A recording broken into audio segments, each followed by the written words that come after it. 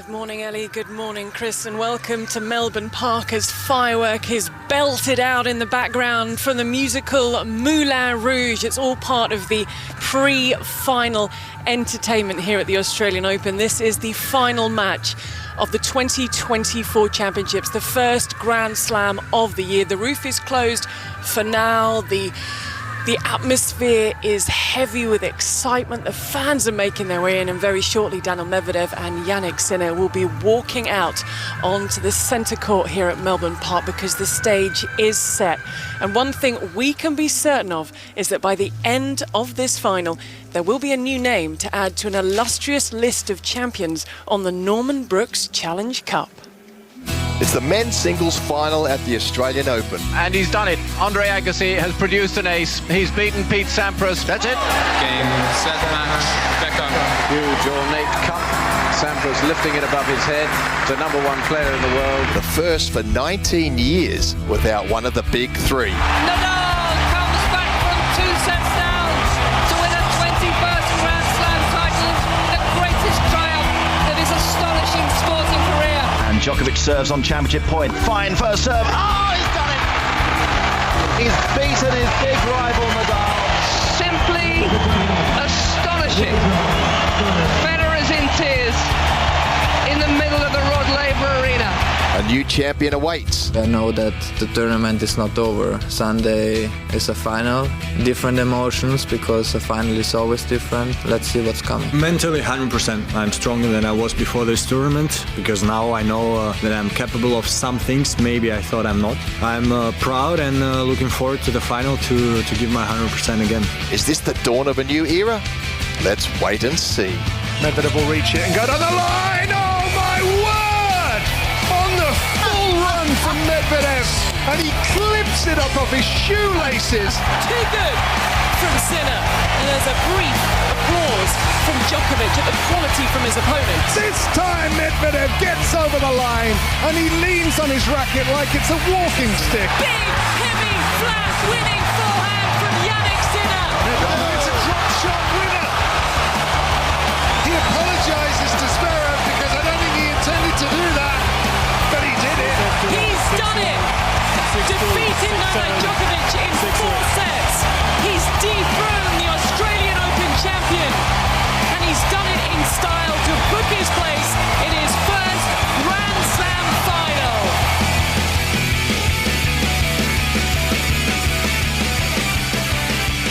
It has been 19 years since an Australian Open final that didn't feature Rafa Nadal, Roger Federer and Novak Djokovic. The last time it didn't include one of those three, YouTube and Twitter didn't exist. Novak Djokovic hadn't won a Grand Slam yet.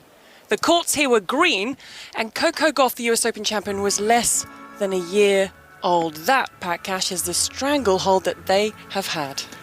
Well, indeed. I mean, it's just phenomenal, the numbers that that they racked up over the years. But you know, Djokovic, obviously the most dominant player here. It's you know, there's not a lot of titles to go around to gather between those guys. So it's yeah, it's an end of an era, isn't it? Really, it's maybe not complete end, but certainly. You know, the young guys are now have arrived, and we've been waiting for quite a number of years. And yeah, the pretenders are now not pretenders anymore. It was lovely to hear your voice in the opener there.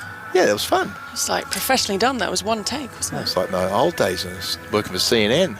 Yeah. I do that all the time. I got bored out of my mind doing it. Oh, did you? Yeah. Well, thank you for doing You guys get bored out of it? Do you mind doing it? Well, Pat, thank you for doing that for us. That was all right. It was like really, 5 lines. Really appreciate it. 5 lines. You can go now. I can Thank do. you. No, Anyway, good luck, guys. No, Enjoy the call. Thanks. I'll see you I've next year. shut the door. You're going nowhere. But talking, Russell, about the dominance, 18 of the last 22 Grand Slam singles titles have been shared between Novak Djokovic and Rafa Nadal. And one of the 3 men that has prevented them winning all 22 in a row was Daniil Medvedev when he beat Novak Djokovic in the US Open final. Carlos Alcaraz has done it a couple of times, and Dominic Thiem did it at the US Open of 2020. So yes, this is the beginning gradually of a new era. Yanik Sinner has played the best tennis in the championship so far on the men's side. He's dropped just the one set, that third set tiebreak against Novak Djokovic in the semi-final. But Daniil Medvedev has the experience, and that's what's so fascinating about the final. This will actually be his 6th Grand Slam final, and he'll be very relieved that it's not Djokovic or Nadal on the other side of the net, because his 5 previous Grand Slam finals have all been against one of those two. So at the start of the fortnight, I'm sure he would have thought, fantastic, if I can avoid Djokovic, I've got a great chance. His problem is he spent far too much time on the Rod Laver Arena and the courts of Melbourne Park, with 3 5-set wins already, 2 having to recover from 2 sets to love down, including that semi-final against Alex Zverev. He did say, Daniil Medvedev, in his post-semi-final press conference, the physical advantage I probably don't have. Tennis advantage, let's see, and that's because, Pat Cash, he has played nearly 6 hours more than Yanik Sinner. Sinner having dropped just the 1 set to get here. Yeah, look, it's going to take its toll, I think, if we go deep into that would help, wouldn't it? Oh, you really were going to leave us? You switched your mic off. I did. I actually did. You actually were planning on going? No, So it's a good start. yeah, that's a lot of tennis. He's played a lot more tennis, and it's going to make a difference in the if it goes deep into the 5th set. Medvedev's job is to win before the 5th set. I mean, he's got incredible endurance, absolutely phenomenal endurance, Medvedev, but it's going to take a little sting out of him. I think we probably all agree that Medvedev needs to grab the 1st set, doesn't he? I mean, Sinner might be nervous. He may not. He will be nervous. They'll both be nervous. But if he can get an early break straight away and get the set, and then get into the head of the young guy, he's a beast, Medvedev. But Sinner's, I don't see Sinner's game breaking down. His technique is good. He's confident. I think he'll probably start reasonably well, but Medvedev desperate to get the first break. Only one man in 56 years of open-era tennis has won a Grand Slam title, having twice recovered from 2 sets to love down, and that was Novak Djokovic relatively recently in 2021 at Roland Garros, when he beat Lorenzo Musetti, and then in the final Stefanos Tsitsipas. So incredibly rare if Medvedev is able to pull off the feat tonight. Just taking a look at Yanik Sinner warming up with his team, playing a bit of football. He's a massive AC Milan fan. He was also a top-flight skier between the ages of 8 and 12. I think he was runner-up in the nationals in the junior giant slalom. And then at the age of 12, he decided that he would go for tennis, because tennis, if you lose a point, you lose a set, you have another opportunity. Skiing, something happens and that is it. Done. Your run is over. But for those, Russell, who are listening and they might not be as familiar with Yanik Sinner, as perhaps Daniil Medvedev, just put a bit of meat on the bones of the Italian. We're getting to know him better, aren't we? Although he doesn't give a great deal away in interviews or media conferences, if we're honest. People have always focused on that skiing career and the fact that he could have chosen to be a professional skier if he'd wanted to, given the way he was progressing as a junior from the age of about 8 to 12. Very handy footballer too. Big star in Italy now, isn't he? He's getting a lot of major endorsements. The Carota boys, we've mentioned frequently on our broadcasts over the last few years. These Italian fans who dress as carrots and follow him around the world. I believe they were in Melbourne, weren't they? Earlier in the fortnight. They were flown over here. But then Yanik Sinner was told in an interview that they were flying back, because there used to be 5, there's 6 of them. He was told they were flying back, but I haven't seen them as of yet. Right. I mean, you'd think that is the least somebody could do for these loyal carrots, is the moment he finally gets into a Grand Slam final. But it's quite a long way to bring them back at short notice. And there's one small problem. You cannot get a ticket for this match anywhere. Oh, have you been trying? Oh, yeah. Trust me. I've been trying. All my fellow Davis Cup mates have been trying. We cannot get in. I've got the best view in town right here with you guys. But if you don't know Yanik Sinner, you will know about him. He, of course, semi-final of Wimbledon. This is probably the one that people remember recently. So he's accomplished on all surfaces, and he's going to win plenty of Grand Slams. It's just a matter of which one is going to be his first one. Is it tonight?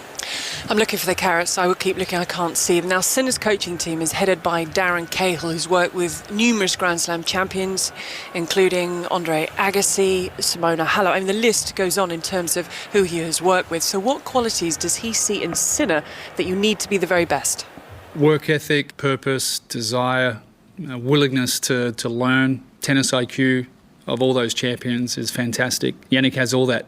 He's got a sense of humour that I think you can get a bit of a sense for it on the court in the after-match interviews, but we see it every single day. He's a good guy, and he's a fun-loving guy, and he likes to be around people that he enjoys, whether that be before we started working with him or with us in our team at the moment. We have a really good feeling within the team, whether he wins or loses. You know, we've taken our shares of losses, tough losses as well, but nothing changes within the team and everybody enjoys each other's company. It's been really important for him to enjoy the journey as well. And he's got the qualities that a lot of the great champions in the game have. Pat, you know Darren Cahill very well. I imagine he's a very calming influence, and he also brings the experience to the Sinner team, that extra level of winning Grand Slam final experience. And that's crucial. It's to know what to do, before a Grand Slam. What do I do the day before? He's been there before with his champions, and so that's a sort of bit of confidence that you have as a player to know that somebody like Darren, his experience is in your camp and he's giving you the right information. And Darren's a good friend of mine, and I've been following Jannik for many years, since a skinny kid. I saw him at qualifying, hitting with my player. So who's this kid? How old is he? 13 or something? He had no muscles whatsoever, and then almost beat a really experienced grass court player first round. It was something else. And the things that I like about, and what Darren said is completely right. That's he's the willingness to go that extra mile, but he's got the goods as well. He's moving well, serving better, backhand better. He's a great player.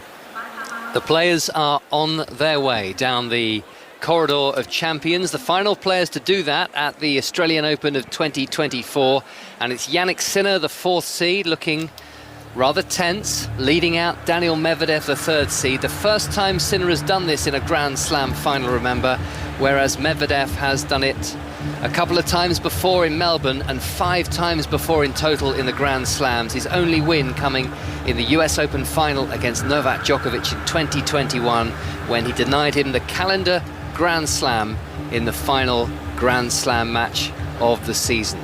Medvedev also looking tense. They've come this far, 6 matches in, but it's the 7th who will decide here on 5 Live and BBC Sounds who's going to be the champion.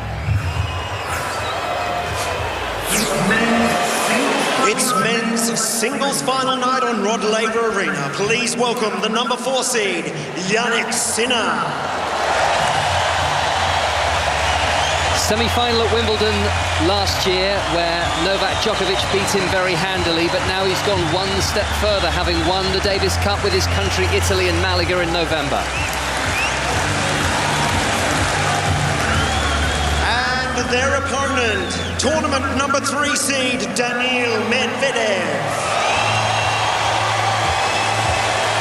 US Open champion of 2021. He's been a world number 1 in the past. He describes himself as a hard court specialist, and there's little doubt about that. More comfortable, it has to be said, on the hard courts of the US Open in New York, but a very handy record here at the Australian Open. But he would not want to compete in his 3rd final here and end up on the losing side for the 3rd time. Yeah, he does say he has low self-esteem on the Rod Laver Arena. So Pat, you've been in 3 Grand Slam finals. What is a Grand Slam final day like? I know you'll say you've got to treat it like any other day, but it is so far from being like any other day. Yeah, it was funny. I ran into my coach today on the outside court. I was doing a hit for charity, and he was there, and we were reminiscing about the final, or the day here, 30, how many years ago, whatever it was. And it is obviously, this tournament is very different than it was. I was staying at home, of course, so I drove in and got a chance. I said, "Did we warm up on the centre court?" He knew exactly. He said, "Yeah, we warmed up on the centre court, and we did this and then we did that." It is different. There's no doubts about it. A Grand Slam final is different. The atmosphere the people around there. It's generally quiet backstage, as you guys know. It's all of a sudden there's a lot of people have gone. But you know, you're generally speaking full of confidence, and it's just head down, get the warm up out of the way. You know your tactics. There would be lots of stats being thrown to these players. My day, of course, there wasn't that. There was all the notepads and asking other players about. But you know, the players that I'd played in the Slam final, I knew pretty well by then. And these guys know each other pretty well as well. You know, head-to-head is reasonably tasty, but Sinner's won the last few. He's won the last 3, so it's the 10th meeting between the two. He's won the last 3, to which Medvedev said, yes, he won the last 3, but they were the back end of last year, and I was feeling quite tired. Yeah. Well, he might say the same thing about this one. I'm coming to the Australian Open and I'm a bit tired. He's not a good player to play against if you're tired, Yanik Sinner, because he hits the ball so hard, and hardest hitting player on the tour, I think, in overall. And if your legs aren't quite there, but Medvedev is a tricky customer. He doesn't play like anybody else. He is incredibly competitive. He stands a long, long way back. I think he's definitely vulnerable to a few tactical things such as the serve volley or the drop shot or the attacking play. There's no doubts about that, and I think Sinner has the ability to be able to do that. But if he can get into the Italian's head and force him into some mistakes, then Medvedev is not the sort of player who's going to let you off. And Medvedev can be the villain of the piece. He's a very nice guy, and he says he doesn't want to be the villain, but when he gets out onto court, sometimes the villain in him takes over. But he has said that he's been working on a more mature version of himself. I don't want to say better person because I don't like this labels, better person. Who knows what is a better person? But I just want to be better with myself, to not have, after the matches, these moments where I'm like, I did this with the crowd, was it right, was it wrong, why did I do it, did it help me on the court, did it not help me? Just don't want to have it anymore. I want to play tennis, I want to be proud of myself, I want to fight and stuff like this. So I'm doing what I told myself to do 1 month ago. And it was my holiday, so I think it was first holiday, let's say pre-season holiday I had in maybe 4 years or 5 years. And for whatever reason, my mind was not stopping to think, because the end of the season I was feeling mentally very tired. And so during this holiday, I was trying some new things, some new breathing exercises, whatever. And I was like, wow, that feels good. I know a little bit more about my body now. I know a little bit more about my mind. Maybe I know a little bit more why things happen, where before I would just, okay, this happened, let's look in the future. He's also a big gamer, and I think when he got married and became a dad, he had to stop gaming quite so much because sometimes it was going on till 4 or 5 in the morning, and he said to himself, if I'm going to get to the very top, I cannot be playing whatever he was playing at that time of night and into the morning. So the warm-up is taking place. There's a fair few balls going into the net. I think there's a fair few nerves out there on the Rod Laver Arena. So commentary of the men's final to come, but we've also been keeping you up to date with the 4th day of the test match between India and England in Hyderabad, and earlier Ollie Pope made 196, India needing 231 to win. And watching for us, correspondent Jonathan Agnew. Hello Gigi, 95 for 3 at tea. That's the Indian score. They need a further 136 runs. And it's been a real nip and tuck session there after lunch. Jones was out for 15. 2 balls later, Shubman Gill for 0. That was 42 for 1, 42 for 2. Then the big wicket, Rohit Sharma, was LBW to Hartley. So his 3rd wicket for 39. That was 63 for 3. But since then, a partnership of 32 between KL Rahul, who played very well in the first innings, and Akshay Patel, who normally bats at 9, is left-handed, who's put up the order to try and combat that left-arm spin. They put on 32 together. And, 50-50? Maybe it is at the moment. It's going to be a fascinating final session. There's 34 overs to go. It might not end today. It might go into a 5th day. But that's the situation at tea. India needs 136 runs. England needs 7 wickets. Jonathan, thank you very much. And there's live text commentary available on the BBC Sport website and the TMS podcast available shortly after the close of play. Orally Taught, our chair umpire from France, has just called 1 minute. We have the third seed, Daniil Medvedev, has been as high as number 1 in the world. He'll go up to 2 if he wins this. We've got Yanik Sinner, he's the 4th seed, the world number 4. He will stay at 4. He will just solidify that place. And looking back, Russell, in terms of the stats and what they've done since the start of 2023, Medvedev and Sinner have won more matches than any other player on tour. Medvedev winning 72 and Yanik Sinner 70. And so it's no surprise really that the two of them are meeting in the final. Novak Djokovic doesn't play as often as those two given his age, but if Djokovic wasn't going to be here, then it was always likely to be probably one of these two players or Carlos Alcaraz, who was lifting the trophy, and they have come through despite not playing a warm-up tournament in Australia or anywhere, and that is very, very unusual historically to come into a Grand Slam without any competitive matches under the belt. But it doesn't seem to have harmed them, and given the amount of time that Daniil Medvedev has been on court, Pat, maybe that was a good thing that he didn't play the week before the championships began. Yeah, he's look, they both had big ends to the season and felt like they needed to be fresh coming in, and that's worked well for them. It's different for every player. They work with their team and try and work out, okay, what can I do? But it's interesting to hear that Medvedev took the first time he's taken a holiday. Now, Pat has a big bag of protein balls, so that makes me think, Pat, that you think this is going to be a long one. I don't think it will be a long one.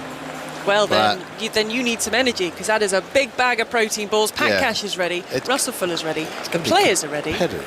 It's going to be competitive, and we're ready.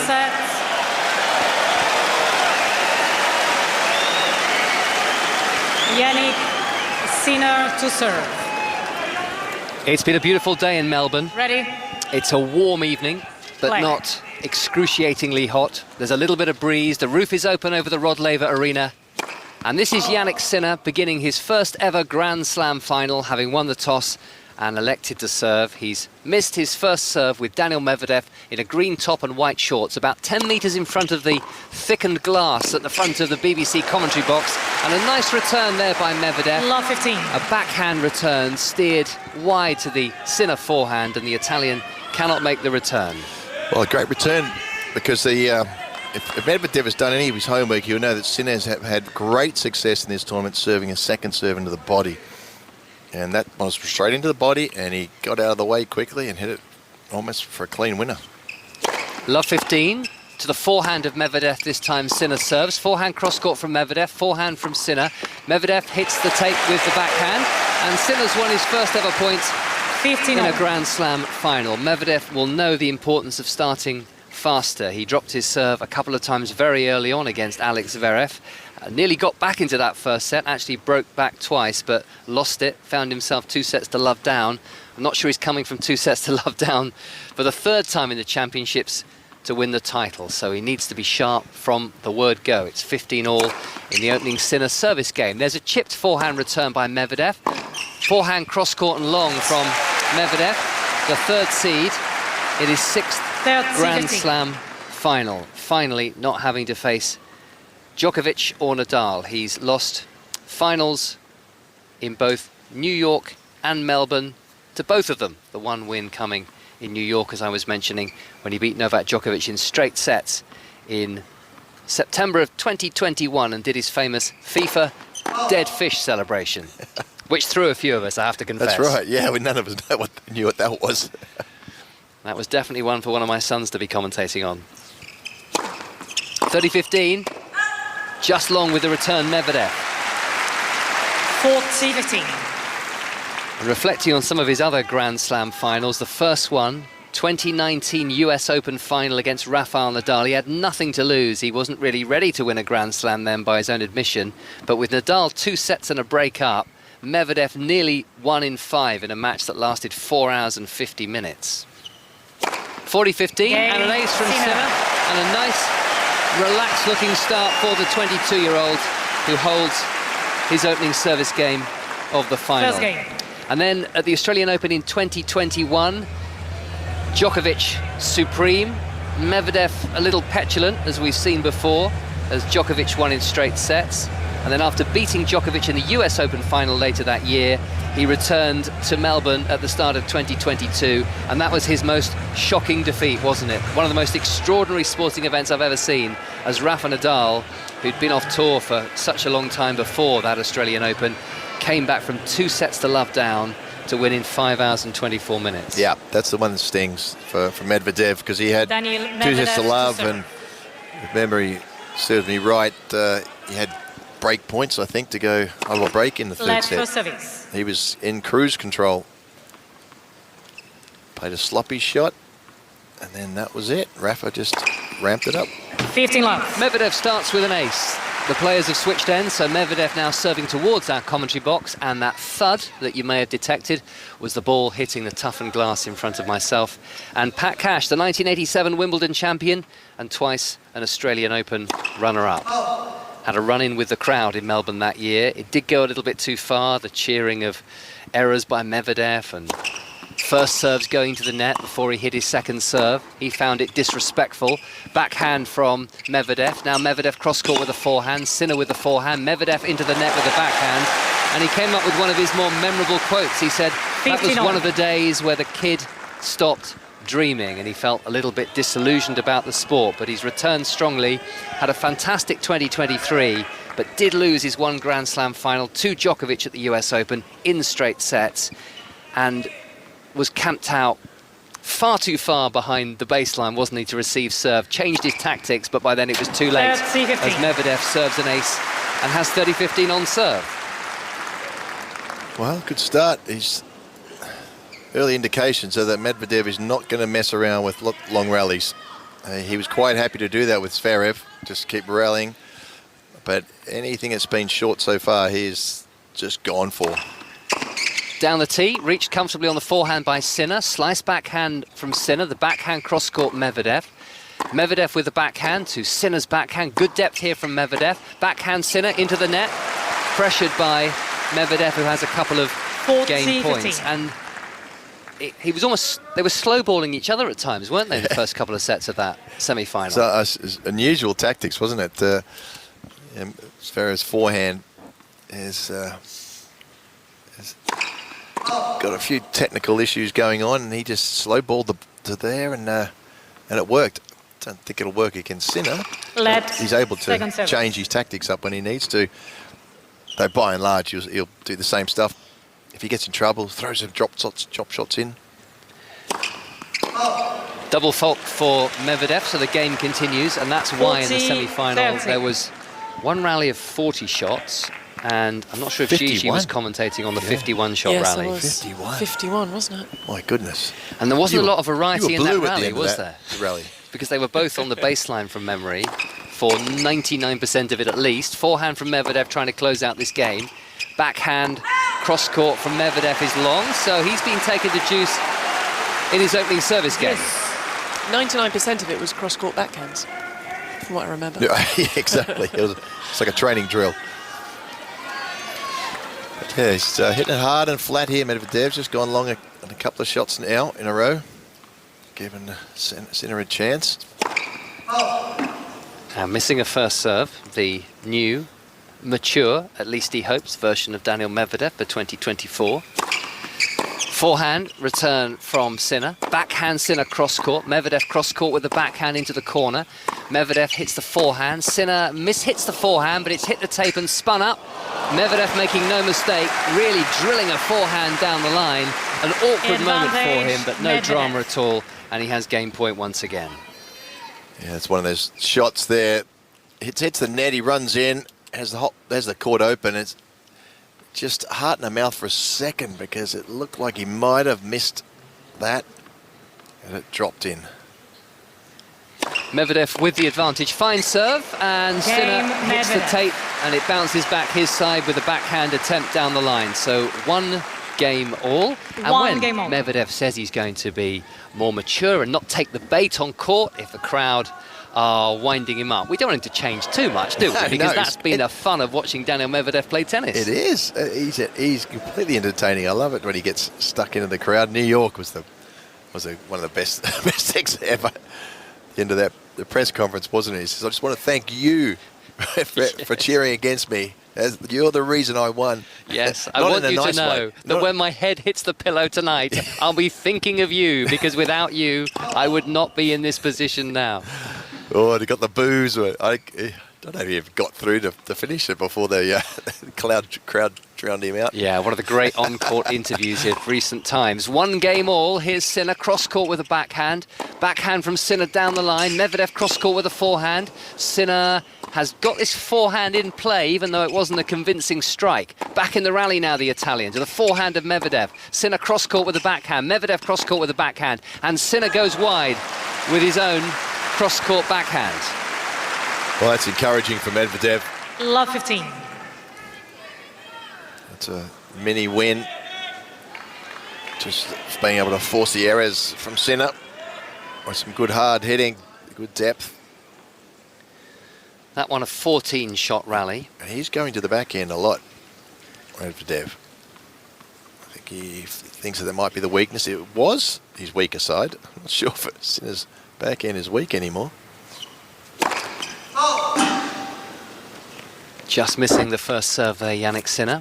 He's got a two-tone beige top on, white baseball cap, dark shorts, white tennis shoes, serving to the forehand of Daniil Medvedev, who's at the far end, and Sinner has gone long. So here's the first moment of crisis for either player on serve in this men's singles final at the Australian Open here on 5 Live and BBC Sounds.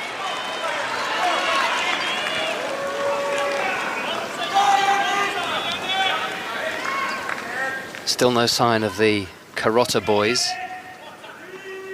who may or may not be here to cheer on Yanik Sinner, but there are Italian fans with Italian flag coloured headbands in the stands. I've spotted a couple wearing ginger wigs as well in honour of Yanik Sinner's locks. But they'll be feeling a bit anxious for the 22-year-old here. Love 30, second serve. Good return by Medvedev, who now hits the forehand cross-court. Sinner cross-court with a forehand. Medvedev cross-court with a forehand to the Sinner forehand. Backhand Medvedev down the centre. Backhand cross-court Medvedev. Sinner cross-court with his backhand. Medvedev also cross-court. Now Sinner down the line, but Medvedev is there and swings the forehand cross-court. Backhand from Medvedev. Backhand from Sinner. Medvedev with the backhand cross-court. Sinner goes long with the backhand. And these are 3 break points for the marathon man, Daniil Medvedev. Fantastic backhand down the line, and that Sinner hit. He prefers the cross-court. We know that. But every once in a while, he rips one down the line, and he can make mistakes on that, but he hit it almost perfectly. Medvedev got out there like lightning and hit it back with interest. I mean, he's hitting the ball a lot harder than he was in the semi-final match, that's for sure, Medvedev. Medvedev has started fantastically well. Can he take one of these 3 break points? That's helped by a Sinner first serve that goes wide. Not landing enough first serves in the early stages, Sinner. Forehand from Medvedev. Sinner under pressure, hits the forehand. Medvedev has missed the backhand cross-court, just pulling that one wide. 15, well, he got 14. Shocked by the reply of Sinner there. He really laid into that second serve, thumped it down to the Sinner forehand. You're expecting a short ball, but Sinner did really well, getting it back with with a decent amount of spin and depth. Medvedev was sort of stopped and got shocked. Pulled the next one wide. 2 more break points for Medvedev. Sinner thought he landed a first serve and an ace, but it'll be a second serve as well as he tries to fight off this second of 3 break points to Medvedev. Backhand return from Medvedev, lands in mid-court. Sinner swings the backhand cross-court. Nice passing attempt by Medvedev. He's got another chance here, and Sinner cannot make that volley. And it's Medvedev who strikes first in the men's singles final here in Melbourne. He gets the break, Gigi, and leads by 2 games to 1. 2 games to 1. You're with the 5 Live tennis team, the final match on the final day of the 2024 Australian Open. And we mentioned this at the start, but this is the first final in 19 years, first men's final without the big 3. And Yanik Sinner was asked how this new generation is managing to succeed where previous generations haven't.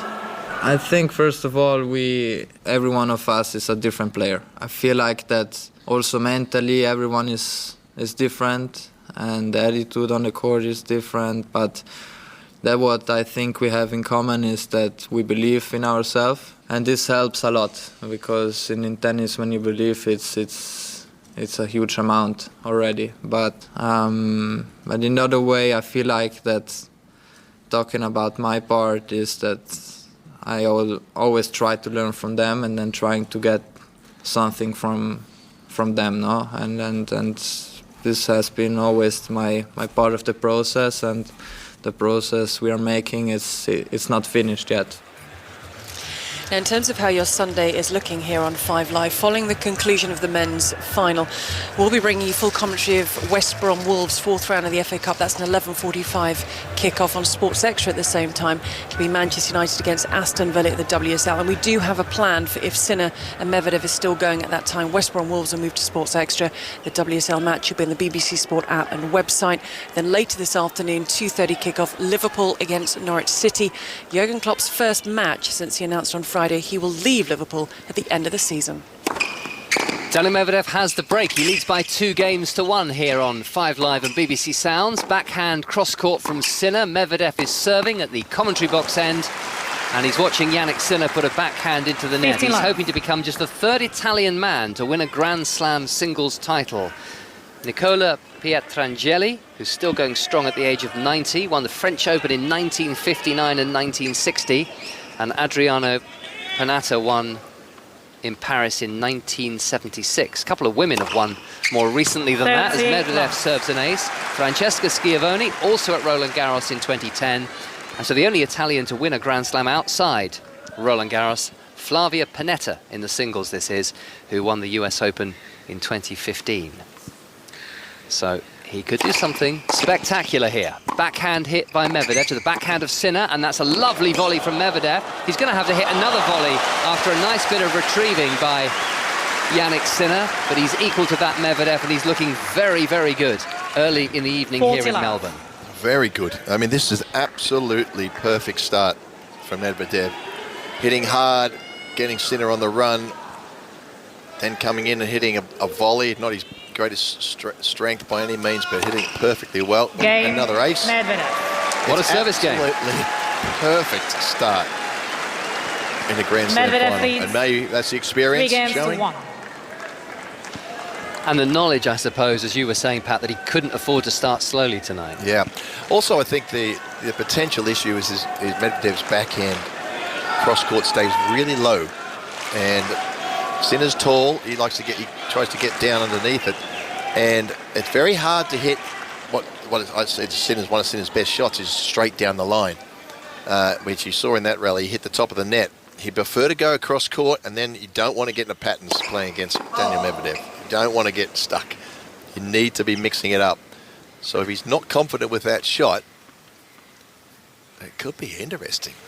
Sinner 1-3 down, second serve. Medvedev going on the attack and hitting a forehand cross-court into the corner, and Sinner looking a little bit flat-footed and ungainly and swishing at fresh air, and he's definitely second best for now. Really damaging the second serve, isn't he? As I said, he's had a lot of success serving body serves and good second serves, Sinner, in this tournament. So far, Medvedev is just thumping the ball back to him. Love 15 down, Sinner. Forehand, winner, off forehand.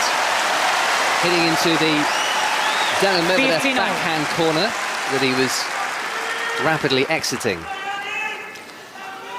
There's a glitter, there's a sprinkling, I should say, of celebrity here tonight, alongside Pat Cash in the commentary box. We have the actor Eric Bana, swimmer and Olympian Ian Thorpe, supermodel and businesswoman Elle Macpherson, and the singer Tina Arena. And a few others who mean absolutely nothing to me, because they're obviously big down under. Forehand from Sinner, the backhand from Medvedev, backhand Sinner, backhand cross-court from Medvedev, forehand from Medvedev, misses an opportunity there as Sinner drops a bit short, he nets. 30-15. Yeah, first time he's missed an opportunity, as you said. Those cross-court rallies, Sinner decided to try and go down the line. As I said, it's tough to hit that shot off Medvedev's really flat, low bouncing shots. And it sat up. Medvedev missed the opportunity to hit a clean winner there. 1-3. Sinner trails 30-15. Misses the first serve. He has had a history of losing very painful Grand Slam matches over the past 18 months in 5 sets as Medvedev misses the forehand. In fact, in 5 of the last 6 Grand Slams, Yanik Sinner has gone out in 5-set matches. But he has made a big breakthrough here. Started heading in the right direction at Wimbledon by reaching the semi-finals, but Novak Djokovic was far too strong for him on centre court on that July afternoon. But now he's in the final, and the prize is up for grabs. Good serve down the middle from Sinner, and Medvedev's double-handed backhand is too long, and Sinner has held serve, so it's just a 1 break of serve advantage, with Medvedev leading Sinner Gigi by 3 games to 2. Now, normally you think your coach would have the game plan, therefore they would have the answers. But have a listen to Daniil Medvedev's coach Gilles Savara on Medvedev's comeback from 2 sets to love down in the semi-final against Sasha Zverev, which to Savara was a mystery. I always think it's possible with him. I know that no matter what, he's searching a solution all the time. He wants to win like so much. So both of these parts makes me feel that always he still have a chance in any situation. The mystery is more sometimes when I ask him some question about his game on court, about what if he put his concentration or when he missed, what he could do, and the answer he give me makes me feel like, wow, I'm talking to the number 3 in the world. He was number 1, he won Grand Slam, and I have the feeling that I'm talking to a teenager. That's the mystery sometimes.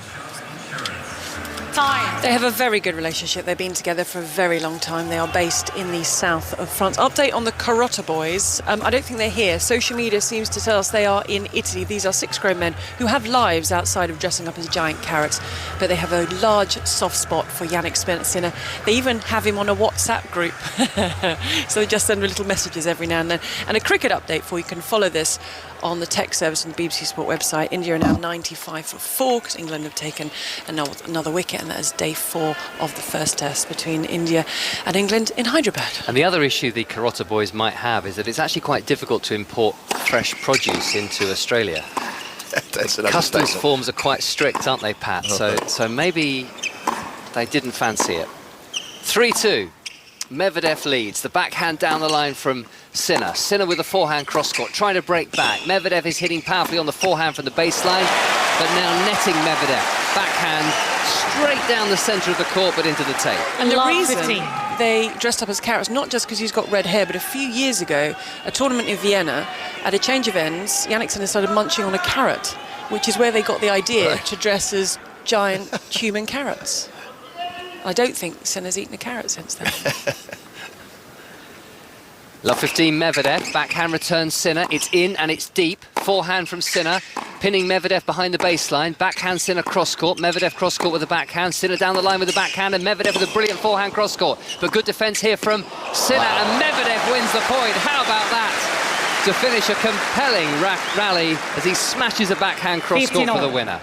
Well, actually, the best 2 rallies in a row from Sinner. It looks like he's starting to get his eye in on the ground strokes. But just another incredibly athletic performance from Medvedev, running wide to the forehand and being able to hit it cross court so hard and so flat. I just don't know how he does that. 15 all, an ace from Medvedev.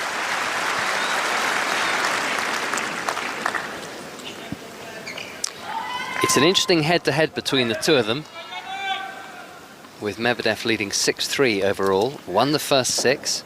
Sinner won the last 3, all in the last couple of months of last year, whereas Gigi was saying earlier, Medvedev says, I was tired, I had nothing left at the end of the season. Service winner from Medvedev, but they were tight matches for the most part, but very important for Sinner to have beaten Medvedev in the Beijing final. That's a Masters 1000 event in 2 tie-breaks. In the final in Vienna as well in 3 sets, and then in the semi-finals of the ATP finals, also in 3 sets. 3 very big wins for the Italian, who's hitting a forehand cross-court, and Medvedev also goes cross-court with a forehand, and after making that slight error and losing the first point on serve. What a response from Medvedev, who leads by 4 games to 2, as we bring you the very latest from Hyderabad. Correspondent Jonathan Agnew's watching the test match. 4th wicket taken by England, and again by Tom Hartley. He's got 4 for virtually nothing now. He has bowled much better. I think the field settings have been better for him. Akshar Patel, the left-hander, sent out to negate him. So much for modern-day matchups, in my view. Chipping back a return catch, Hartley grabbing it. He's out for 17. So KL Rahul is there with Shreyas Iyer. India need 135 more to win with 6 wickets left. Fabulous test match, and live text commentary continues on the BBC Sport website and app. There is Sinner going cross-court with the forehand. A lot of excitement earlier with people watching the conclusion of the test match in Brisbane, which was on Sports Extra, with West Indies beating Australia by 8 runs to square the series at 1-1. 2 test match series really don't work, do they? We definitely need a decider in that one. Yeah. Forehand return from Medvedev onto the forehand of Sinner. Backhand cross-court Medvedev. Sinner with the backhand to the Medvedev backhand. Sinner's forehand. Medvedev with the forehand. Right onto the baseline. Medvedev hits to the Sinner backhand. Cross-court with the backhand Medvedev. Now some slice on the backhand from the Italian Sinner. And Medvedev missing the forehand. Pushing it wide. A little ambitious. 15-all. Slice backhand. He decided to run around the backhand. He's right into the corner at the backhand corner. He realised at that stage that he needed to go right towards the line, inside out. But it was a little bit ambitious. 15-all. Barely put a foot wrong so far, so why not go for it? An exemplary performance, but he can't do anything about that ace from Sinner. The ball gets lodged under the clock in the corner of the court. An ace from Sinner. His 2nd of the match so far. 5 live, 12 minutes past 9. We're 11 hours ahead of you in Melbourne. And this is the final match of the Australian Open for 2024. Backhand return from Medvedev. Sinner with the forehand. Medvedev cross-court with the backhand. Backhand cross-court Medvedev. This is too long. And 2 game points for Yanik Sinner to stay in touch in this first set. 40-15. The women's doubles title was won earlier today, overnight your time, by Shea Su Wei and Elise Mertens. They beat Lyudmila Kichenok and Yelena Ostapenko 6-1, 7-5. So Shea Su Wei has done the double, the women's doubles and the mixed doubles title here in Melbourne. It's her 3rd Grand Slam in a row. Incredible form. And I thought she was retiring completely from tennis. I thought she was too. But it appears that she's going to play on in doubles. And why not? Sinner. Forehand down the line winner for Sinner. New balls, please. Medvedev leading by 4 games to 3. So she said when she was asked in the media conference afterwards if she was going to play on, and if Elise Mertens calls her up, she said there's at least a 50% chance I'm going to answer the call and say yes. I think she's going to prioritise the Grand Slam, Gigi, and may play sparingly elsewhere. Yeah, she's a lot of fun to watch, I have to say. Right, let's hear a little bit more from Daniil Medvedev, because he says that he is a better player from everything that's happened to him during this run to the final. Mentally, 100%. I'm stronger than I was before this tournament, because now I know that I'm capable of some things maybe I thought I'm not, because before I didn't do anything like this to get to the final. So mentally I'm stronger than before, and I'm happy about it. Probably, honestly, it's better to be in the final winning 3-set, 4-set matches, the better way physically, but it is what it is, and I'm proud and looking forward to the final to give my 100% again. 27 minutes played. It's been a good start to the final. The other thing to notice, Pat, has been the return position of Daniil Medvedev. At times during the match against Sasha Zverev, he was 6 metres behind the baseline. He is a lot tighter to it so far today. Yeah, he needs to get the first hit in, doesn't he, in these rallies, get Sinner moving, and you know, he's the first stop for him is really to stand in a little bit closer and go after the second serve, and he's done it really well.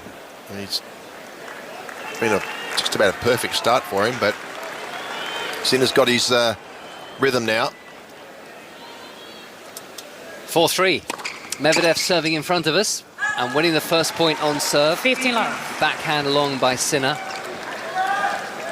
And Medvedev landing 83% of his first serves and winning all but 2 points on his first serve when he lands it.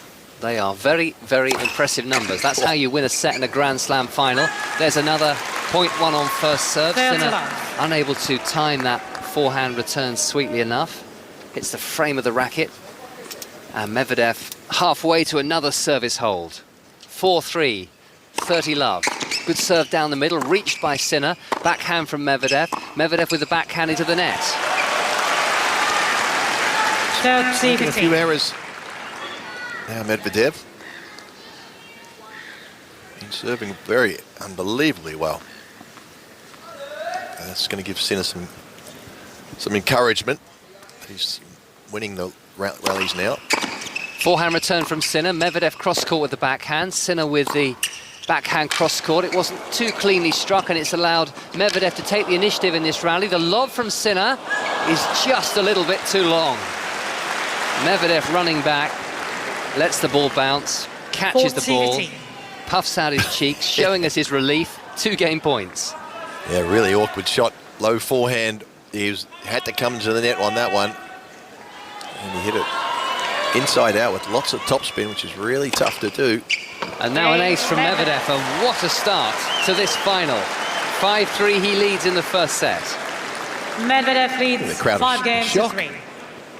It's almost silence. I think there's a huge Italian community in Australia, of course. There's been lots of Italian fans and Italians hoping Sinner would win. There'll probably be a lot of them in here tonight, but they must be in a bit of shock like we are at the start of Medvedev.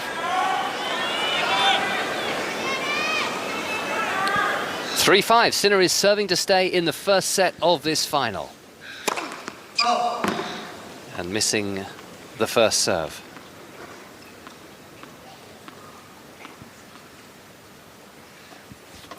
Second serve from Sinner to the backhand of Medvedev. Sinner's forehand cross-court. Medvedev cross-court with a forehand. Forehand down the line from Medvedev, and he's got Sinner on the run and scrambling. Absolutely brilliant point again by the third seed. Absolutely phenomenal tennis.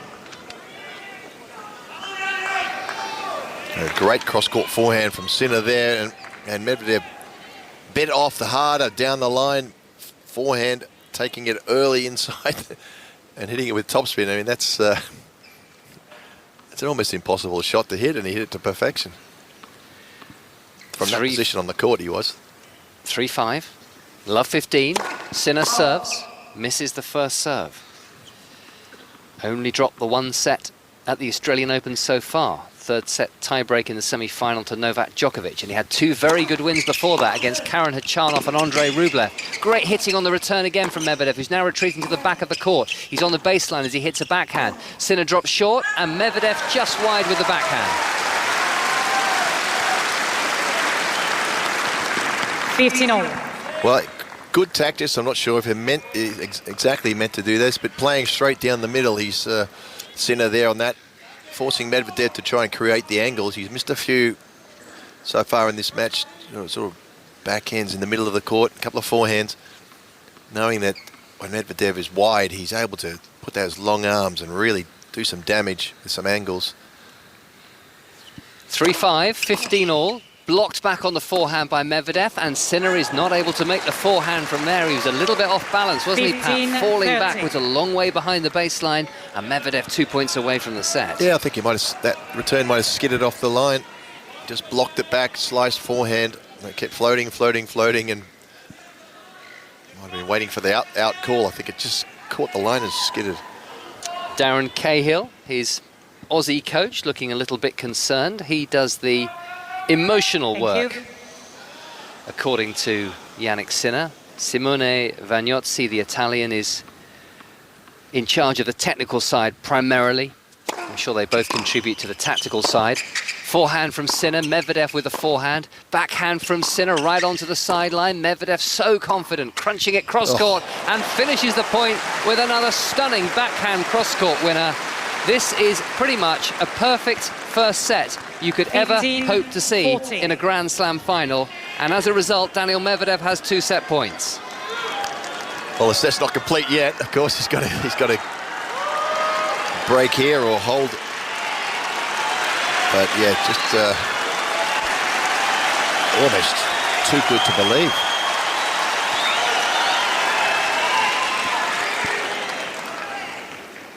Set point number 1 to Daniil Medvedev after just 33 minutes on the Rod Laver Arena. Backhand return. Sinner hits the forehand cross-court. Medvedev cross-court with the forehand to the Sinner forehand. Medvedev's backhand down the centre. Sinner also drilling a backhand down the centre. No width for either player in this rally at the moment. Now Medvedev has a big swing on the forehand on the first of 2 set points. Backhand cross-court Medvedev. Sinner cross-court with the backhand. Sinner's backhand down the line. Medvedev cross-court with the forehand. Sinner's forehand. Medvedev into the net with the backhand. And Sinner, first real sign of emotion from the 22-year-old, clenching his fist. First of 2 set points saved. And all he needs now is a few more first serves in. But Sinner, he's been serving very well in this tournament so far. It's not poor. 56% is not poor, but it's not where he wants to be. With his height, he should be nudging the 70s. Set point number 2, forehand return from Medvedev. Sinner will play the drop shot, set point down. Chance for Medvedev, hits it straight back at Sinner, who accepts the opportunity with a passing backhand down the line winner. So 2 set points saved, and developments all the time in Hyderabad. Let's get the latest on the test match from Jonathan Agnew. 5th wicket down now, England, you think probably favourites to win this match. An extraordinary result if they do so. KL Rahul, big wicket this. LBW to root on the back foot. 107 for 5. India still need 124. So all happening in Hyderabad and here in Melbourne with 2 set points saved by Yanik Sinner, who's very much been second best in this first set, but he's still fighting. His head is still above water as he serves now and misses the first serve once more.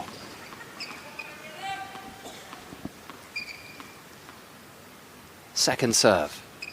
Sinner onto the forehand of Medvedev. It's hit cross-court. Down the line, Sinner with the forehand. Nice, easy power. Lovely half volley from Sinner, but Medvedev is there! And the forehand down the line's a winner. And this is going to be a 3rd set point. Advantage. That was some movement. Because he was in all sorts of trouble. Medvedev, really wide defensive, got the ball down low, and beautiful half volley drop shot. But Medvedev, well, hit from that corner at the backhand corner to picking up that drop shot, hit it at above knee height. He's fired up. He is adrenaline on fire. pumping. And this after 20 hours and 33 minutes on court heading into the final. Set point number 3. He's obviously been eating his protein balls, Pat. He's not having mine. Got enough of them there, perhaps a big bag.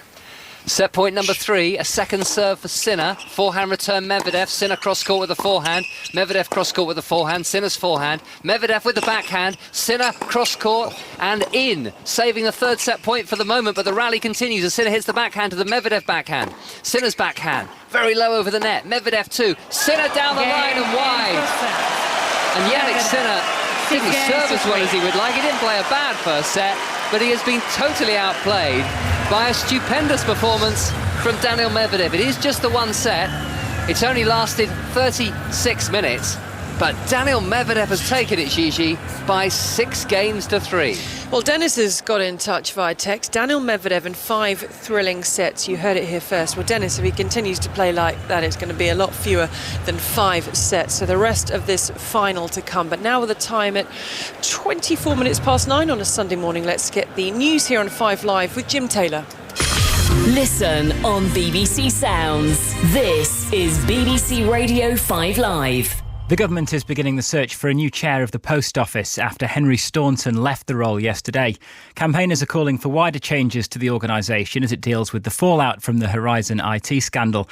Ministers say Mr Staunton left by mutual consent, but the Post Office claims he was asked to leave. The head of the United Nations has begged governments which have suspended funding to the UN Agency for Palestinian Refugees to guarantee its operations can continue. Antonio Guterres says he's horrified by Israeli allegations that some UNRWA staff were involved in October's attacks by Hamas, but he says the tens of thousands who work for the agency shouldn't be penalised. The beauty company Avon has been criticised for continuing its operations in Russia despite the war in Ukraine. The BBC has discovered that the firm, which has its headquarters in the UK, is still recruiting new sales agents in Russia. And the King has spent a second night in hospital after receiving treatment for an enlarged prostate. He's being cared for at the same private hospital in central London where the Princess of Wales is recovering from abdominal surgery. I just wish that my body was transparent and I could see what was going on in there. An epic new series covering the extraordinary story of where we all began. It's changing the mother's arteries, it's changing all kinds of cells in the body which will never be the same again for the mother. From fertilisation to the first 12 months of a child's life, we explore the changes not just in biology, but in society too. I think something that we've lost is the permission to tell stories about how it feels to be two people in one being. Child, listen on BBC Sounds.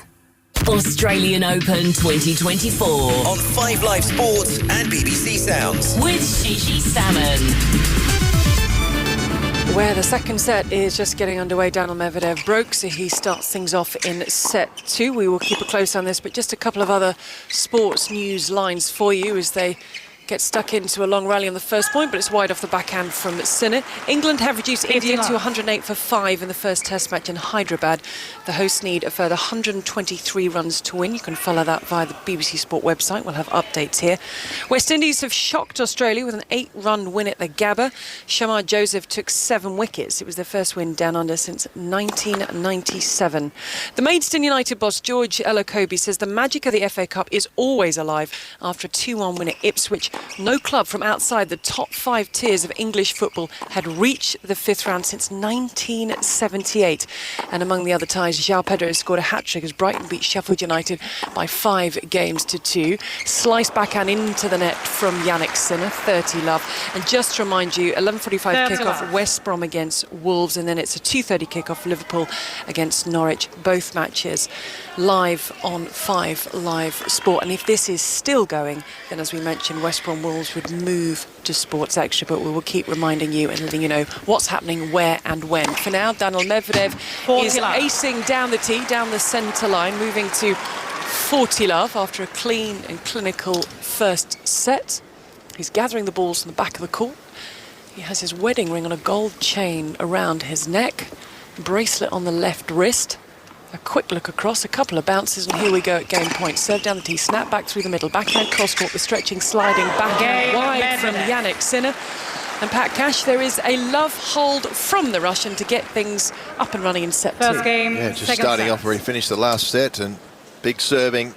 He is hitting the ball so much harder than in his semi-final match against Zverev. I think, obviously that's the tactics to, really get after Sinner, not giving him any time. We know how hard Sinner hits the ball, particularly when he has time. Medvedev's like, okay, I'm not going to give him any time at all. I'm going to rush him. But impressively, anyway, is that he's getting so many first serves back, unless it's an ace or unreturnable. They're all back, even if he's on the stretch. And that's, for a big server, that's like Sinner is, as he misses quite an easy return. 15 love. But that's that's a good win for Medvedev if he can get the big serve back. 5 Live Sport with the 5 Live tennis team live from Melbourne Park at the Australian Open, the final match of the final day of the 2024 championships. Yanik Sinner uncoils himself, tosses up the ball and serves out wide and misses. He's the world number 4, the 4th seed. That ranking will not change. Should he go on to win this, he will just lock himself in as the 4th best player in the world. Medvedev could rise to 2 from 3. Backhand cross-court, left it a little bit short, Medvedev. That flat backhand cross-court to the backhand centre from Sinner. Inside out and deep, down the line from Sinner. Squash shot cross-court from Medvedev. Forehand whip cross-court and low from Sinner. Sinner picks up the forehand, he mishits it, sits short. Backhand cross-court Medvedev, low cross-court backhand Sinner. Swivels around, inside out, sits up high, brought down backhand, down the line from Medvedev. It goes cross-court and misses on the forehand. And Sinner will take the point and edge ahead in the second game. 30 love. Well, that's great. Good digging deep there from Sinner. Another long rally. Incredible ball striking players hitting the ball right near the baseline time and again. And this time, it's again the ball down the middle where Medvedev wants to try and get some angles. He went for the angle on that one and didn't get it right. 30 love. Sinner serves out wide, forehand slap back cross court, and then it's framed by Sinner, who immediately turns his back on that ball as it was still in the air, heads to the back of the court, and Medvedev's on the board in the second game of the second set. Well, that's one of his best returns, isn't it? The wide forehand on the first court there, the deuce side. When he's wide, he's able to generate a lot of pace. He's blocked a couple, but that time he decided, I'm going to go after this one, and hit it back so hard. 30-15 serve out wide. The backhand puts the ball in play. The inside-out forehand is netted from Sinner. Didn't seem to have set himself up right for that shot, and it just locks things up and puts a little bit of pressure on the Italian. Well, I think he thought he maybe should have taken that out of the air and dry volleyed it. Sort of went forward to dry volley and then went back, and then just two minds there a little bit. But what a return for Medvedev. That was a 200 and something K serve into the corner, and he got it back and floated it near the baseline. 30 all. Sinner serves out wide, forehand in play in the corner, short ball down the line, backhand cross court, back behind the baseline goes Medvedev, runs around, goes inside out the forehand, the pick up the backhand cross court, the scooped up, he's at the net now, Medvedev. He doesn't like being at the net, but he didn't need to play the volley because the net was found by Sinner, who opens up his arms towards his box, and it's break point Medvedev. It's backhand down the line. 30, he's baiting. 40. That was an interesting play there for Medvedev. He got caught. He decided to come sneaking in and hoping the Sinner would float the defensive shot, but he hit it down to his toes, and he sort of hit a drive half volley pretty much straight to the backhand side, and he kept one side open and then rushed across to the backhand down the line just to put the opponent off, and it worked a treat. Sinner hitting the net again on the backhand down the line. Break point, serve out wide. Strange image of someone at 6'6" sneaking in. Yeah, he did. He was trying to be sneaky. He wasn't. It didn't work.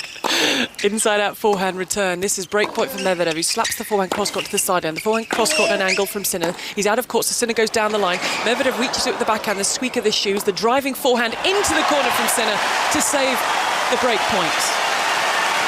The great break point save, that one. Worked Medvedev out of position.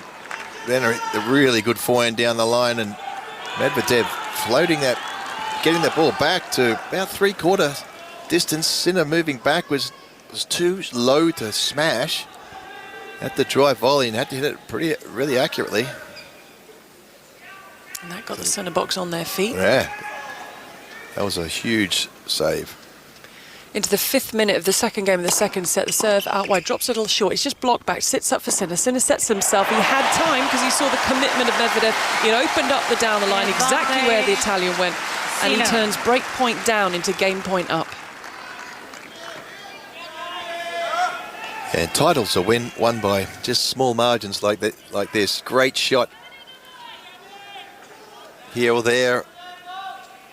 Grasping the opportunity, sneaking out of a break point, sneaking out of a breakdown in a tiebreaker.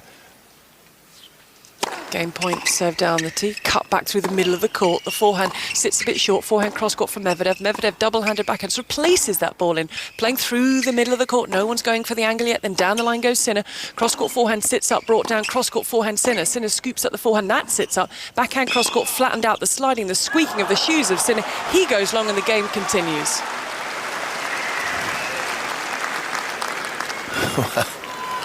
It's impressive. Impressive playing from both players. The way they move on a hard court, it shouldn't be possible. They cover the court so well. Their reach, their wingspan is on both players. Yeah, screeching, sliding. And Medvedev is very frustrating to play against when he gets his mindset right. Just doesn't miss shots. So I've likened him to a Dementor from Harry Potter. That's he just him. sucks the life out of you. The mentor, that's the guy. Second serve out wide, the forehand's in play, off the shoelaces, half volley, mid-court ball from Sinner. Sinner stretches to the back, and that was his shoes. The driving forehand clips top of the net from Medvedev. Cross-court, the volley from Medvedev, sits up, Sinner gets to it, cannot get to it in time, and it is break point Medvedev. Well, that's a really, really good forehand passing shot from Sinner, dipping it down. Drive volley from Medvedev, just clipped the net, gave Sinner a chance to get to the ball, hit it down, and hit an unbelievable drop volley, lunge forehand drop shot that was spinning backwards, and Sinner is so quick, and his reach is phenomenal. Even he couldn't get to that. Sinner just looked to his box as if to say, you told me this guy would be tired. Yeah. And this guy doesn't look tired. Break point Medvedev. Not yet. Serve down the tee. Second serve, the ripple of applause was to the ball boy who caught the loose ball. Second serve goes out wide, double hand backhands in play to the feet. The inside up forehand, mid-court from Sinner, down the line from Medvedev, pick up from Sinner, in comes Medvedev, goes down the other wing. The lob is up from Sinner, the smash is down from Medvedev. Oh, that was an ugly, ugly overhead from Daniil Medvedev when he had break point. Oh. Deuce. That was a set and a break, and it could not get an easier smash than that, really, under the circumstances. I think he was so thrilled with his approach shot, which was really awkward. He actually hit it and stopped, realised it was in. On that overhead miss. And the ball was, it was one of those awkward ones I talked about, the one that Sinner hit. It wasn't a full smash, it was just a little bit lower than a full smash coming quickly, and they're easy to miss, those ones, actually. Serve down the tee, the backhand clip side edge of the line, the backhand cross-court from Sinner. Cross-court, they go. Cross-court to cross-court, double-hander, redirected down the line for an absolute rocket off the racket of Medvedev. Advantage. You are kidding me. Medvedev. You are kidding me. He hasn't done many of those down the line backhands. That was pretty much a half volley down the line backhand, like lasered. People dressed as carrots who aren't the official carrots in disbelief right now. Here we go, breakpoint number 3 for Daniil Medvedev, the world number 3 in the second game, the 9th minute of this second game. It's patted back, it's a short ball, it should be attacked by Sinner. He rearranges himself on the backhand Medvedev, the drop shot from Sinner. Here comes Medvedev, should put it away, the pick up from Sinner, the volley from Medvedev, the pick up from Sinner, finds the court. And the break point is saved, and we continue on, and he raises his arm and he asks for more from the Rod Laver Arena crowd. Well, not a great drop shot, but he picked the side that Medvedev was going. He likes to tend to go cross-court on those shots, and Sinner was there, did enough with the passing shot to set up an easy second passing shot. And Medvedev will be kicking himself. He's not going to get two better opportunities than that. A smash and then a let cord that set a drop shot, bad drop shot. As I said, fine margins, winning slams. You've got to take those. Juice, serve down the tee, the backhand will find the line. The backhand cross-court from Sinner. Medvedev was there with a high backhand of his own. Inside-out forehand from Sinner. Backhand cross-court from Medvedev. Backhand netted from Sinner. And Daniil Medvedev will now have a fourth opportunity to get the break in the second game of the second set. Interesting. I'm just wondering how Medvedev having Nadal 2 sets to love in the final here, and break points very similar. No, obviously it's 2 sets to love, as opposed to 1 set to love, but blew that opportunity to finish Nadal off and get his hands on the trophy. Well, hopefully he's not thinking about that. As Sinner serves down the tee, it's sort of patted back mid-court. Drop shot from Sinner, that was a beauty. The pick-up cross-court from Medvedev goes cross-court and just about finds the side edge of the sideline. He had Medvedev at 6s and 7s in that point. Yeah, surprise drop shot. Really fooled Medvedev. He did well to get it back. And then he retreated after the drop, picking up the drop shot. Instead of being a... He actually hit the pickup well enough that he could have come forward and used his athleticism to try and cover the net. Going backwards, he was always going to be in trouble. The importance of this game rising with every point. Serve down the tee, the backhand's in play. Short ball for Sinner to go inside out, the pick up on the backhand. The volley cross-court winner for Sinner for game point. Advantage, Sinner. And Pat, you were talking about that loss to Rafa Nadal in the final of 2022. The stats read Daniil Medvedev is 50-1 at Grand Slams on a hard court after winning the opening set. The only loss, that final to Nadal.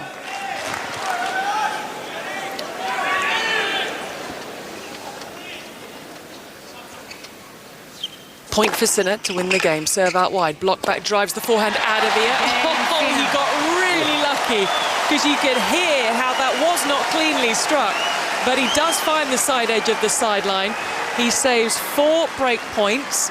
I think it looked like his contact lens or something was coming out. Yanik Sinner, but he holds and it's a give piece.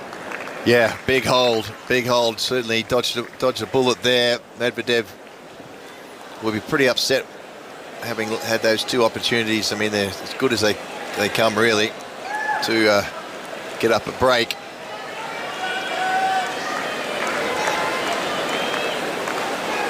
There's a new rule this year at the Australian Open that crowds are allowed to come in when it's not an official change. So it's a hive of activity at the moment around the Rod Laver Arena.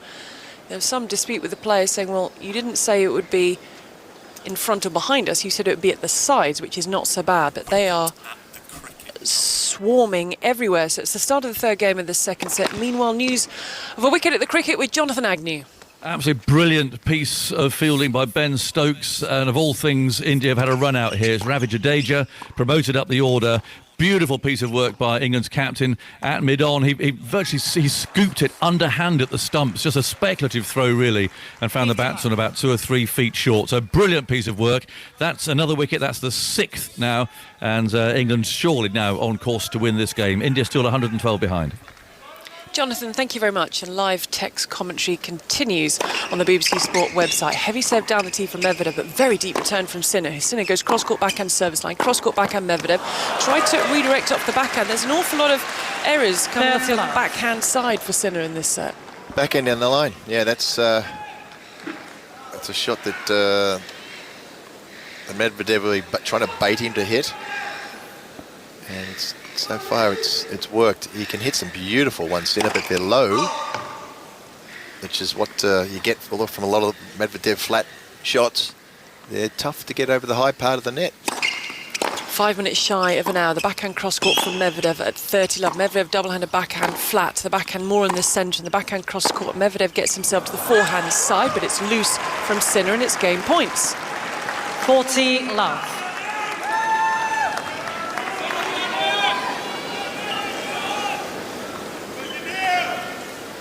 Medvedev just going about his business. He's all set. They have 25 seconds to get the first serve away, but Medvedev takes a fraction of that. He asks for the same ball back. He'll take another one. He'll twist the 2 balls in his left hand, discard one, and then bounce the one he's going to use with the face of the racket just a couple of times, and a couple of times with the left hand before he tosses it up and serves down the tee. It's slap back. Game Medvedev. And that is a love hold for Daniil Medvedev, who's continuing on the form we Medvedev saw leads 2 games to 1 through the first set and drawing, as he said. I think Pat has perfectly said he's baiting Sinner into the errors. Yeah, well, he's getting into his head now. Now Sinner's missing a regulation backhands, which has got to be a concern. But his serving continues to be very impressive. Medvedev, 50% in this set, but 77% overall. That's massive. And Sinner, when he gets his big serves in, Medvedev seems to be getting them back and getting into the rallies. But Sinner won't be feeling too bad. He thought he's on serve, and he got himself out of trouble in that last game. So that'll give him confidence that say, okay, yeah, it doesn't matter if I get into trouble, I'll be able to get out of it somehow. If you're just joining us, good morning. It is 9:43 in the morning. It's 8:43 in the evening with us here in Melbourne. And just to let you know what's on its way here on 5 Live Sport today as we continue on with FA Cup 4th round weekend. Following the conclusion of this final, we'll have commentary for you. It's an 11:45 kickoff, West Brom against Wolves. On Sports Extra at the same time, it'll be Manchester United against Aston Villa in the WSL. If Sinner and Medvedev is still going, which our listener Dennis believes it will because it's going to be 5 thrilling sets, then West Brom Wolves will be on Sports Extra. The WSL will be via the BBC Sport website and app, and then it's a 2:30 kickoff, and I'm sure the final will be over by then. Liverpool against Norwich City, Jurgen Klopp's first match since he announced on Friday that he will be leaving Liverpool at the end of the season. Big AC Milan fan is Yanik Sinner. He went there when the tennis season finished. They played the ATP finals in Turin. He was back home in Italy and he went to watch Milan in training. The off backhand from Medvedev, cross court just missing on the stretch from Sinner. What I love about our position, Pat, is when they turn to face us, you see how they really feel before the game face goes back on and they swivel round. Yeah, they try to turn around and hide it from their opponents. Occasionally the opponent will just look down the other end to see what their reaction is, see if they're frustrating them. But Sinner's pretty much poker face, isn't he? Yeah. Doesn't give a lot away, Yanik Sinner. He has some big deals with big brands like Gucci and Ferrari. They're not bad. Oh, really? Sponsors to have, are they? God, I need a discount on a Ferrari. A big discount? Yeah, like massive. Like 200 grand discount. Well, Sinner could be your man. Love 15, serve out wide.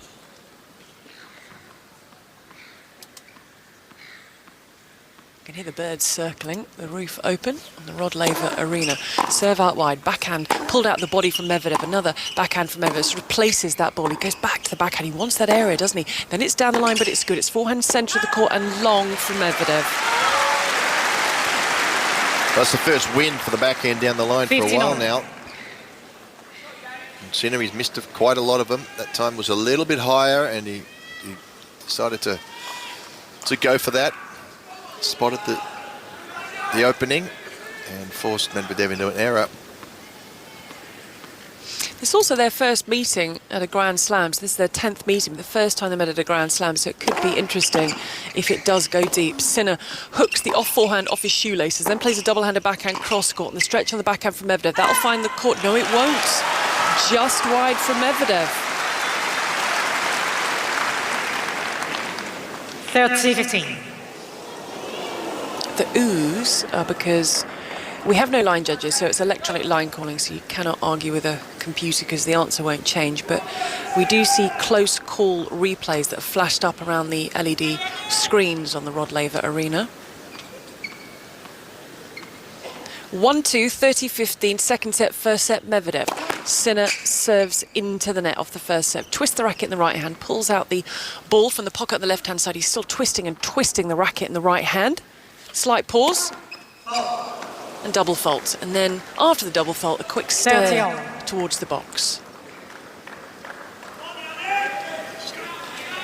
Just got to keep hanging in there, Sinner, on his serve and doing the right things.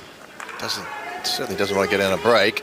Not that it's the end of the world, but there's a lot of pressure on him. Medvedev started well. He's got to cool off a little bit, you would think. So Sinner's got to just ride that, yeah. Ball boy scuttles across, picks up the loose ball back beside the net. An hour and a minute on the match clock. A second serve out wide, cut back, will not find the court. And that's game point and some fist pumping from the Italian. 30. Very strange forehand return. I mean, that's the one he's been successful in the first set, standing up and thumping that second serve return. Back to Sinner this time, just sort of chopping at it, meekly hitting it out. Again, another mini opportunity gone wasted for Medvedev to get the break, or get a chance to get a break. Misses down the tee from Sinner. A little shake of the head from the Italian before he resets himself. Game point to lock us in at 2 games all in the second set. Serve down the teeth. Forehand slap through the middle of the court. The forehand cross-court from Sinner. Sinner with the forehand net, looking to come in off the forehand. Not enough height on the ball, looking to go over the highest part of the net. Yes. What's an interesting thing with his technique, Sinner, on those balls, he really does bend his knees down. That's kind of old school coaching, funny enough. And the modern day player, of course, you have to bend your knees a little bit, but modern day player will let the racket will drop, because that's where you get the that's where you get the speed, being able to whip the racket through, not the knees. The knees don't go much once they're bent. You're sort of stuck in that position. And he struggled on some of these low skidding balls today. Serve into the body, the off backhand pushes Sinner back into an off forehand, off his shoelaces, backhand cross court from both of them, trying to find that acute angle. Medvedev goes a little bit short, the backhand down the line from Sinner, back up the line from Medvedev, sliding cross court into the net from Sinner, and it's a breakpoint opportunity. Remember, Medvedev had 4 breakpoint opportunities in the last Sinner service game, and he has one here for 3-1. That's one heck of a forehand down the line from Medvedev. 2 in that game on the baseline near the corners. This is Medvedev's 10th break point of the match. He's converted 2. Sinner yet to have a break point on the Medvedev serve. So this for 3-1 to the 3rd seed in the second set. Serve out wide, backhand's in play. Sinner goes drop shot. Here comes Medvedev, scoops up the backhand cross, got the pick up from Sinner. The volley away is easy for Daniil Medvedev. He looks towards his box, he pumps his fist with his racket in, he's made the breakthrough, and he leads by 3 games to 1. Well, he's in his head, isn't he? He's not making mistakes. He's being much more aggressive than he's been for the tournament, Medvedev. And then Sinner got away with one poor drop shot on break point the last game, but not the second time around. Well, actually, it would have been 3rd time around because he's got away with 2 of them so far. So 3 poor drop shots. And that time Medvedev did enough. It didn't go for too much. He just parked himself right at the net, and Sinner couldn't hit it back that well. Medvedev forehand down the line, the squeaky shoes with that of Sinner. The smash does its job from Medvedev. 15 love. I think you're right. I think the crowd is slightly stunned. I mean, Sinner was the form player coming into this final, just dropping the 1 set, having defeated Novak Djokovic in such a straightforward fashion in the last round. Sometimes you can have a hangover from victories of that magnitude. True, but... Soft serve from Medvedev, inside-out forehand from Sinner. It's 3-1, 15 love. Medvedev swishes the forehand cross-court with the racket. And look, often when you have a letdown, or a hangover from a good win, you just don't seem to hit the ball all that well. He's actually hitting the ball really well. Medvedev's just playing out of his mind. Medvedev serve out wide, doesn't find the line. 40 love. 2-time finalist here in Australia. 2021 lost to Novak Djokovic. Daniil Medvedev 2022 lost to Rafa Nadal. Won the US Open in 2021. Game points for 4-1 in the second set, leading by a set to love. Serve down the tee, forehand through the middle of the court. The backhand through the middle is very, very deep from Medvedev. He's pushed Sinner back behind the Melbourne side. The volley from Medvedev is good. The pick-up from Medvedev is then cancelled out. Medvedev waiting at the net, stretching the Italian out wide, making it look so easy at the moment, Daniil Medvedev, as he eases his way to a set and a 4-1 lead. So the players take a break here. The action continues in Hyderabad, and watching on for us, Jonathan Agnew. England surely will win this game now. They've just taken their 7th wicket following on that remarkable run out by Ben Stokes, in the course of which I think Ravi Jadeja has damaged his hamstring, and that might have a bit of an impact on this series as well. He hobbled off for 2, but they've now lost Shreyas Iyer as well, the last remaining batsman, picked up neatly by Root off Jack Leach, who hasn't bowled much today because of that injured knee, but he got one to spin nicely. Root took the catch. Shreyas Iyer's out for 13, so it's Bharat, Ashwin, and they're right down to the bowlers then. 119 for 7 is the score. India still 112 runs away from victory, but England really should wrap this up to complete a truly remarkable victory. Jonathan, thank you very much. And the live text continues via the BBC Sport website. The winner of the Australian Open men's singles title will win 3.15 million Australian dollars. And they will have the Norman Brooks Challenge trophy as their prize. And for Daniil Medvedev, he will move up a place to number 2, has been as high as number 1. It'll be the first time, I think, since May last year that he's back at number 2. And Yanik Sinner, he will, whatever happens, he'll stay as the world number 4. Yanik Sinner's ready. But he doesn't, even if he wins, he stays at 4. Really? He's not going anywhere. So he came in the tournament at 4 and he's not going anywhere? No. Really? But he will solidify his place at number 4. I mean, last year, when I think he went in the 3rd round, he was the 15th seed here last year, to show the improvement he's made coming in as the 4th. Usually, if you do well, better the next year in a tournament around the same time, you get so many more points that you jump up a space. But obviously, there's a fair old gap. He's got Carlos Alcaraz. Yeah.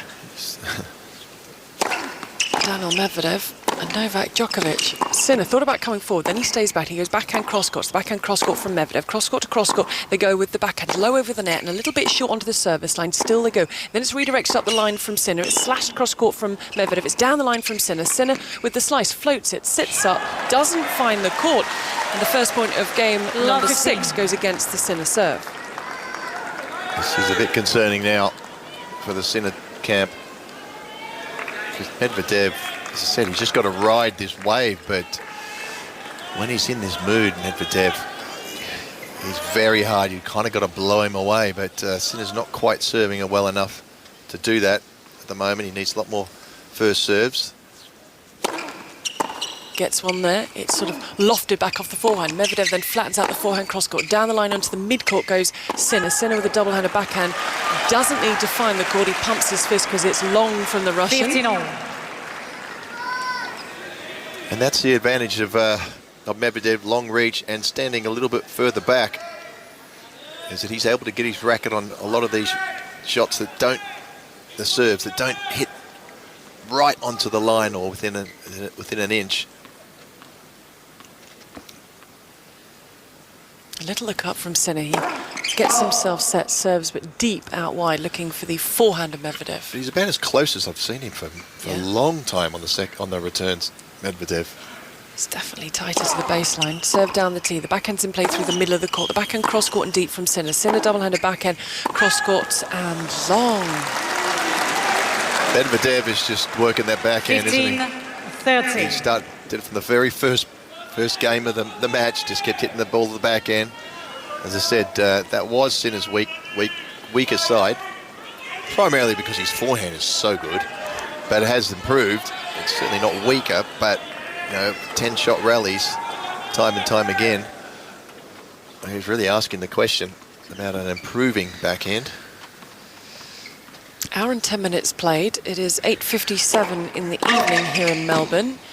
And Medvedev has a second serve to look at to try and bring up break points as he looks for a double break and a 5-1 lead in this second set. Medvedev upright stance, just a slight bend in the knee. Sinner is ready and serves out wide. Medvedev runs round and hits the forehand down the line. Flip cross-court by Sinner. Chop back, squash shot, cross-court deep from Medvedev.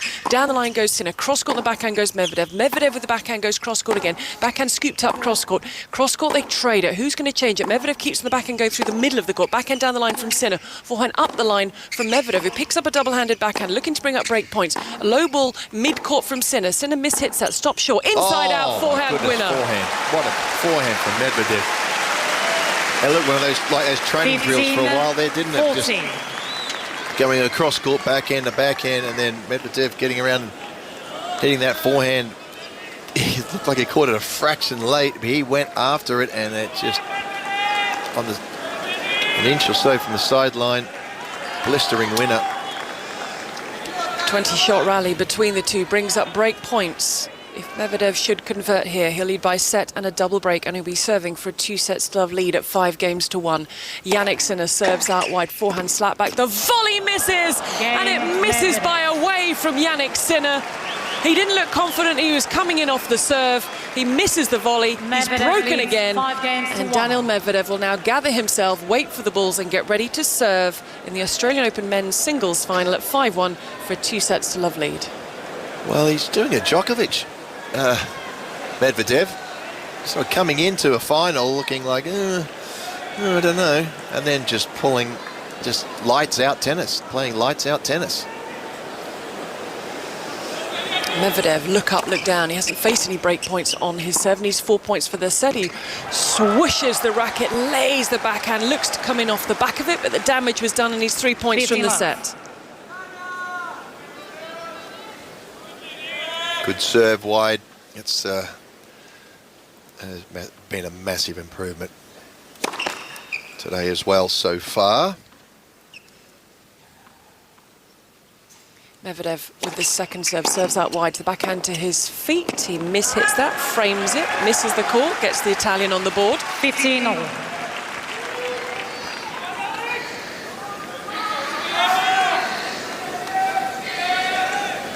Nine o'clock in the evening, 10 a.m. back home. Sunday morning in the UK, and the final match of the first Grand Slam, the first of the 4 majors. Serve down the tee, the off backhand return, the forehand netted by Medvedev, and a tiny little opening here for Sinner at 15:30. Yeah, giving a lot of confidence just to break back. Ask a question from Medvedev. Maybe to serve it out for the second time. The serve was good off the first serve. Medvedev comes forward, he plays the volley. That's going to set up nicely for Sinner. Yes, it does. Cross-court he goes, and he brings up his first break points of this final. 15-14. A rush of blood to the head there, maybe serving for the set. Coming in off a pretty average approach shot. So he hit a good passing shot, first passing shot, and an easy second one to put away. Break points down for the first time in this match. Medvedev serves the first serve out wide. It's snapped back, but it's mid-court. It's backhand cross-court. Medvedev's coming forward again, plays the half volley, finds the court, the pick-up from Sinner. It's going to be dipping down to the toes, and to Medvedev looked like could have been a winner.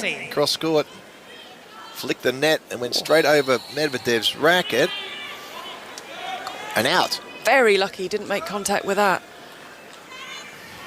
Silence around the Rod Laver Arena, waiting to see what happened. Breakpoint opportunity number 2 for Sinner. Medvedev serves and snaps it into net, heading out wide. Ball toss is getting a bit wonky, Medvedev.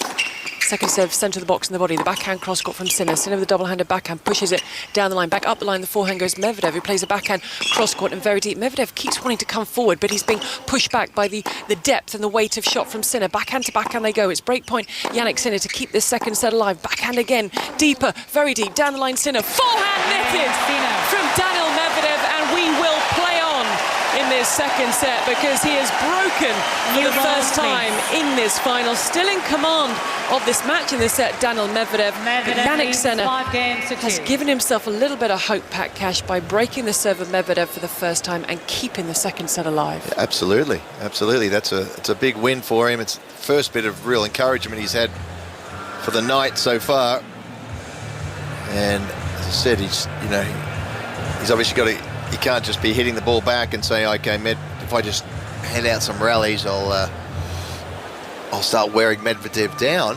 He obviously has to go for his shots, but very solid tennis from Sinner there, and a couple of rushed, sort of panicky shots from Medvedev. It's the first time we've seen it tonight. Why did he suddenly decide, Medvedev, that he wanted to charge to the net at every opportunity, which is his least favourite place on a tennis court? I don't know. I mean, he's hit some good approach shots, so he's thinking that Sinner is going to go for the defensive slice shot, but he's so quick out wide there, Sinner, that he doesn't need to be defensive slice shot. He can get out there and actually hit it quite hard and flat, so which asks the question, Medvedev to hit a really tough volley. And he's come up with the goods a few times, as we've seen today with those volleys, Medvedev, but you would think that he would make a few pop-ups and a couple of errors. In that game, one of them did pop up. Yanik Sinner just meters in front of our commentary box window, gathering the balls. He will gather 3. He'll examine his balls. He'll discard 1. He'll tuck 1 in the pocket on the left-hand side. He'll bounce up and down on his toes while bouncing the ball with the face of the racket. He'll show the new ball to Daniil Medvedev. And we will play on in the second set. 2-5 down. The 22-year-old, world number 4, as he aces out wide. 15 love. Third ace. Nice time.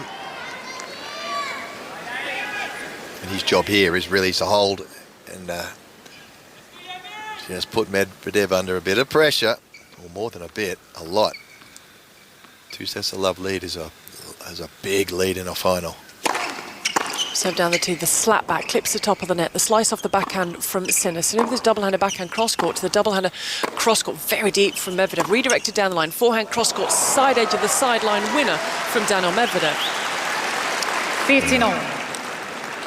Sinner's got to do everything he can to hold on here. You see 2 sets of love down, first Grand Slam final. It's not impossible, of course. But it becomes very, very difficult. It becomes very difficult.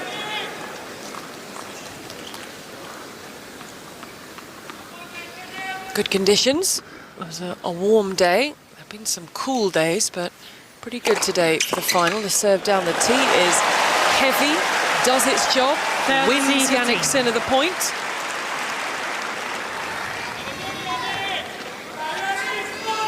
Sinner just rolls his shoulders, keeps himself loose, goes through that exact same routine every time ahead of the first serve.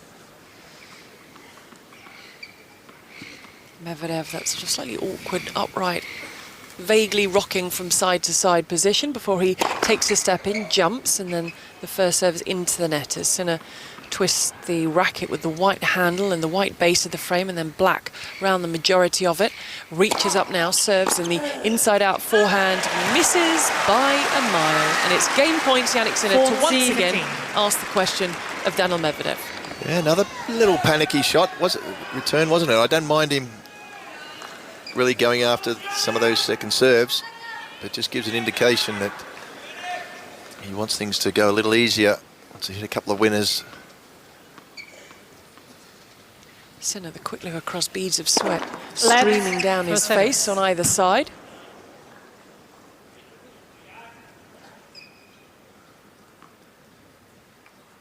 Discards that ball to the ball boy at the back of the court, takes another one that's offered to him. He's born in San Candido, northern Italy, near the Austrian border, Yanik Sinner. Serve down the tee, high ball, won't find the court. And he's on his toes and he's bouncing around and he's pumping his fist towards his box because he is still alive in this second set that at one stage looked like it was all but done 5 games to 3. when he trailed 1-5. And now a second opportunity for Daniil Medvedev to get the job done and to get a 2 sets to love lead. Yeah, the pressure's just turned around now, hasn't it? Again, those memories. I had Nadal 2 sets to love and breaks. I had the opportunities to win the Australian title before. Let's see what happens. Missed first serve. Second serve as someone yells out, goes down the tee, the backhand through the middle of the court, the forehand through the middle, the playing through the middle, no one with any width. Now it's cross-court forehand from Medvedev. Medvedev goes down the line to the backhand, back up the line. The approach from Sinner, plays the volley back behind Medvedev to win the first point. Love 15. Great backhand down the line there it was. That wasn't really even a backhand down the line. It was sort of inside out. It was from the middle of the court. That's the shot that he's been looking for, to open up the court.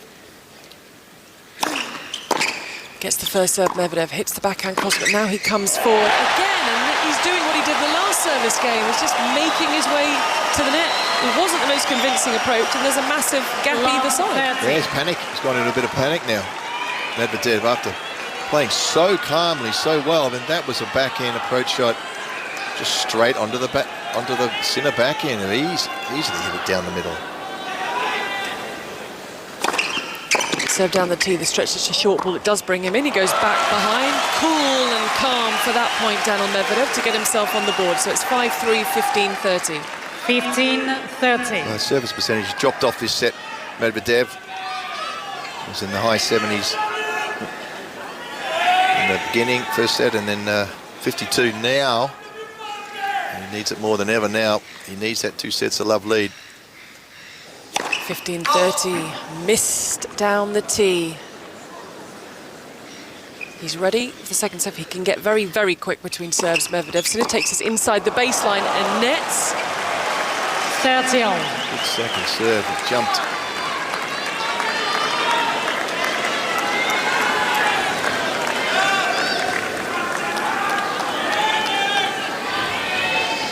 Big point here. We're going to have a set point or a break point. Serve down the tee. We are going to have a set point. 40-30. After an hour and 22 minutes of play, a point for Daniil Medvedev to take a 2 sets to love lead against Yanik Sinner in the Australian Open men's final. Medvedev serves and snaps it into the net.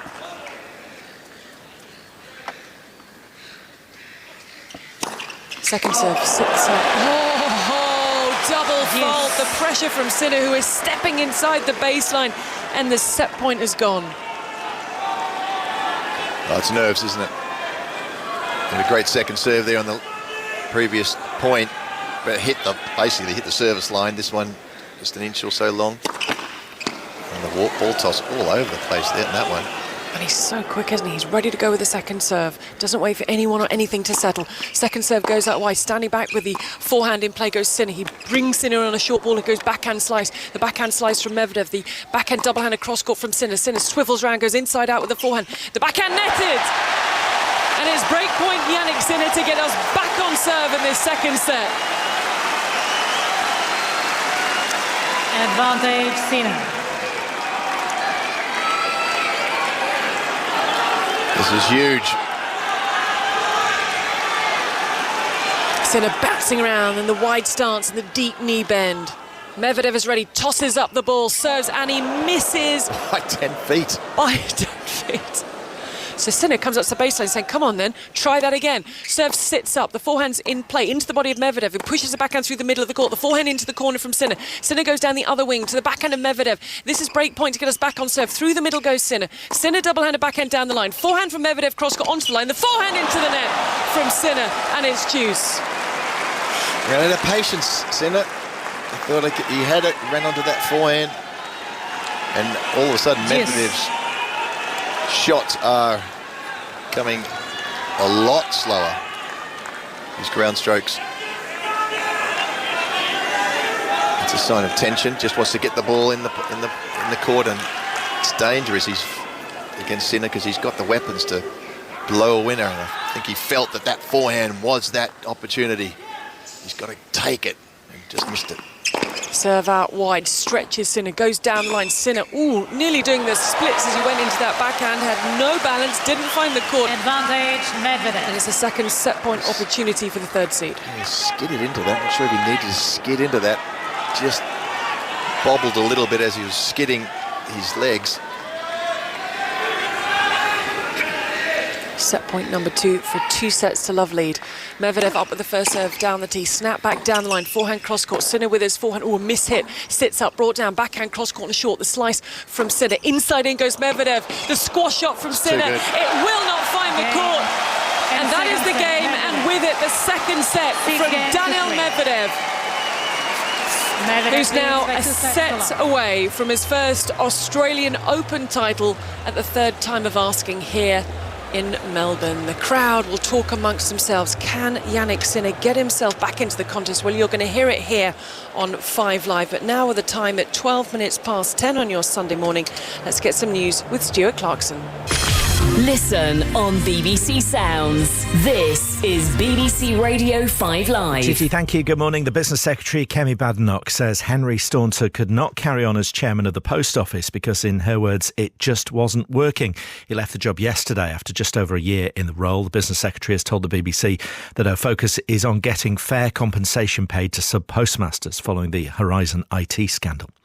The UN Secretary-General Antonio Guterres has called for countries to ensure the continuity of the UN's Agency for Palestinian Refugees.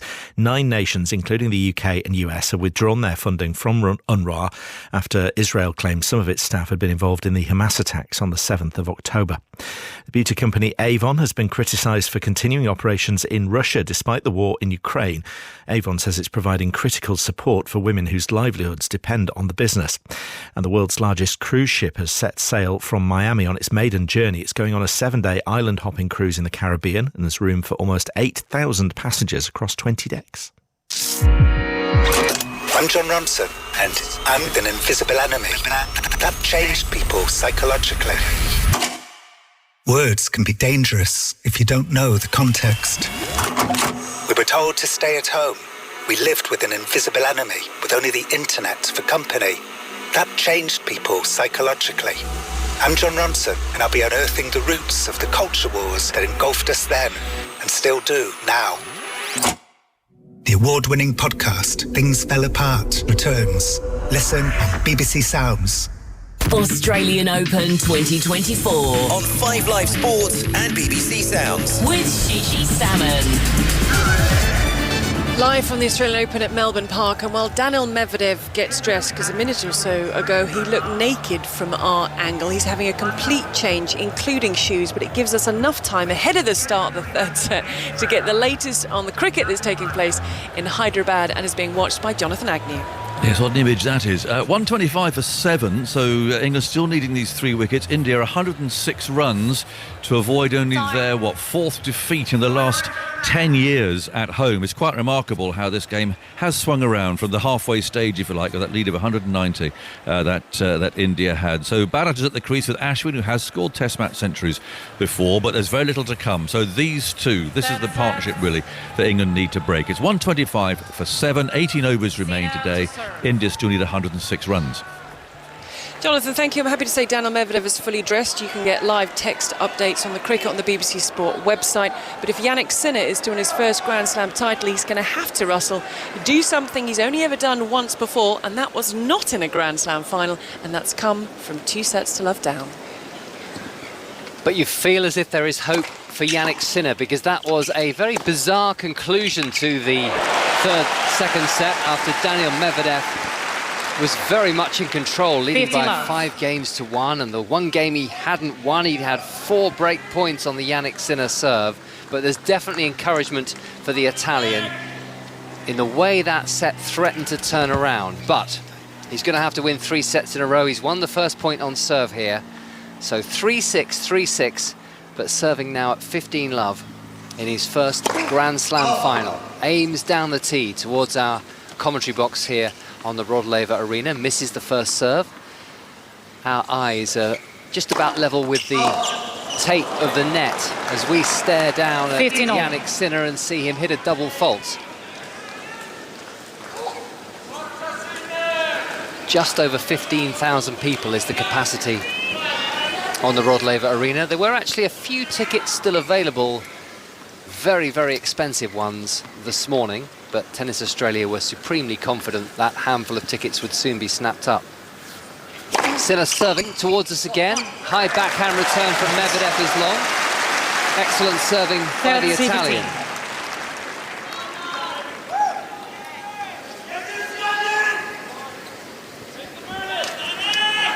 (30-15), Sinner with the advantage in this opening service game. I wonder what the reason was for Medvedev going off the boil there and coming forward more. Often tiredness is the cause for a strategy like that, as Sinner aces him to move to 40-15. Yeah, I think he just he wants to finish the points off. He doesn't want to get into super massive long rallies. He's certainly been hitting the ball a lot harder in this match than these previous matches, except for that last game where he just sort of got the ball back softly. But yeah, a bit of nerves, really. 40-15 Sinner, second serve. Medvedev just behind the baseline, hits the backhand to the backhand of the Italian. Cross court with the backhand, Medvedev. And there's another point he's won. It looked a lot more lively in that exchange, Medvedev. The Sinner backhand cross court floats along. liable to hit the wall at any moment, given the amount of tennis he's played. If you're just joining us on 5 Live and BBC Sounds this morning, he's already come back from 2 sets to love down twice in Melbourne. One of those matches finished at 3:40 in the morning in the second round against Emil Rusevori, and also won a 5-set match in the quarterfinals. So a lot of tennis, nearly 6 hours longer on court than Sinner to get to the final.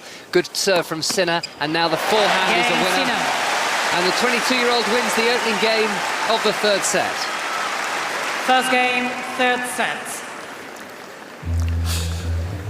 Yeah, you would think Sinner would be coming back strongly in this set. This match is definitely it's difficult for Sinner, but you know, you've got to win a Grand Slam title. You've got to put the effort in.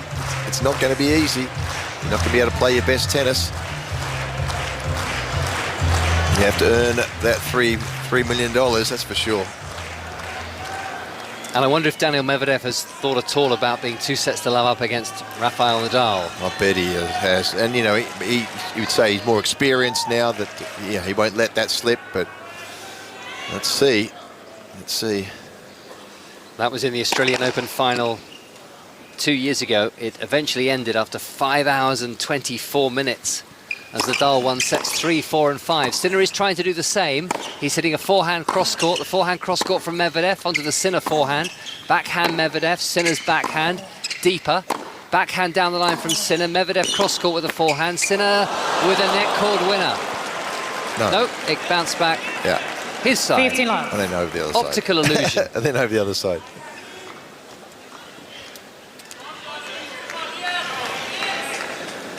Love Medvedev.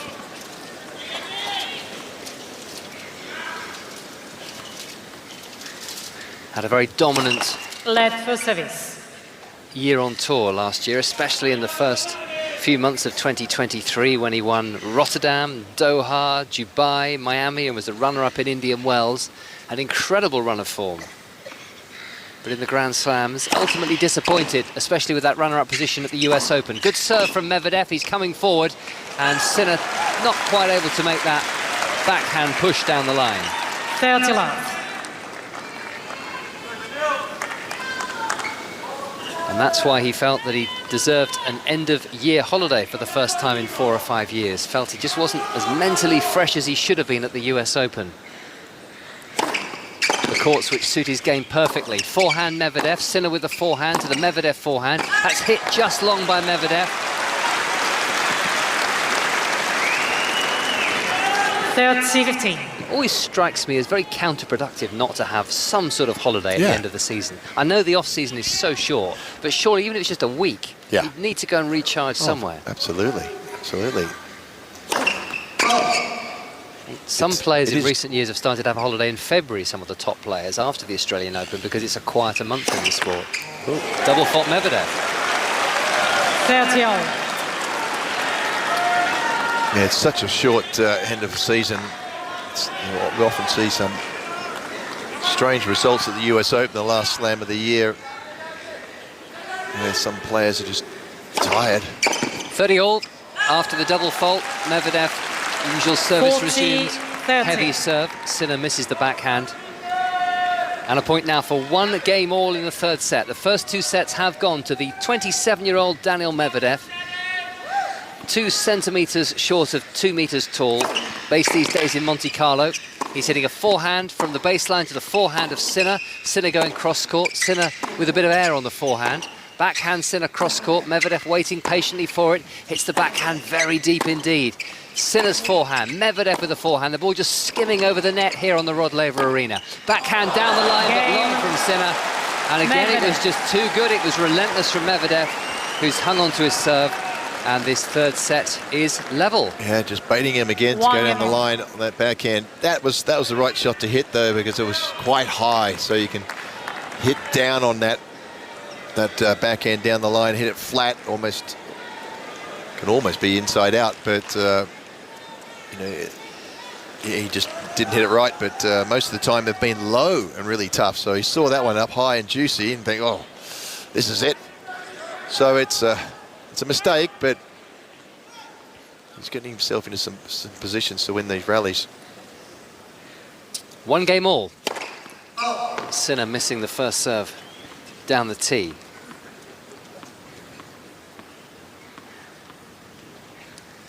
Ball girl returns to her mark just either side of the net post. Sinner hits a forehand long. Love 15. So where did you go to party hard at the end of a season when you were playing, Pat? I didn't party hard. I had kids. I was 21. So for me, it was come back home really to here.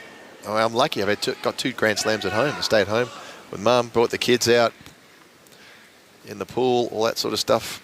Fun. Love 15 down Sinner, backhand return. Forehand from Sinner. Backhand Sinner to the Medvedev backhand. Sinner hits the backhand cross-court. Medvedev with the backhand to the Sinner backhand cross-court. Medvedev patiently composing this rally, but now netting with the backhand.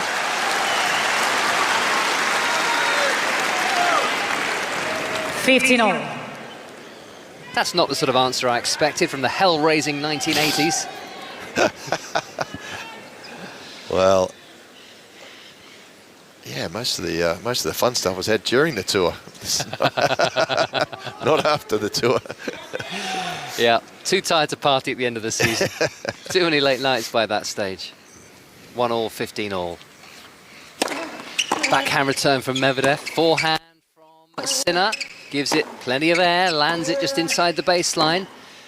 Medvedev hits the backhand into the net. Another backhand error, routine backhand error. 30-15. That's surprising. He's making a couple of mistakes now. It's hard to believe he could keep up this level. A few chinks in the armour just at the end of that set. And a few more errors. Giving courage to Sinner. Sinner, 30-15. It's a good serve from Sinner. He's got a very short return from Medvedev. And he has 2 game points. 40-15. Well, it doesn't look like he's panicking or in trouble, does he? Yanik Sinner just goes upon his merry way. No screaming at the box or anything, saving his energy. Firmly believes, okay, 2 sets of love down. That's okay. I can handle this. I win in 5. It's still a plausible outcome, Game, given the way he's been playing and the amount of tennis that Medvedev has had to play to get to the final. And that was a good service hold, finished by an ace. And Sinner leads 2-1. So the modern tennis player, there are a few notable exceptions, but generally they don't tend to party particularly hard during the season, do they? Times have changed dramatically. Well, yeah,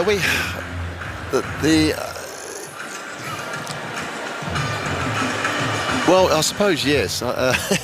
It's got a lot. I suppose it's not say that we weren't serious. I mean, we were very serious, but we also had to let our hair down a little bit. And so at the end of the tournament, there wasn't.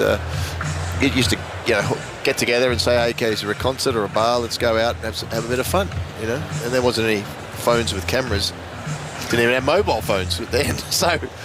So we just carried on like guys and just let a bit of steam off, and then the next day you either travel or sometimes if you haven't played well, you wouldn't be out. You'd be home early and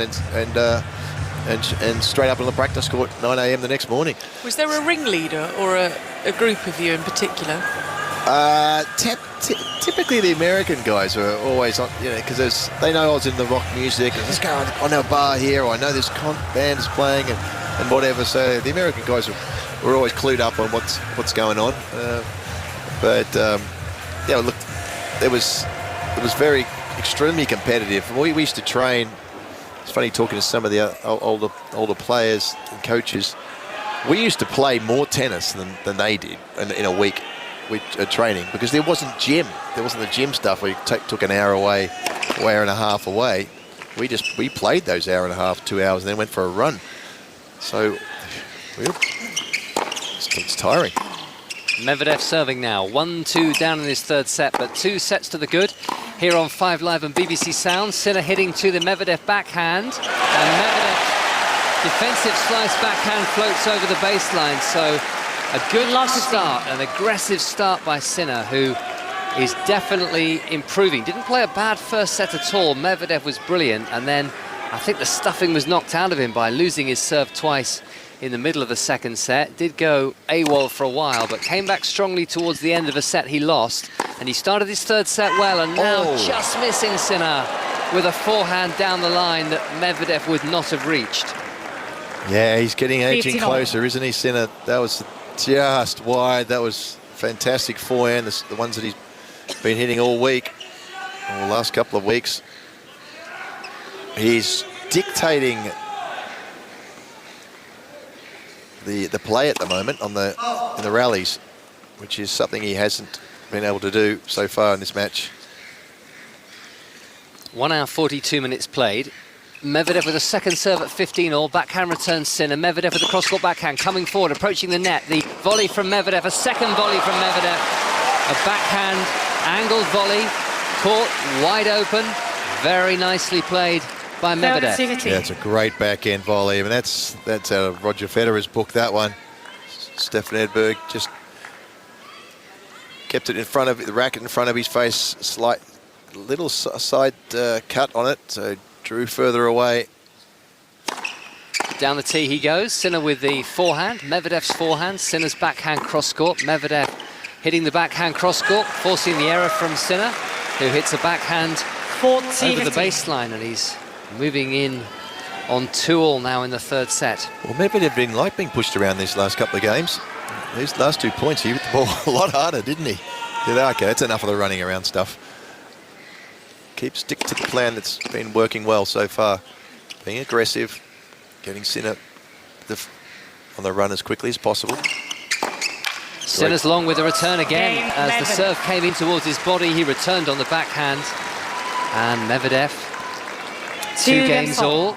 Crowd sound a little bit deflated. They desperately do want to see some more tennis. There's no second match tonight. The women's doubles final was at 3 o'clock in the afternoon, so this is the final match of the Australian Open 2024, and it's Medvedev. One final push, he's probably telling himself, after a strenuous couple of weeks. 2 sets up, 2 games all, trying to win his second Grand Slam in his 6th Grand Slam final. So there have been a lot of disappointments for Medvedev, both before and particularly after he won that one title in New York in September of 2021. Sinner with a second serve now to the backhand of Medvedev. Backhand Sinner down the middle. Medvedev steers the backhand to the Sinner backhand. Sinner onto the sideline, and he goes cross-court again, Sinner, but Medvedev is waiting for it on the backhand. Backhand hit cross-court by Medvedev. Now he's got a mid-court ball. He goes cross-court with the forehand. He's now bossing this rally. Sinner on the defence, but Medvedev has gone long. 15-love. The defence there from Sinner. Really good. Medvedev's continuing to be aggressive, as he was in the last service game. This time hitting the forehand. That's certainly a shot worth going for the winner. Just hit it a little long. 2-all, 15-love. The winner of this match and the winner of the title will be the first new men's champion at the Australian Open since Stan Wawrinka in 2014. The return from Medvedev on the backhand, the kick serve from Sinner. Sinner with a forehand. Medvedev cross-court with a forehand and wide. Novak Djokovic has dominated since then with 6 titles. 30-love. Roger Federer 1-2 and Rafael Nadal the other. That memorable one, unless you're Daniil Medvedev, triumphed from 2 sets down in 2022.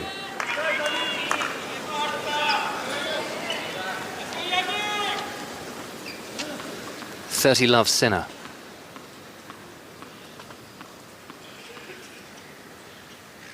As Medvedev waits for this first serve, which is to his forehand. And the return is long. Medvedev often motivated when he's behind in matches, I think, by almost switching off and telling himself that, well, I'm on the plane tomorrow. My tournament is over. I've got nothing to lose. And that was, I'm sure, part of the mindset when he found himself 2 sets to love down on 2 occasions.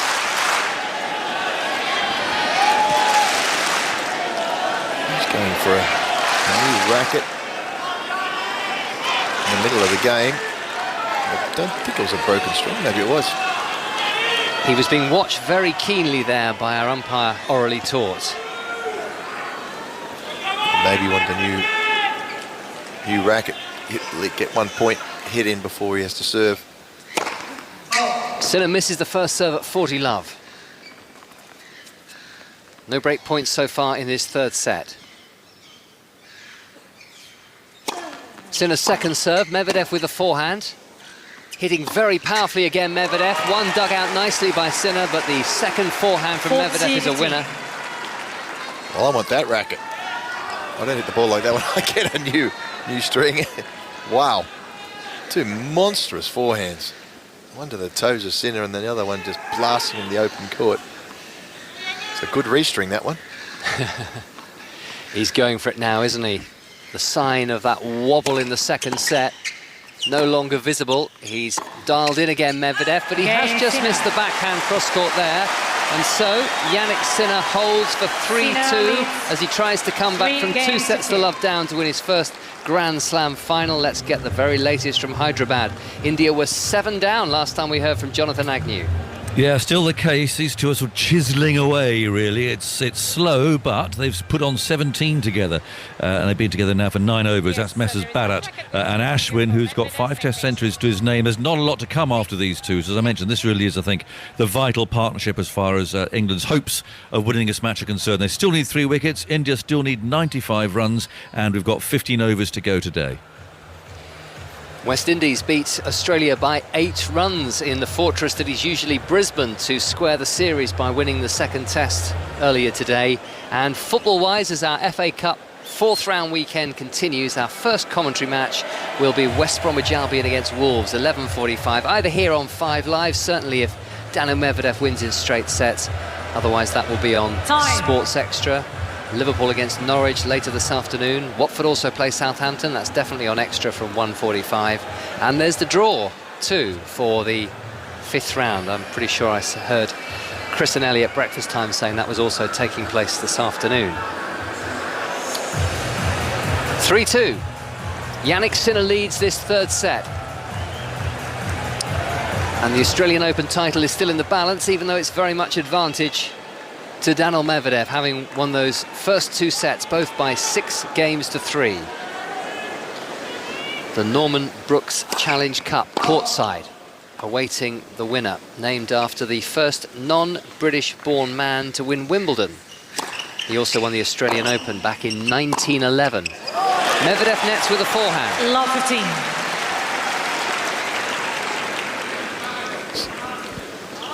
Very sloppy forehand, that one. Haven't seen too many of those. He's having a little letdown. Crucial for him to find some serves. It's not a very relaxing position for Medvedev to be in, despite being 2 sets to love up. The kick serve, the slice backhand from Sinner, the backhand cross-court from Medvedev. Now Medvedev goes cross-court again and right onto the sideline. That was fantastic hitting. But I'm sure in his mind he's thinking he knows how well Sinner has been playing. He knows that his energy levels are going to be depleted if it goes to a 4th set. So it does still feel like one of those finals that could turn around quite quickly. It is. That's what's fascinating. You know. Draw for the FA Cup at 2 p.m. this afternoon. If you're looking out for that, if your team is still involved. And looking ahead to the draw for the last 16. Forehand winner down the line, Medvedev. 2 very good points in a row as he looks to level this third set at 3 games all.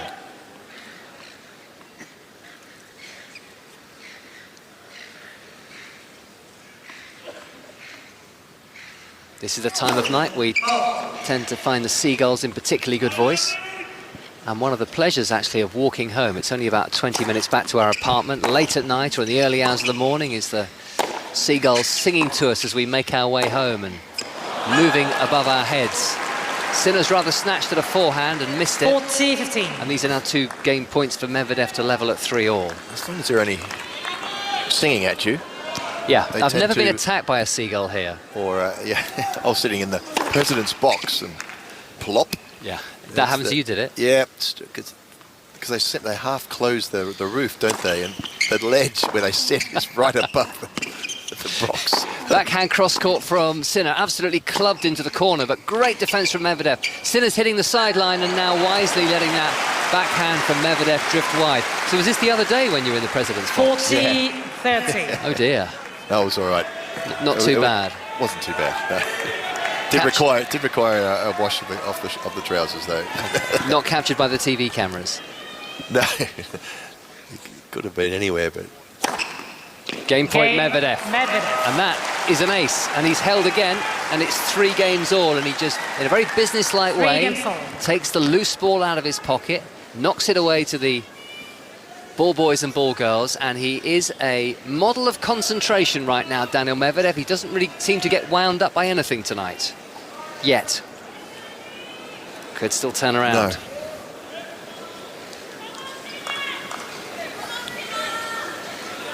Huge games coming up.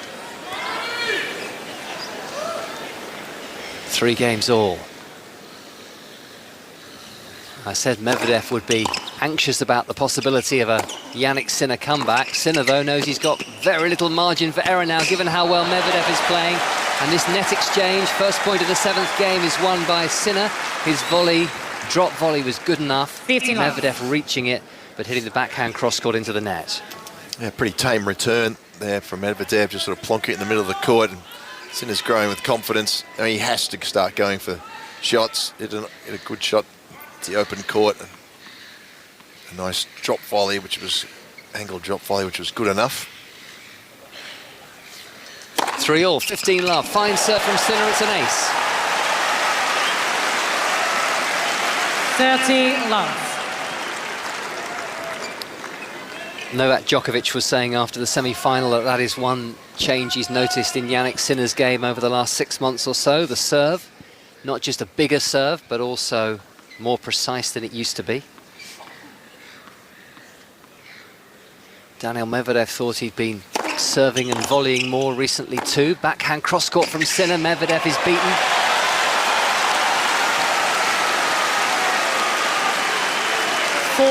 Love. And both here looking good on serve. Yeah, good game so far. Sinner's not dropped a point on first serve in this set, and Medvedev is not far behind him.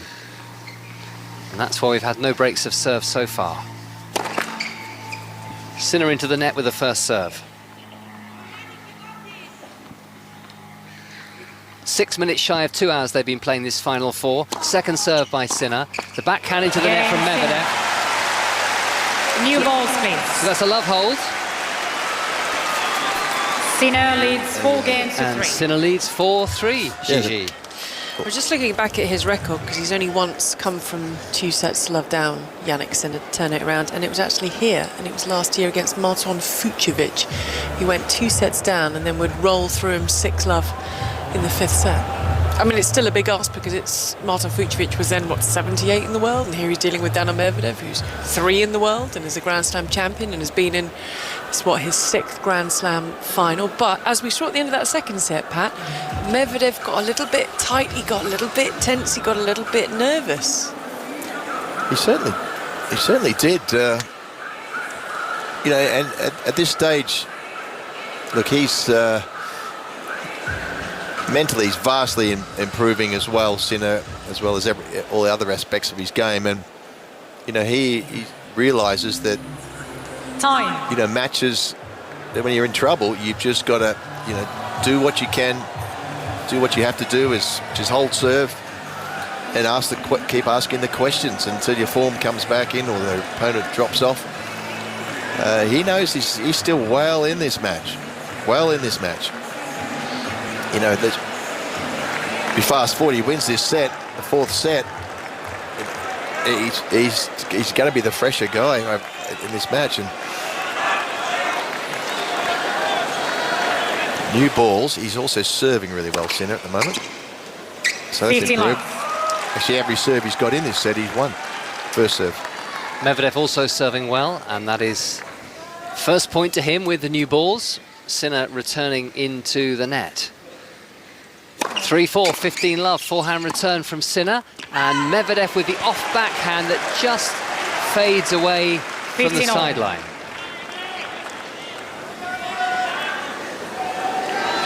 And the new ball's skidding through a little bit. Just caught that just a fraction late. 15 all, still very much a man in a hurry between points. Another good serve as he moves to 30-15. Sinner wide with the forehand. 30-15. Not much thinking going on here, is there? Between first and second serves. Trusting his instincts, Yeah. playing very well indeed. And I think he'd take his chances in a tie-break, wouldn't he? If it was a tie-break to win the title. Good tie-break record this year as Sinner nets with the forehand. He's won 5 of his 6 tie-breaks. And he's inching closer towards that because these are 2 game points for 4 all.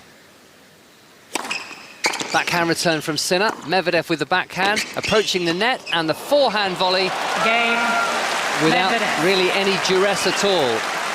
Reached for it, the court was beckoning, and another straightforward service hold. The story of this third set, both players serving very nicely, and 4 games all.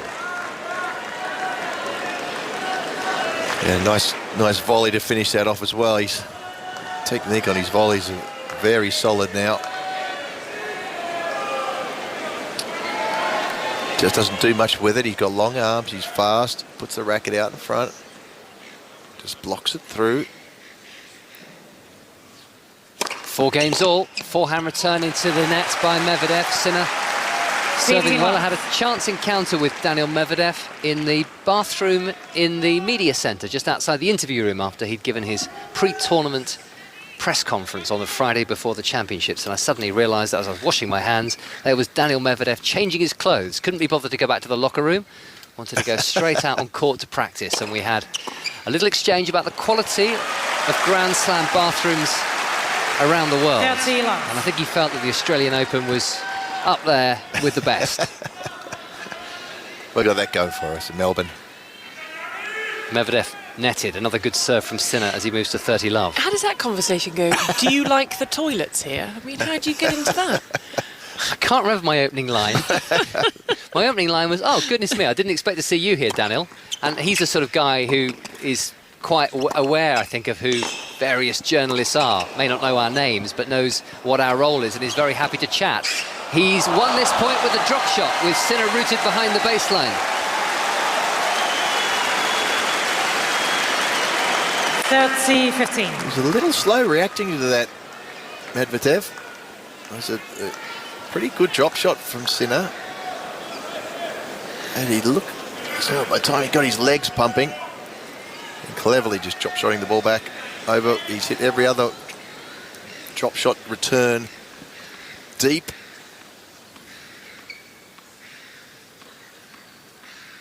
Sinner at 30-15. Ace. 40-15. Phenomenal serving set. Dropped just 1 point on his first serve and only 5 points in total on serve in this set.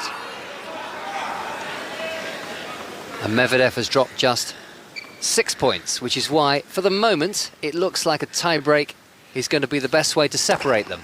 Backhand return Medvedev. Shortish return. Sinner just behind the baseline, hits a forehand. Medvedev is back to parity in this rally, and he's won it as Sinner goes long. 40-30. 2 hours played. Sunday night in Melbourne, day 15 of the Australian Open after the first Sunday start.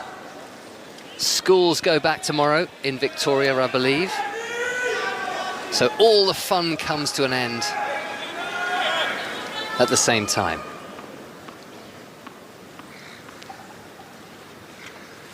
Game point Sinner. Misses. Unless you like school.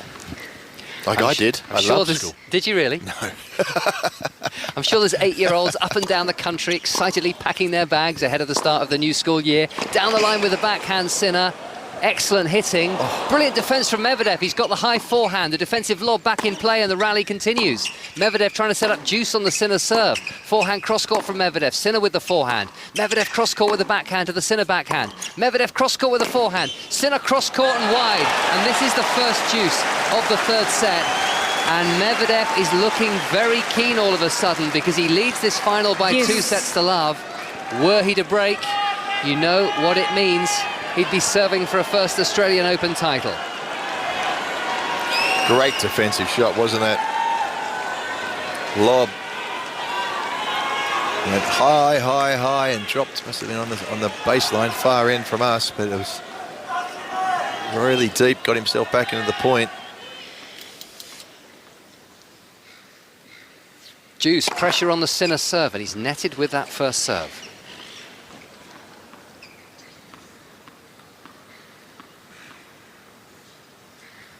Second serve, Sinner. Medvedev with the backhand. It was into the serve, into the body, that serve by Sinner. Medvedev long with the forehand. That was the voice of Yanik Sinner. Very relieved not to be break point down. Good body serve, that one. Medvedev's dealt with those well so far in this match. At that time, it was just about a perfect second serve into the body. Just got a short enough reply. Get Medvedev off balance for the next shot. Sinner with the advantage. For service.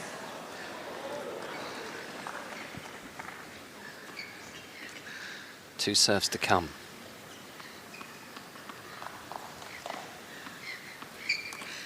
The Seagulls let you know which Grand Slam venue you're at. Good serve down the middle. High forehand return, Medvedev. Sinner with the forehand. Making no mistake. Hitting through it powerfully, taken to juice, but no great drama in the end. Sinner 5-4, but trailing Daniil Medvedev by 2 sets to love, Gigi.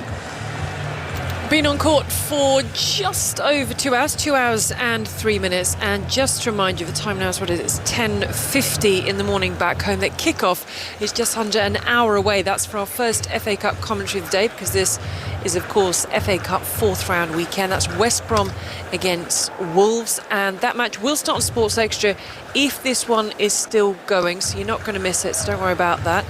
And in that scenario, Manchester United, Aston Villa in the WSL, that would be via the BBC Sport website and app. And then later this afternoon, 2:30, Liverpool against Norwich. Jurgen Klopp's first match, of course, since he announced on Friday he will leave Liverpool at the end of the season. And I'm going to stop saying that, because that must still be very upsetting for Liverpool fans. So I'm just going to leave that bit out and just say 2:30, Liverpool against Norwich. And the latest in the cricket, India 142 for 7. They need another 89 runs to beat England, and you can follow the cricket via the live text commentary on the BBC Sport website. And if you'd like to get in touch with us, maybe you're still in bed, that'd be quite nice, wouldn't it? Maybe on the sidelines of one of your children's sporting activities, at 5Live Sport, hashtag BBC Tennis.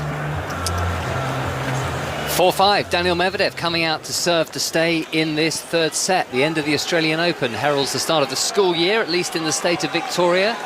Also thinking of other events around the world. Rugby League season getting underway shortly. Six Nations starts on Friday night. France against Ireland is the first match in Marseille. That will be on 5Live Sport. And also the Super Bowl is only a couple of weeks away now. Into the net with a forehand, Medvedev. Love 15 down as he serves to stay in the first set. And tonight it's the NFL Championship games on Sports Extra from 8. Kansas against Baltimore will be followed by San Francisco against Detroit. Medvedev not taking any longer than he has done between points, but love 15, and he's missed the first serve here.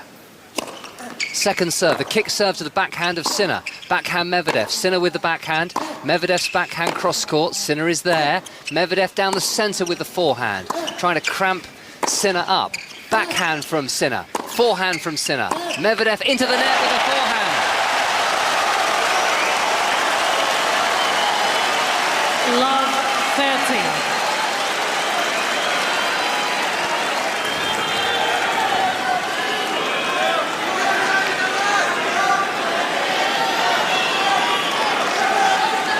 Serving to stay in the third set, remember. Daniil Medvedev, love 30 down. Forehand back in play by Sinner. Cross-court backhand winner. Very cool indeed by Daniil Medvedev. 15-30. Yeah, not serving as well as he has been. Certainly at the beginning of the match. Coming up with a beauty there. Really wide. 15-30 down. Missing his first serve, he was going out wide to the Sinner backhand. So an opportunity perhaps here for Sinner. It's that kick serve once again he favours to the backhand of Sinner. Sinner cross-court with the backhand, Medvedev's backhand, Sinner with the backhand down the centre. Forehand for Sinner, trying to set up set points here. Forehand Sinner to the backhand of Medvedev. Sinner's forehand cross-court, Medvedev with the forehand cross-court. Sinner down the line with the forehand. Medvedev cross-court with the backhand of the Sinner backhand. Medvedev backhand cross-court to the Sinner forehand. Another backhand for Sinner. Now a forehand for the Italian. He's hit to the backhand of Medvedev. Sinner with the backhand. Medvedev's backhand. Sinner with the backhand. Medvedev on the move, swings the backhand cross-court. And now moving again to hit the forehand. The drop shot from Sinner. Medvedev is there. Sinner with the chance to pass, and he's pulled it wide. Oh my goodness.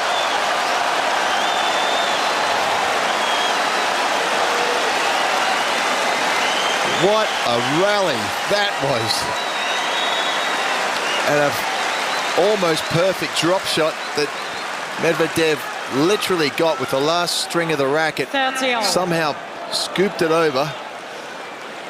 And Sinner had the whole court, but it was an awkward one because he had to come forward. He decided to hit on the forehand, and there's really only one way he could have gone, was back to where Medvedev was. Thank you. So he had to hit it right near the sideline. Just hooked it. A 31-shot rally. It's not set points, and it's now game points to Medvedev as Sinner does not make clean contact with that backhand return, and it's game point for 5-all in the third set. Well, it's definitely sapping for Medvedev to be doing these rallies. Easy service point there.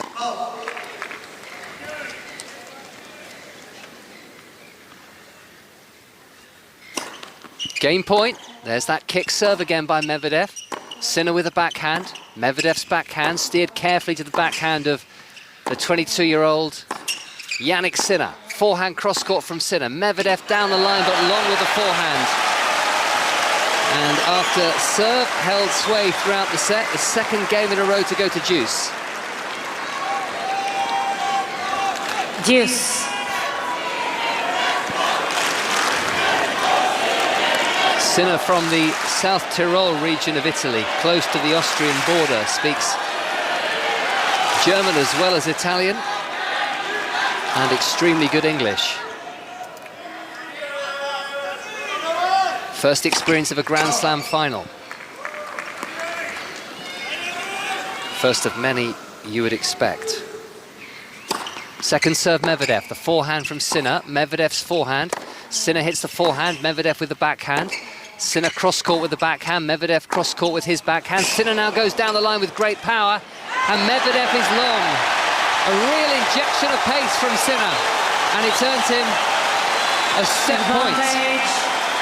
Well, he's making those backhands down the line now.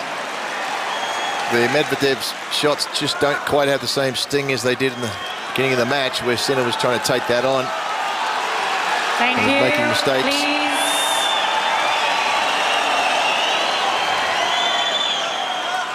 Set point Yanik Sinner on the Daniil Medvedev serve.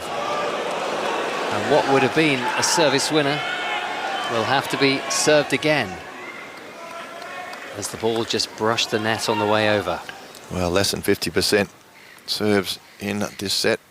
Set point Yanik Sinner. Down the middle goes Medvedev. Great return by Sinner. Medvedev with a forehand. It's over the baseline.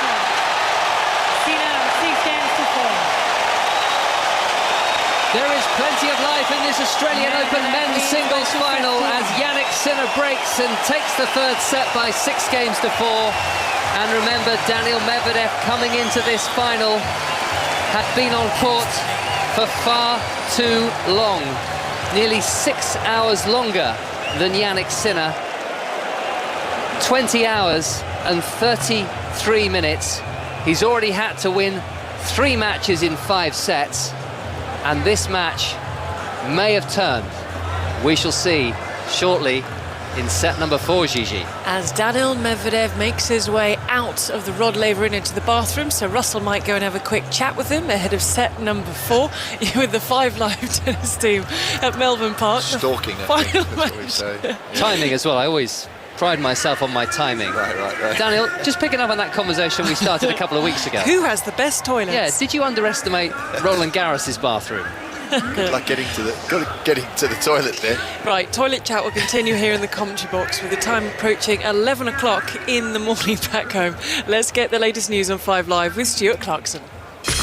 Listen on BBC Sounds. This is BBC Radio 5 Live. Thank you, Gigi. The Business Secretary, Kemi Badenoch, says the governance of the Post Office just wasn't working. She asked the chairman, Henry Staunton, to step down yesterday and has told the BBC her focus is on getting fair compensation paid to sub-postmasters following the Horizon IT scandal. The head of the United Nations, Antonio Guterres, has urged countries that have suspended their funding for the UN Agency for Palestinian Refugees to guarantee its continuity. 9 countries, including the UK, paused their financial support after Israel claimed some UNRWA staff were involved in October's attacks by Hamas. The Mayor of London, Sadiq Khan, says he's asked Transport for London to trial off-peak tube and rail fares all day on Fridays. He says he wants everyone to be able to make the most of what he called the capital's world-class bars, restaurants, galleries and theatres on Fridays. And protesters have thrown soup at the Mona Lisa painting at the Louvre in Paris this morning. It sits behind bulletproof glass, so is unlikely to have been damaged. A video shows 2 protesters demanding the right to healthy and sustainable food, saying our agricultural system is sick. On BBC iPlayer. This story that I'd never heard before. Real people, unbelievable stories, including another body. Deepfake videos can make someone appear as though they're saying or doing something that they're not. There is no woman in the world who's safe from this technology. Beyond Utopia. There is no freedom of religion, no freedom of thought, no freedom of press in North Korea. And Revenge, Our Dad the Nazi Killer. They all believe Dad was responsible for taking out a Nazi fugitive living in Australia. Storyville. Watch on BBC iPlayer. Australian Open 2024. On 5 Live Sports and BBC Sounds. With Gigi Salmon. As we await the return of Daniil Medvedev to get things up and running in this 4th set, Medvedev leading by 2-1, but having just lost that 3rd set to Yanik Sinner. We'll get the very latest on the cricket that's taking place in Hyderabad, and watching for us, Jonathan Agnew. Well, these 2 Indian batsmen are still together. There's about half an hour of play left. I reckon England would love to go off now, just give it a break, come back tomorrow and finish the job off then, because these 2 are just chipping away in aggravating fashion as far as England are concerned. There's now 87 needed. Another boundary there of Rehan Ahmed, who's Ben Stokes has a little surprisingly brought on with runs at such a premium. He's been expensive so far. I just think England would take the long shadows and go. But there are still 7.3 overs to go. A chance, therefore, for Bharat and Ashwin to get that little closer to their target. They're now 83 runs away. Terrific effort by Tom Hartley, who batted well this morning, along, of course, with Ollie Pope with that magnificent 196. But Hartley, 4 for 43 so far from 21 overs. Quite a transformation from that first innings. But they still need 3 wickets to win this match. India need 83 more runs, Julie. Jonathan, thank you very much. Live text commentary continues on the BBC Sport website. We are still missing the 3rd seed, so let me remind you that it is kick-off at 11:45, West Brom Wolves in the 4th round of the FA Cup. If we are still going here, that will start on Sports Extra, and the WSL match between Manchester United and Aston Villa, that will move to the BBC Sport app and website. 2 o'clock this afternoon, we have got the FA Cup draw, and then at 2:30, you've got Liverpool against Norwich, and we'll keep letting you know where and when and how things are happening. The first thing that has to happen here is Daniil Medvedev has to return. It must be a couple of minutes now that Yanik Sinner, who's just in front of the window of our commentary box, has been jumping up and down, pacing around with the ball. Pat Cash is leaving the commentary box, Russell. I think he's going to see if he can find Daniil Medvedev in the bathroom, because he has been gone. He did take a bag for a change of clothes, but he's been gone an awfully long time. Well, normally we get a clock across these things, 5 minutes and 14 seconds since the last point, and because the bathroom break, if you're changing your clothes, can be 5 minutes, and it takes a little bit of time to get to the bathroom and come back again. I think here he comes. He's absolutely within the time limit allowed. Yanik Sinner just prowling around with the balls at the back end of the court, sort of bouncing around just to see if there's a little side eye from Medvedev, and Sinner says, right, I'm ready. I took the last set. It's been nearly 6 minutes since the last ball was struck. Remember that Yanik Sinner's looking to do something he's only ever done once before, and that was here last year against Marton Fucsovics. And we have to remember that Daniil Medvedev led the 2022 Australian Open final against Rafa Nadal by 2 sets to love. This is now very tough for Daniil Medvedev, no question at all. 2 hours and, what is that, 18 minutes played. So he's approaching the 23-hour mark of time on court during this Australian Open. Yanik Sinner, because he broke the serve of Medvedev, he starts things off in the fourth set. He steps on a short return, he whips the forehand cross-court, the Italian. He picks the forehand up again, bit of air under that through the middle. Through the middle goes Medvedev, backhand cross-court Sinner. Sinner scoops up the backhand down on one knee, and again down on one knee. Real bend in that knee. Through the middle goes Medvedev. Inside out forehand goes Sinner. Clips the top of the net, Medvedev, and rolls back his own side. 15 love. And thinking of Grand Slam triumphs after an incredibly strenuous fortnight, we think of how Carlos Alcaraz won the US Open in 2022, Rafa Nadal winning the Australian Open here, coming from 2 sets to love down to beat Medvedev in the final. He was on court for a long, long time, as was Stan Wawrinka when he won the US Open in 2016. Those are the 3 that spring to mind in recent years. The stat that changed from the second to the third set as we start the fourth is the spin that Sinner's getting off his forehand as he hits that inside-out forehand winner. His spin rate has gone up. Medvedev's has dropped down, and he's got 30 love in the first game of set 4 as we get a shot of Gilles Savara, the French coach of Daniil Medvedev, just muttering to anybody that will listen to him.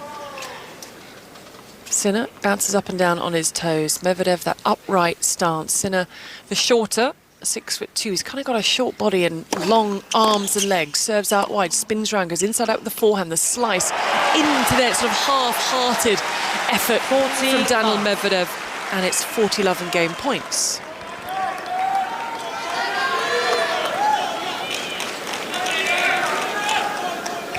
Sinner goes through what he needs to go through. 25 seconds to get the ball away with the 5 Live tennis team live from Melbourne Park at the Australian Open, the final match of this year's championships as Sinner serves out wide. We will have a new name on the trophy.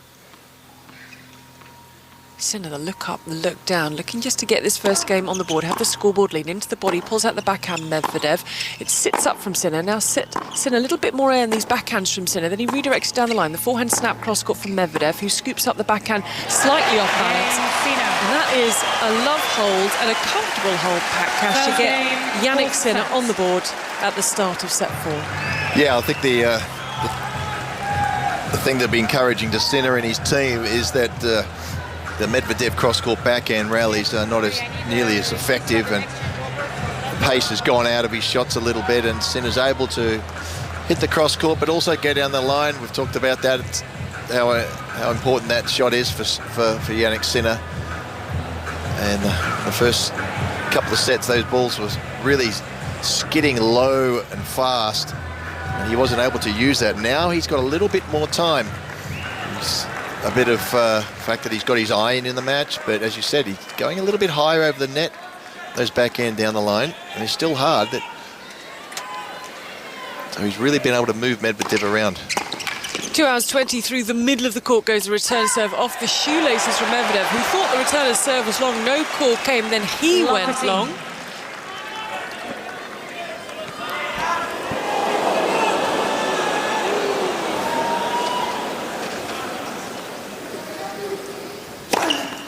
Seven minutes past 10 in the evening at Melbourne. The forehand loose. It's just sort of a slap from Medvedev without moving his feet. Yeah, it's that. You're exactly right. Didn't move his feet. His foot. He's going through a flat patch at the moment. That was poor footwork. Love 30. Serve out wide. Ooh, just missed off the returner's serve. 15-30. Medvedev close to our commentary box window with the green collared top, the white shorts, the white socks and the white and green shoes and the predominantly white racket, including the handle as he serves down the tee. The serve is too good and he levels up at 30 all.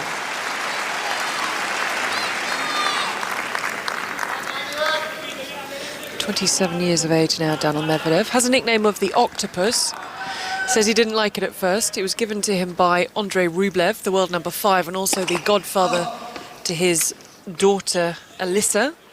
But he says he quite likes the nickname now, and all of his friends have started buying his daughter cuddly toys in the form of an octopus. Backhand through the middle, it's because he's all arms and legs, very gangly, but gets to things. Great movement. Backhand cross-court, scooped up backhand cross-court Sinner. Backhand down the line Medvedev. The squeak of the shoes of Sinner. The off forehand from Medvedev. The backhand cross-court from Sinner. Backhand cross-court they go. Who changes it? Who makes a move? It's Sinner down the line. The pick-up on the forehand from Medvedev, who knew it wasn't going to find the court. He puffs out his cheeks, and it is break point Yanik Sinner in the second game of the fourth set. 30-40. Well, it's a bit of a pattern now, isn't it? Rally backhand and then Sinner hits the backhand down the line. Hasn't missed one for quite a while. One of those shots. They weren't hitting the mark in the first couple of sets, which meant he was limited to just keep going cross-court. He's really opened up the court now in the rallies. So down the tee, back through the middle, mid-court, plays through the middle again. They keep playing through the middle. A bit deeper from Medvedev. The backhand, remember, it's break point Yanik Sinner. Air under that short ball from Sinner. Brought down cross-court forehand from Medvedev, who then flat forehand up the line Medvedev. Plays the backhand down the other wing. The pick-up from Sinner. The driving backhand cross-court back to Sinner, who can't get himself adjusted enough to dig out the forehand and the break point saved. Oh, incredible backhand in the line from Medvedev. Yes. Sinner just got to it, floated the ball up. Medvedev came in for the drive volley, but was dropping so quickly. Ended up hitting a backhand drive. Sinner expected it to be a cross-court, but he kind of mishit it straight down the middle. And wrong-footed Sinner. 10th meeting between these two. A first at a Grand Slam. The serve is down the tee. The backhand's down the line. The backhand cross-court very deep from Medvedev, who swivels and goes inside in with his forehand. Forehand centre of the court Sinner. Forehand cross-court Medvedev. Scooped up in the centre. The forehand air under that ball. Flattened out. Backhand cross-court Sinner. Sinner goes backhand cross-court again, looking to bring up another break point. Backhand to backhand they go. Down the line Medvedev. Centre of the court Sinner. Forehand cross-court Medvedev. Cross-court more of an angle Sinner. Cross-court more of an angle Medvedev. Trying to find the down the line winner. Doesn't find it. Sinner, and it's game point. He is so deadly, isn't he, Medvedev? Advantage. When he's wide, he can pull it down the line or across court, which is his favourite shot, as we saw there. And that's why Sinner is playing down the middle, because as soon as he gets that angle, and Sinner's cross-court forehand is something special as well, but that one, half in, half out, it just caught the edge of the line. Game Medvedev. And so did that serve. Ace, 1-all, break point saved. The balls will make their way down to Yanik Sinner, 22 years of age. 15th seed here last year, 4th seed this year. Won the biggest title of his career last year, the Rogers Cup, the Toronto Masters. Also got those big wins towards the back end of the year and led Italy to Davis Cup glory with his victory over Novak Djokovic. Yeah, that's huge. Players who perform well for their nation in those stressful competitions really toughens them up. Certainly, that's a significant thing in my career, to be able to play those tough matches. Sinner sent to the box, the off backhand return. Medvedev back into the middle, clip stopping the net from Sinner going off forehand. Sinner plays the half volley. In comes Medvedev, whips the forehand cross court. Little unlucky there, Sinner. Good approach shot down the line. Love 15. Just clipped the net, enabled Medvedev to get to the ball, and then it's great control to be able to dip it down. Not a bad pickup from Sinner, but Medvedev is so quick up to that ball. Yeah, put it away. The attempted drop shot from Sinner, put it away quite easily. Love 15, 1 game all, 4th set. Medvedev by 2 sets to 1. 10 past 10 in the evening. 2 hours 25 on the match clock, and an ace out wide from the Italian.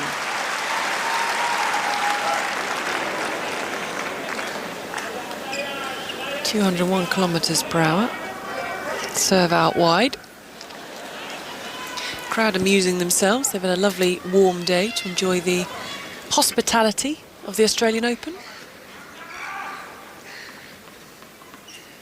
15-all. Medvedev tucks his wedding ring that's on a gold chain inside his shirt as he gets ready for the serve from Sinner, and he steps forward and plays the backhand, and that sets up for the backhand down the line from Sinner. Forehand cross-court from Medvedev. Medvedev with his forehand goes cross-court to the forehand cross-court from Sinner. Down the line goes Medvedev. Drop shot comes Sinner.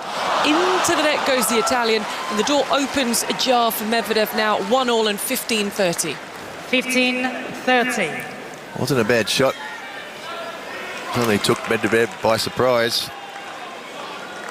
Execution wasn't quite perfect. But he has to also, he doesn't want to get into these long rallies with Medvedev. Medvedev doesn't want them either, but he's got to win this set, so he's got to win it, not let Medvedev lose it. Medvedev's got a second serve to look at. He's just used the bottom of his shirt to wipe the sweat away from his face, the third seed. Now he's in position alongside the Melbourne side. He moves to the side, he takes the forehand, he plays the inside-out forehand. Long opportunity gone, and it's 30-all. He's screaming at himself there, Medvedev. 30-all. Second serve, it was a pretty short second serve, 140 right in the middle of the box. He ran around Medvedev, but it was, because it was slow, it bounced up quite high. He still went for it, and just timed it all together.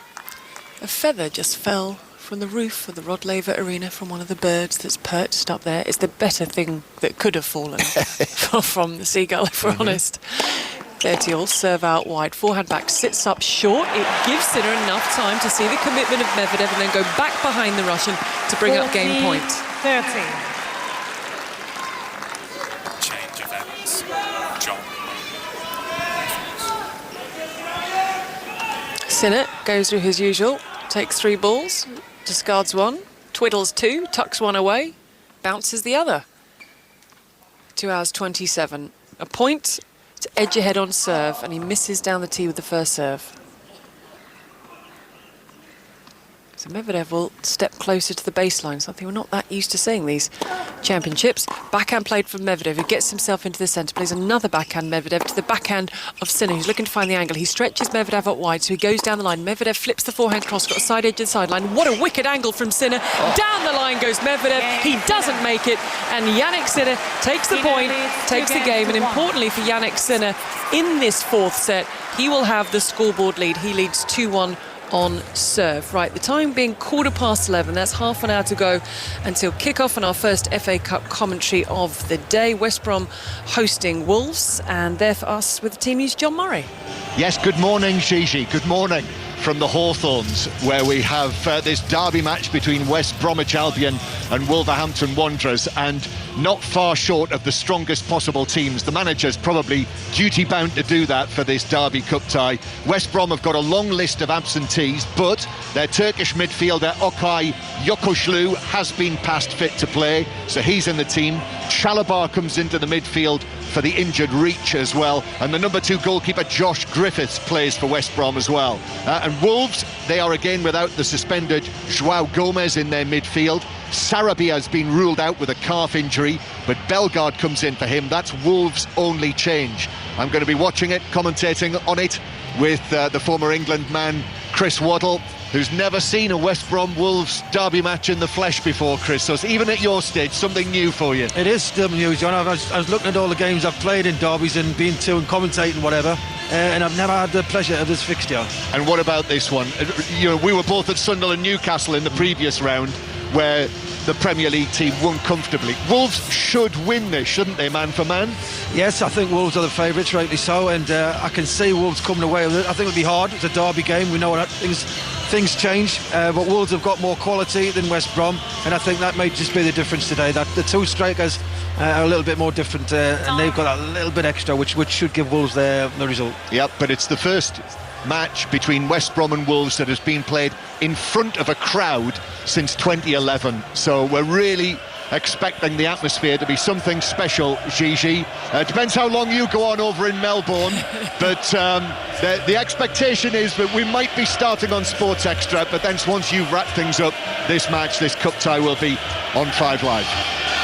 John, Chris, thank you very much. Exactly as John said, it's a kickoff just under half an hour away at the Hawthorns. If we're still going here, it will start on Sports Sector, but if we are wrapped up and done and we have a champion, and in that time it would have to be Daniil Medvedev, then it will be here on 5 Live. We just had the trainer out for Medvedev's right foot. I'm not a foot person. I don't like nice feet, ugly feet, awful feet, but that foot had so much tape on it, covering blisters, and more tape was added to the Medvedev foot as Medvedev hits the backhand down the line, drops it short, mid-court, the forehand up the line, the backhand cross-court, Sinner with the backhand cross-court, and the stretch on the backhand cross-court, wide there from Medvedev, goes inside in, and the squeaky splits from Sinner, who gets there, then gets up to the backhand, lots of air under that Sinner ball, then he cuts and slices that ball down the line, then Sinner with the forehand goes down the other wing, and it's too good, and it's an outright winner. 15 all. Well, probably his best forehand of the night. He just unleashed onto that forehand, almost out of nowhere, down the line for a winner. He has the upper hand in these long rallies now. Before that, he was making a mistake. Seen that? Not surprised after we've seen the state of Medvedev's right foot, who then slow balls that forehand and then lamely, timidly nets off the backhand Daniil Medvedev, and that door opens once again, just ajar for the Italian, who has the scoreboard lead at 2-1. Now he has an opening at 15:30 on the Medvedev serve. Medvedev leading this Australian Open men's final by 2-1. Medvedev serves that way, a beauty of a serve. It just shuts the door for now on Sinner. Yeah, you expect that. Yeah, the door's open and it's shut. It's open and shut. But if you can just keep knocking on that door a little bit, keep pushing on it. And Medvedev was doing that in the first couple of sets, and Sinner's been doing it the last set and a bit. Serve down the tee, the backhand drops down the line, the backhand cross got Medvedev's out of court, but Sinner got his feet all mixed up, couldn't get himself set, bangs the frame of his racket on the court, and it's game point Medvedev. We haven't seen him miss the backhand for quite a while, Sinner. Yeah, just there's one of those Medvedev balls that just skids a little lower. Medvedev is so quick, he just doesn't hang around. He's ready with the second serve. It's game point for 2. He kicks that in, it sits up high. The backhand cross-court from Medvedev, backhand cross-court from Sinner. Backhand cross-court shorter an angle from Medvedev. He's going deeper now with the backhand, pulling him in, pushing him back, but then netting. And it's deuce. Deuce.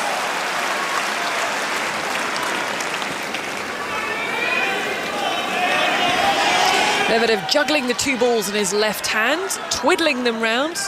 Now making sure the one he's not going to use is tucked firmly into his pocket on the left-hand side. Doesn't wait for the crowd to silence. Serves down the tee. Now they're quiet. Backhand cross-court Medvedev. Cross-court Sinner. Sinner looking to bring up a break point. Goes backhand cross-court. A little bit higher over the net. Goes more through the middle of the court. Backhand down the line Medvedev. Forehand snap cross-court from Sinner. Sinner with his forehand goes cross-court. Deep into the forehand through the centre from Medvedev. The off forehand from Sinner. Sinner with a double-handed backhand goes cross-court to the backhand cross-court service line. Down the line goes Sinner. Back up the line goes Medvedev. But down the line goes Sinner. Cross-court goes Medvedev.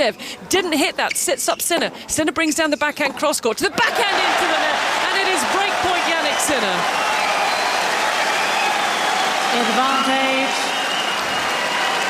Sinner. These balls are floating through the air. Guys are really hitting it hard, but they're not getting a lot of rewards out of it.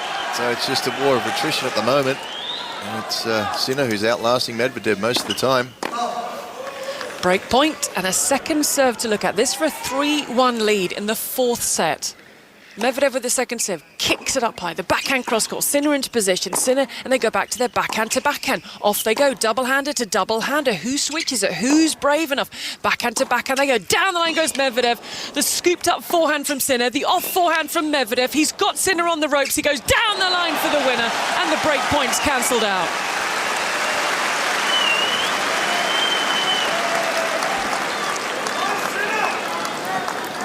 Deuce. Another great rally. So just had enough width and time. Medvedev, I think they're both looking for the ball that they could thump down the line. It came for Medvedev, and he did what he needed to do. He's done what he's needed to do with that serve out wide to go from break point down to game point up. Once again, he tucks his wedding ring on the gold chain inside his top. He gathers the balls from the back of the court, discards the one he doesn't want to use. Looking to level us up at 2 games all in the fourth set after 2.5 hours of play. Serves a big serve. He goes back to the backhand of Sinner, who is there. Plays the half volley Medvedev. He's at the net. The lob goes up from Sinner. Game Medvedev. Sinner knew it wasn't going to land in. He looks to his box as if to say, why did I do that? They don't have an answer. He has no answer, and it's 2 games all. 2 games all. Well, one of those panicky type of rushing forward shots that we saw at the end of the second set from Medvedev. He just came out of the blue then, didn't he? Just hit the ball and ran into the net.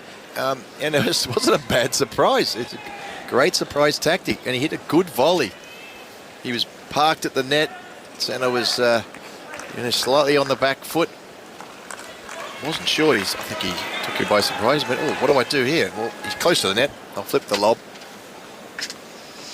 Didn't quite make it. Yeah. Sinner looks up, and 6'6" of the octopus is at the net. Yeah, exactly. Medvedev actually translates from Russian to bear, and he says he prefers being called the bear, but it is the octopus that's stuck.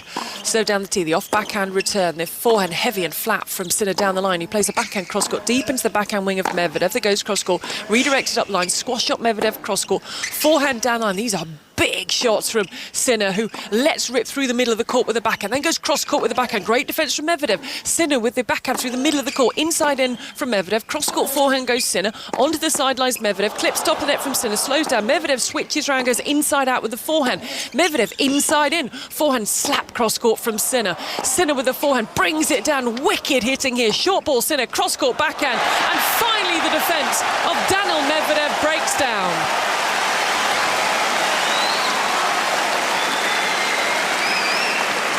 Oh, what energy-sapping rally there for both 51. players. But in the end, this is the problem with these balls. They're just too slow on the evening. The guys are hitting it so hard that they cannot penetrate. It takes 30 shots or more, 40 shots to move the player out of the way. A good shot should be rewarded, shouldn't be held up by a slow ball. 27 shot rally, 15 love 2 all. At the moment it's working to Sinner's plan because Medvedev's having to long rallies and then losing them. Remembering he had 20 hours and 33 minutes in his legs, Medvedev, as Sinner double faults before he came on. We can add another 2.5 hours onto that. So Medvedev's total keeps climbing.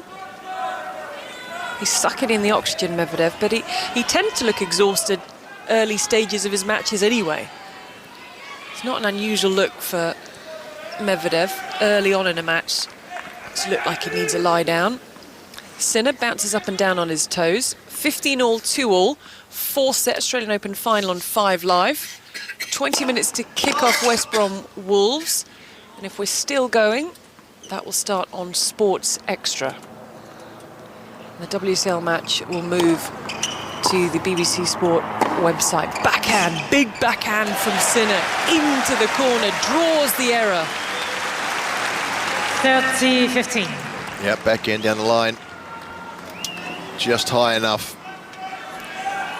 and short enough that he could do something with that. And of course he's got a great backhand across court. So that's where Medvedev's been banking on him going, but he wants to finish the points off. No point just going back to the cross court again. So tactics are very good from Sinner at the moment, and the execution is excellent. Sweat dripping down off the chin of the Italian. He mops some away with a sweatband, the white sweatband on the right wrist. Then he twists the racket again and again in the right hand before reaching up and serving down the tee. It's slapped back through the middle of the court. The off forehand is good and deep and heavy from Sinner. He's really crunching these forehands now. He goes back to the forehand that clips over the net from Medvedev. Then down the line for the winner. He's in such a good rhythm right now, Yanik Sinner. 40-15. Yeah, these winners are coming freely now. We've been seeing these for the last 2 weeks. Whenever he gets a short ball, he's been going for it and he's been making them. Hasn't been that way the whole match here by any stretch of the imagination. It's just coming good now in the last, really, just this set. 2 hours 40 game points for 3-2. Sinner winds himself up, thumps it onto the top of the net, but it manages to creep into the box, so he'll have another go. So he'll keep the ball tucked in the left-hand pocket. He'll take another one from the ball girl at the back of the court, and he will go again. The quick look up, the look down, tosses up the ball, serves out wide, misses. Now the ball will be retrieved from the pocket of the black shorts. Look up, look down. Medvedev coming towards the baseline. Medvedev takes this early now with the backhand down the line. The backhand cross-court from Sinner into the net from Medvedev.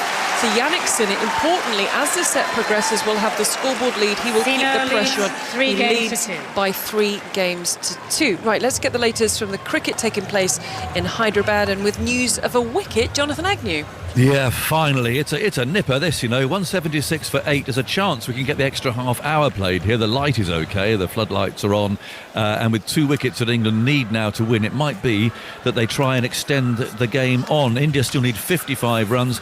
The partnership broken by Tom Hartley, his 5th wicket. It was an unplayable ball, really, pitched outside leg, hit Barrett's off stump, and he played really well for his 28, and in that partnership with 57 with R. Ashwin, who's still there, but it's down to the bowlers now, Bumrah, and then the number 11 Siraj to come. So a terrific finish here, 176 for 8, and I'm really hoping that the umpires see sense and give us his extra half hour to try and get it done today. 176 for 8, 55 for India, 2 wickets for England. Jonathan, thank you very much. And there's live text commentary on the BBC Sport website. Staying with the cricket, reminder that West Indies beat Australia earlier today. If you're tuning in and thinking this doesn't sound like football, it's not. This is the Rod Laver Arena. This is the final Grand Slam. This is the final match of the first Grand Slam of the year. But West Brom Wolves, that will be on Sports Extra in 15 minutes if there is no conclusion, which are looking very unlikely as things stand, because it's Medvedev that leads by 2-1, but it is Sinner who is ahead on serve in the middling part of this 4th set. The FA Cup draw is at 2 o'clock this afternoon, and 2:30 there'll be commentary of Liverpool against Norwich. Medvedev coming from behind, 2-3 down. Former world number 1, former US Open champion, current world number 3, swings the racket and the backhand goes cross-court. The net is found by Sinner. Medvedev is now up the end of his box, and he can talk to his box, and his box can talk to him when they're down their respective ends. They just tend to glare at their boxes rather than speak to them. Serve out wide, the forehand-driven cross-court, the follow-up volley just cuts the ball dead.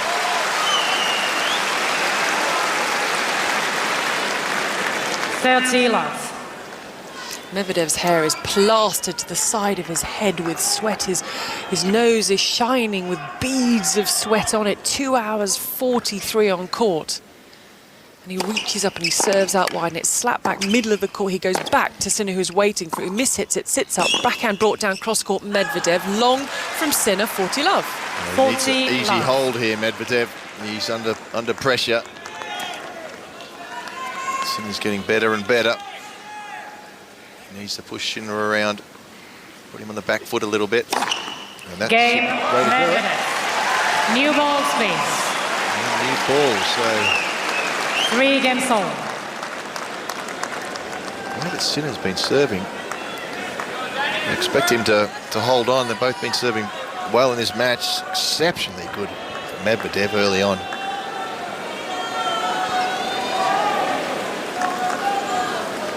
But, fatigue it's got to play a part at some stage. Even for Sinner, I know he's way fresher. How much can adrenaline see you through? A fair while, but adrenaline is when humans were chased by saber-toothed tigers. You get adrenaline, you get out of there and jump up a tree or run in a cave. You don't run for 4 hours away from the saber-toothed tiger. Wow, that would be backhand, the off backhand from Medvedev, the forehand cross-court. Cross-court goes Medvedev, air under that ball from Sinner, brought down high backhand cross-court, the slice cross-court from Sinner, inside in goes Medvedev, forehand cross-court from Sinner, forehand down the line from Medvedev and loose and wide from Sinner. And Medvedev takes the first point of game 7. That looked was going out, didn't it? Medvedev hit that and stopped, but it wobbled just enough to drop, hit the line. Just fooled Sinner a little bit. Important moments here Sinner to come up with some good serving. It's serve not quite as good in this set. First serve percentage-wise. Yanik Sinner misses down the tee, the 22-year-old, in his first Grand Slam final. He had only dropped one set, including defeating Novak Djokovic to reach this Grand Slam final. And he double faults, going big off the second serve down the tee. Love 30. Clearly a little bit conscious of Medvedev stepping in the second serve. Hasn't done a lot of damage on that second serve recently, Medvedev. Not sure why Sinner felt the need to go for that one, but it's put him under quite a bit of pressure here. Little look up from Sinner as he winds himself up. Some people call this the all-important 7th game, and Sinner's in a spot of bother. 3-all, love 30, second serve. In comes Medvedev, takes it early with the forehand to the feet, and the forehand that sits a little bit short from Sinner. Sinner double-handed backhand goes cross-court to the backhand cross-court from Medvedev. Cross-court, backhand they go. Who's going to change it? Who's the brave one? Who mixes it up? They still are trying to find that angle going the cross-court backhand. And Medvedev, is he going to do it? No, he doesn't. Almost stumbles a little bit backwards, a little bit of indecision, and he goes wide, and Sinner's on the board. 30. And just a little close to that one. Footwork wasn't quite there. Just seeing a few of those just slightly tired bits of footwork causing errors for Medvedev now. That was a big point to make an unforced error. 15-30. Ace from Sinner. You've got to make a big serve eventually.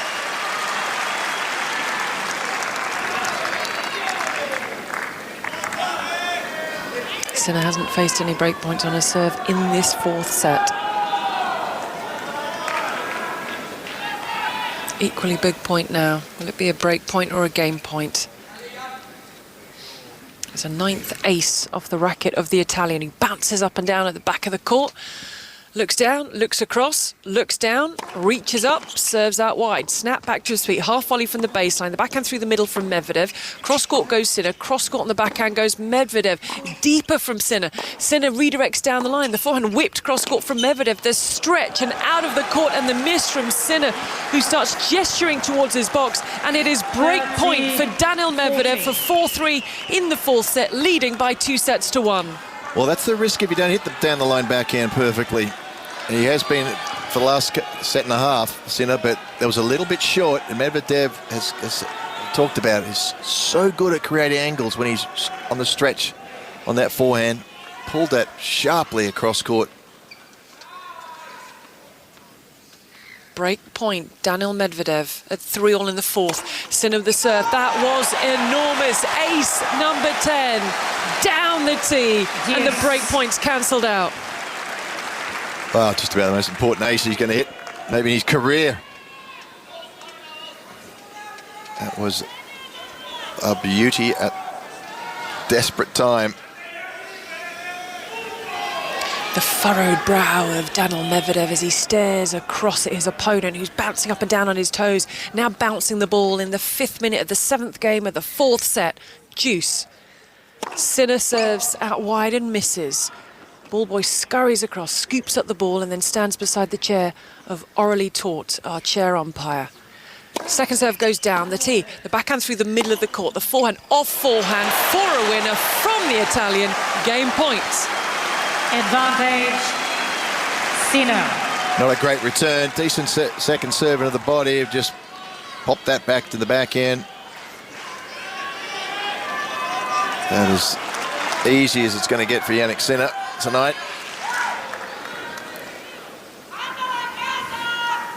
Game point. An excitable crowd. 10:37 in the evening. Oof! Boom! Third ace from Sinner. That seals the deal in game number 7 of set number 4. So 4-3 Sinner with the scoreboard lead. Let's get the latest from the cricket. India against England with Jonathan Agnew. England need 1 wicket to win. A hapless swipe from Ashwin gave Hartley his 6th wicket via a stumping from Folkes. He's out for 28. So numbers 10 and 11 together. India still, 48 runs behind. England need 1 wicket to win this truly historic match. Jonathan, thank you very much. And Jonathan will bring us the very latest. You can also follow the live text commentary on the BBC Sport website. We have 7 minutes to kick off at the Hawthorns. If you're just tuning in for West Brom against Wolves, you're going to have that on Sports Extra until the conclusion of the Australian Open men's final. And then you're going to get on 5 Live a little bit later. Liverpool against Norwich, and there's the FA Cup draw in the middle of all that at around 2 o'clock. 10:38 here, and that, Pat Cash, was a massive hold of serve from Yanik Sinner. Absolutely. It is huge, and fine margins in these Grand Slam finals, and just a bit of hold on. Great ace. He served down the tee, and he's very good service game hold. And of course the pressure's now on Medvedev. Bad service game here. Sinner serves for 2 sets all, and I don't think anybody would have picked that Medvedev would outlast Sinner over a 5-set match. The fresh legs against someone who's... So this next 10 or 15 minutes is... I mean, you never know, of course, but you would think it would be the match. Serve out wide from Medvedev, 3-4. He swings the ball cross court, went for the pass. Sinner drew Medvedev in, got the error, and that all-important first point goes against the serve. 3-4, love 15. If Sinner could break here, he would serve to take us into a deciding set, something that our listener Dennis predicted way back in the first set when he said Medvedev was going to win in a 5-set thriller. Served down the tee, snapped into the net, 15 all. That's a big prediction, isn't it? Yeah. Medvedev would outlast him, but he might be right. I think I predicted this match would finish at 10:30, so now it's 10:39. Yeah, I thought it would be about that as well. Led for service.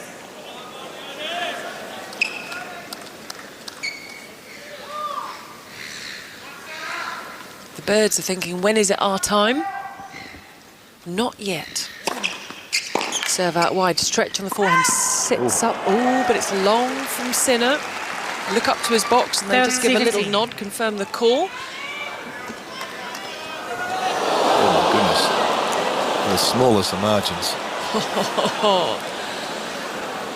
Sinner bounces that deep bend in his knee. The serve down the tee misses. Sinner says the skill he's taken from his skiing days is the sliding and the balance that he has on court, and you can definitely see that backhand cross court. He's so balanced on a tennis court. The backhand just knocked Medvedev back through the middle of the court. They play with the forehand. They continue to do so. The backhand clips the net from Sinner. The backhand cross court from Medvedev. Backhand cross court Sinner. They go cross court to cross court with their backhand, deeper from Sinner, shorter from Medvedev. Medvedev redirects down the line. He doesn't find it. 30 all. 30 all. Sinner's winning their backhand rallies at the moment, cross-court rallies.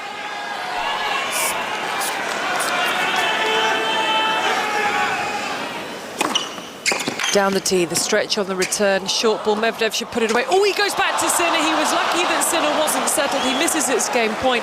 And just to let you know that live now over on Sports Extra, John Murray and Chris Waddles have West Brom against Wolves in the 4th round of the FA Cup, and we will be handing to them at the conclusion of the final here. So 5 Live Sport with you, keeping you across absolutely everything, and also BBC Sounds, you can take us with you. Game point for 4 all, first serve into the net. 6 minutes shy of 3 hours on court. Backhands in play off the serve from Sinner. Sinner with double-handed backhand had to scoot up a little bit inside the baseline. Backhand down the line. Oh, that's a beauty of a backhand line winner from Yanik Sinner. Yes.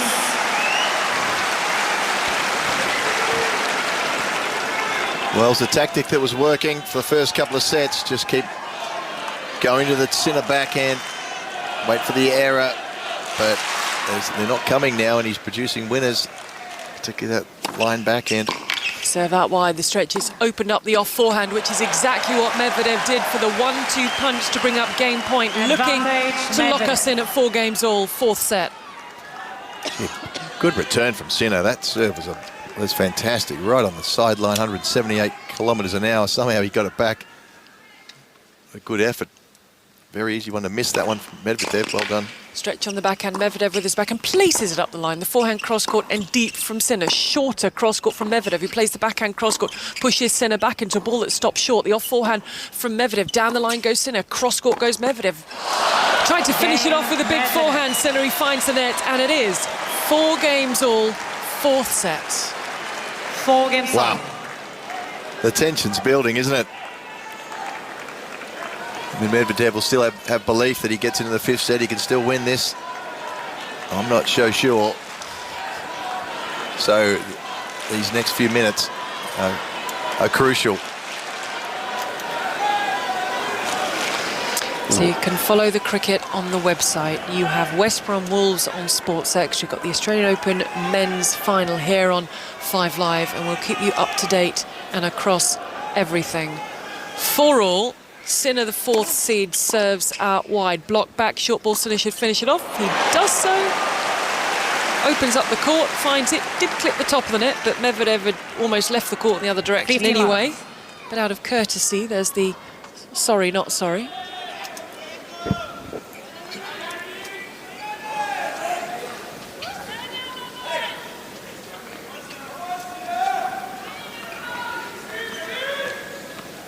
Sinner, 4 all, 15 love. In his first Grand Slam final, nets.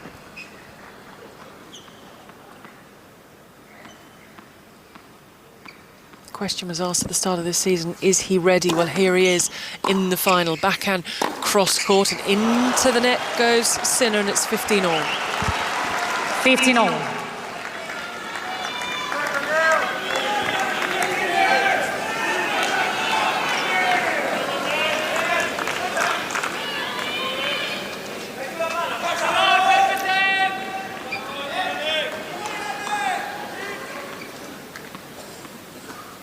All. Yanik Sinner hits the top of the net. You hear that collective groan from the crowd. Packed Rod Laver Arena, as you would expect. Serve out wide, forehand long, and Medvedev just stares down the length of the court towards his box. As you say, that wasn't the plan. That didn't go well, and it's 30-15. Well, I think he got the shot that he wanted, a ball and the forehand that he could swing at. He went hard at it. It wasn't far long. Not that Sinner wasn't there anyway, but you know, he's struggling to get dominance in the rallies now. So that first hit is so incredibly crucial. Sinner serves out wide. The stretch on the back and it'll land in. Sinner takes his time. Goes for placement rather than power because he had the open court, and he brings up game points looking for 5-4. He served very well on this second court. The ad side has come up with some big serves when it counts. That one not down the middle, but out wide. Game points for 5-4. Misses the first serve. Yanik Sinner isn't 6'2", he's taller. Well, that's what it says. No, he's definitely taller. I've asked his coach, I've asked the team. He said no, he's 6'4". 6'4". 6'3 and a half, 6'4". 6'3 and a half. Backhand cross court. Medvedev is 6'6". Forehand flip cross court onto the service line from Medvedev. He's moving Sinner from side to side. You can hear the squeaky shoes of Yanik Sinner as he swivels around, goes inside in, and he's got it. He's got the side edge of the sideline. A very firm fist bump, and Pat Cash, you spoke about tensions rising and the nerves within the Rod Laver Arena as the clock ticks round to 3 hours of match play. When they resume, Daniil Medvedev on serve will be serving to stay in the 4th set at 4-5. Yeah, the balls are just get a little bit slower now. It'll be harder to win off a good serve. Yeah, certainly pressure really on Medvedev. I think even his team know this. You got to get this set, but not that he doesn't fight like a maniac, but it's a huge ask for him to win in 5 sets, Medvedev, after all the tennis he's had. Now with the match underway at the Hawthorns, remembering this is FA Cup 4th round weekend, let's get the very latest. There for us, Andy Giddings. Well, we've had a couple of minutes. It remains goalless between West Bromwich Albion and Wolverhampton Wanderers in front of a febrile atmosphere here. West Bromwich Albion have made the early running. They're really testing their Premier League opponents, but so far yet to create that killer chance. It's goalless. Andy, thank you very much. That match live right now with John Murray and Chris Waddle over on Sports Extra, and we'll be joining it here on 5 Live at the conclusion of the tennis. The cricket, England still need 1 wicket to win the Test match. You can get live text updates via the BBC Sport website. FA Cup draw 2 o'clock this afternoon if your team's still involved. And then 2:30 Liverpool against Norwich. Daniil Medvedev serving to stay in the 4th set. He doesn't wait for the crowd to be quiet, just cracks on with things. Backhand cross-court Sinner, backhand cross-court from Medvedev, backhand cross-court from Sinner, backhand down the line, flat from Medvedev. Hits the forehand, whips it cross-court, miss it from Sinner, sits up, backhand brought down cross-court deep, net found by Sinner. 15 love. How many backhand errors from Sinner? That was a pretty routine one, wasn't it? Have you switched yourself off, Pat? No. Oh, am I on now? Backhand from Medvedev goes cross-court to the backhand of Sinner. Inside-out forehand from Medvedev. Medvedev's forehand, he whips it cross-court. That's loose from Medvedev as he goes cross-court for the error. Handing a point to Yanik Sinner, who himself needs just 3 points to take us to a deciding set.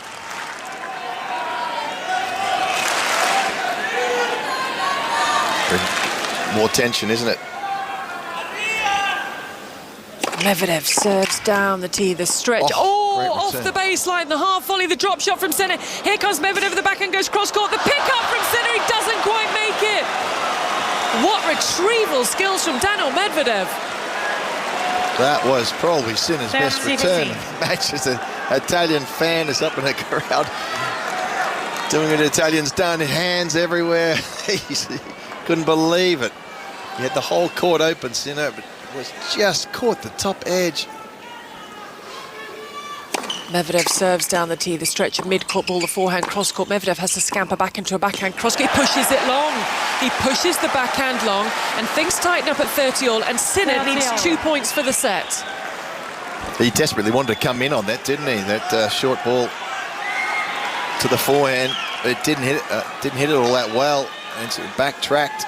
Sinner got the ball back, and he was on the back foot. 30-all, serve down the tee, misses. Ooh, second serve, 4-5, 30-all, Australian Open final. Medvedev serves down the tee again. The off backhand is very deep. He half volleys off the baseline. Medvedev plays double-handed backhand down the line. The forehand cross-court from Sinner. Sinner with his forehand just sort of policing these balls, trying to draw the error from Medvedev. He redirects it. The pick-up off the backhand from Medvedev. The ball lands in. Oh, my word! Yanik Sinner let it bounce, took it above head height, had the whole court, and he missed the court altogether. Game point. What a miss. 40. Well, it was a miss, 30. but what a retrieval from Medvedev. He barely got his racket on that ball, floated it. It went all the way so slow. He almost landed on the baseline or a few inches from it and stopped. And that's what fooled Sinner. Medvedev, another deep return from Sinner. This is game point for 5-all. Backhand to backhand, they go very deep from Sinner, who spins around and goes inside out. Oh, he lets rip with that forehand. The backhand pick up, the driving forehand. Cross-court winner from Yanik Sinner for deuce. Yes. He's got the firepower, doesn't he? To just get the ball past Medvedev, who shots are getting slower and slower. 3 hours and 4 minutes. 10:51 at night. And Yanik Sinner is 2 points from taking us to a 5th set.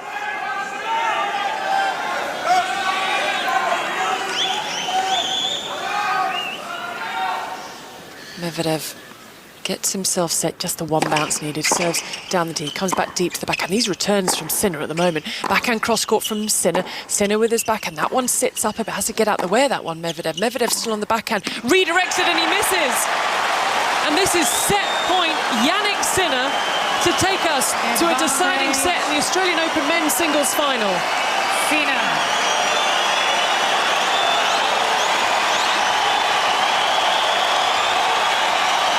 Thank you, please. This time Medvedev waits. 3 bounces needed. Set point Sinner. The first serve nets.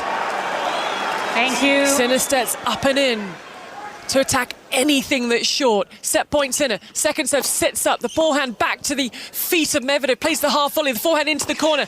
The slash. The spin and the miss from Daniil Medvedev. And we are going the distance. The pump and a fist from Yanik Sinner. He has come from 2 sets to love down to level us up at 2 sets all. We will have 1 set to decide the Australian Open champion for 2024. So as the players get set to leave, Medvedev wants to leave. He's been telling he can't leave. We're going to sort out who's going to leave, who's not going to leave. We'll have that deciding set for you here on 5 Live. But first, with the time at 11:53 in the UK, let's get the news on 5 Live with Stuart Clarkson. Listen on BBC Sounds. This is BBC Radio 5 Live. Thank you. Good morning. The Business Secretary, Kemi Badenoch, says one of her top priorities is compensating post office branch managers wrongly convicted because of the Horizon IT scandal. She's told the BBC a deadline can't be set, though, as that could lead to rushed and wrong decisions. She also said the post office chairman was asked to step down this weekend because the governance of the business, in her words, wasn't working. The UN Secretary-General Antonio Guterres says he's horrified by accusations levelled by Israel against several UNRWA staff, claiming they were involved in the Hamas attacks against the country in October. He's begged nations not to suspend their funding for the agency, which provides relief to Palestinian refugees. Turkish authorities say one person's been killed in an armed attack on an Italian church in Istanbul. The country's interior minister says a religious ceremony was taking place at the time. 2 activists have thrown soup at the Mona Lisa in Paris. It hit the bulletproof glass covering the piece. The painting itself has not been damaged. And the Mayor of London, Sadiq Khan, says off-peak tube and rail fares will be trialled all day on Fridays. Figures show the number of journeys taken on the Underground on Fridays after the pandemic is recovering slower than on other days. This remains one of the toughest processes around. On BBC iPlayer, I need you to create a virtual escape room. The Apprentice is back. So excited to be here in Budapest. I want you to launch a new Formula E team. Every second counts! You lost me money. Sorry, guys, shush. Just tell the truth. You've been using crumble. The fish cake. You kidding? The Apprentice. You're fired. Starts tomorrow on BBC iPlayer. Australian Open 2024 on 5 Live Sports and BBC Sounds with Gigi Salmon. Play is about to resume in the deciding sets, a 1-set shootout to find out who will be champion at Melbourne Park at the Australian Open. Before we get stuck into this deciding set, let's get the very latest from the Hawthorns on FA Cup 4th round weekend with Andy Giddings. Where it's West Bromwich Albion 0, Wolverhampton Wanderers 0. The Baggies much the brighter against their Premier League neighbours for all of their possession. 2 headers to show for it, one from Brandon Thomas Asante, the other Jed Wallace, both unmarked, both straight at Jose Sarr. West Brom 0, Wolves 0. Thank you, Andy, and you can have commentary with John Murray and Chris Waddle of West Brom against Wolves right now on Sports Extra, and we will join that match at the conclusion of this. The cricket is still ongoing. England need the 1 wicket to win the Test match. You'll get live text commentary via the BBC Sport website. If we look at our win predictors, do they make sense? Do they not? Do you care? 60% now in favour of Yanik Sinner. 5th set underway, a 4th 5th setter for Daniil Medvedev these 2 weeks. The cups of coffee are in, the protein balls have been stocked up. You'll be enjoying it in the company of Pat Cash and Russell Fuller. Final set underway then with the Australian Open title on the line. Yanik Sinner winning the 4th set in identical fashion to the way he won the 3rd by getting that break in the final game, winning both sets 6-4. And that means that he has the advantage of serving first once again in the 5th and final set. He's only come back from 2 sets to love once before, but that was not in a Grand Slam final such as this. 15 all in the opening game. Forehand cross-court return from Medvedev. Slice backhand from Medvedev. A high floaty return. It keeps him in the rally. Sinner's forehand is mishit, and he's dragged that one wide. Pat Cash, Wimbledon champion in 1987 and twice a runner-up at this Australian Open, will be with us for the denouement of the Australian Open here on 5 Live and BBC Sounds. Just looking at a fascinating stat here. Total distance run, Sinner 20,186 metres, and Medvedev's just went off screen. I can't. But it was more, a lot further, more. Yeah. 15:30. 10,000 metres more, I think. Sinner. Here's the forehand chance for Medvedev, trying to put pressure on the Sinner serve in the opening game of the deciding set. Backhand from Medvedev. Sinner's backhand. Medvedev with the backhand cross-court. Sinner with the backhand cross-court. Medvedev down the line and wide. When he had 15:30 on the Italian serve. If Medvedev wins this set, he'll be the champion, and it'll be the first time in the Open era of men's tennis that a man has won 4 5-set matches and won a Grand Slam title. A reminder of how difficult this is going to be for Daniil Medvedev because of the amount of time he's spent on court, but he has the experience. Yanik Sinner's never been in this position before. First Grand Slam final. 1 set away from a first Grand Slam title.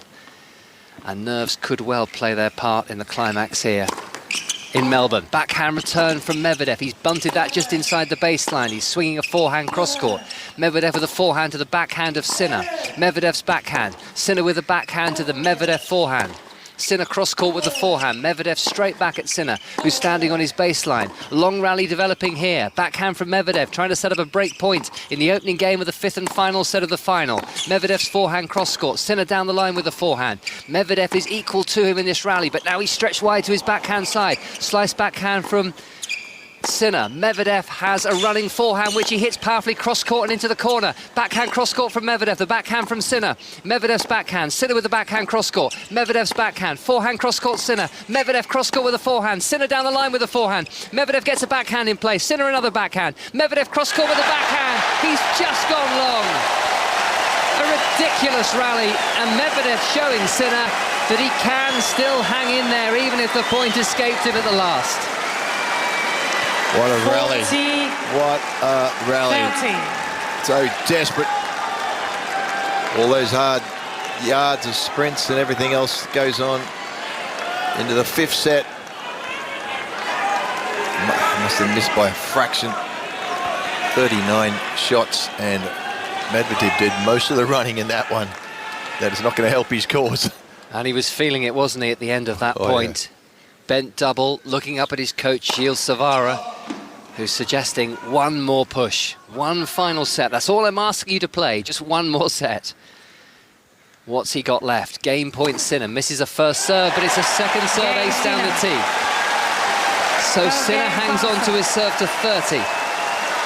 And he's in front in this Australian Open final for only the 2nd time in the match, having won his opening service game. He was then broken for 2-1 in the first set, and he's never been in front since. Garden Square still very well populated. People not lucky enough to have tickets watching on the big screen, despite the fact it is 1 minute past 11. 5th and final set on 5 Live and BBC Sounds, and we have a result in Hyderabad. Jonathan Agnew. This is one of the most extraordinary results you'll find, particularly in India. You really have to. For India to have had a convincing lead of 190 on first innings and to lose the match by 28 runs is extraordinary. It really is. It's unprecedented, I would guess. England have won this first Test match by 28 runs. It's been an absolute thriller. And the man who's gone from 0 to hero, and the first ball that he bowled, the first Englishman ever to be hit for 6 with his first ball in Test cricket. He had a really poor first innings with the ball and left everyone wondering, is Tom Hartley, who's finished with 7 for 62. He took the last wicket, that of Siraj, had a swipe and was stumped by Ben Foakes. So an absolutely gripping finish. I'm watching Ben Stokes walking off now. All of the England players are applauding the England supporters who have gone to Hyderabad to watch it.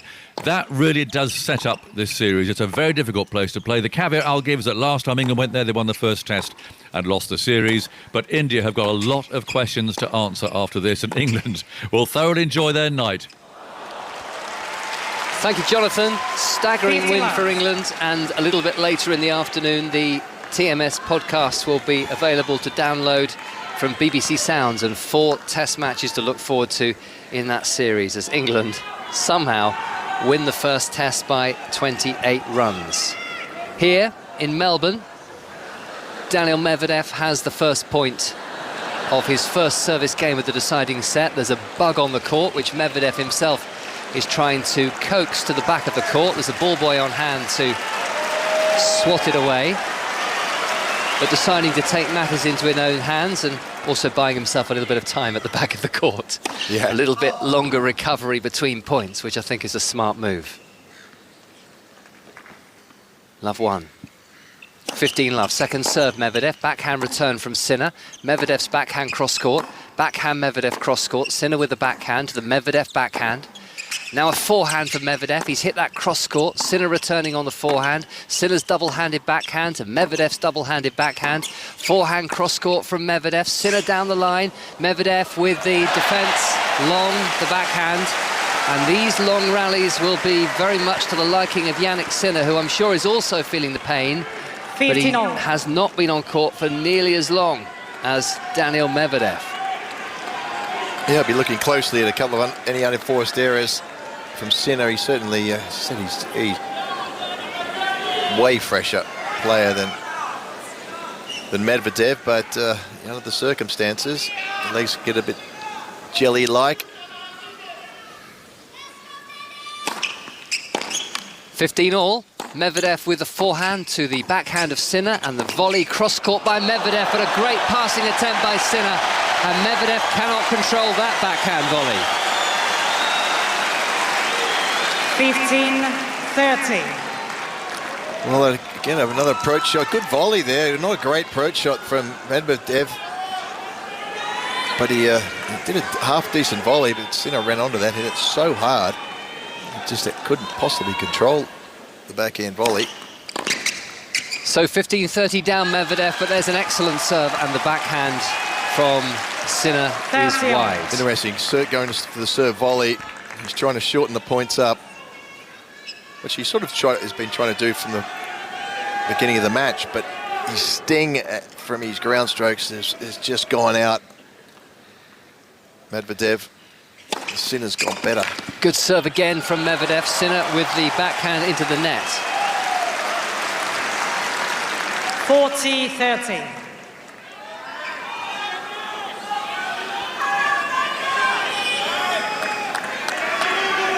Medvedev admits that he's one of those players who does look very tired. He wishes he could look fresher when he's tired, but it's fairly evident to his opponent, but you wouldn't know it from the way he served out that game.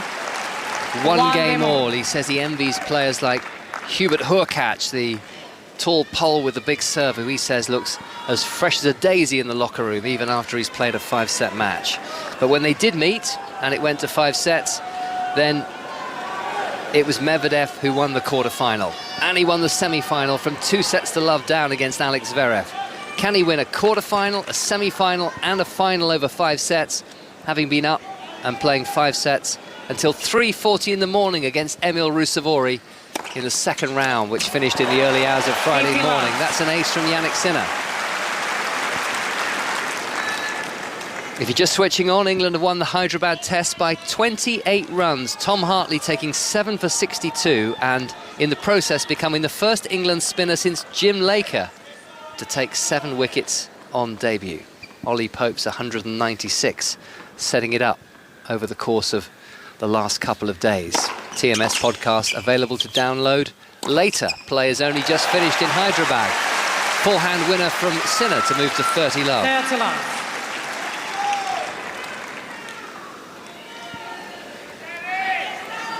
I mentioned earlier how Yanik Sinner has had a lot of heartache in 5-set matches in Grand Slams. Not in a final before, but 5 of his last 6 Grand Slams have ended in 5-set defeats. I wonder if that is playing on his mind, or whether he feels a completely different man at the start of 2024. He has 30 love. The backhand cross-court from Medvedev. Medvedev cross-court again with the backhand. Forehand cross-court Medvedev. Sinner lifts this forehand down the line. Backhand from Sinner cross-court. Medvedev into the net.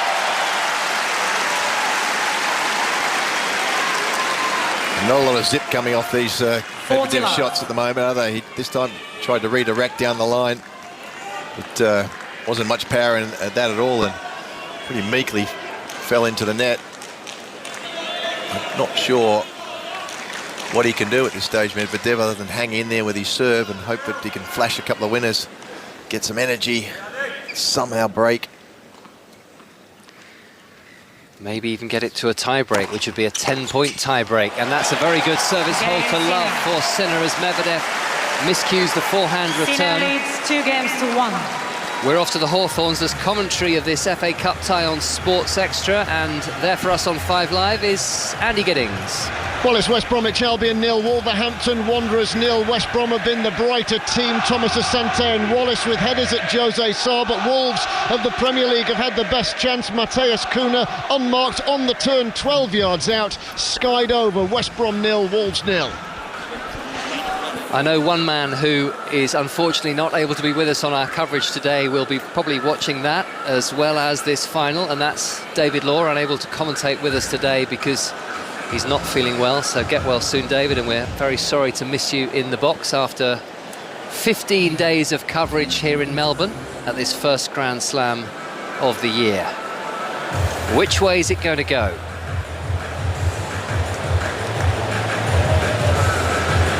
We have a goal to tell you about in the other game that has got underway. This is Manchester United against Aston Villa in the WSL. Shojo Saka. Yeah, just under 10 minutes played, Russell. Manchester United 1, Aston Villa 0. Slow start from United, but a mistake in the Villa defence was duly punished, and United have the lead with a glancing header from Nikita Paris. Manchester United 1, Aston Villa 0. Thanks, Shojo. That is online via the BBC Sport website and app with the football on Sports Extra. West Bromwich Albion against Wolves, Liverpool against Norwich will be here on 5 Live a little bit later this afternoon.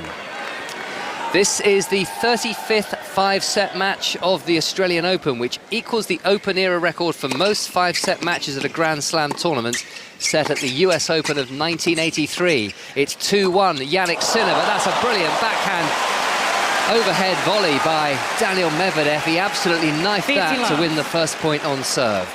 So how was your 1983 US Open, Pat?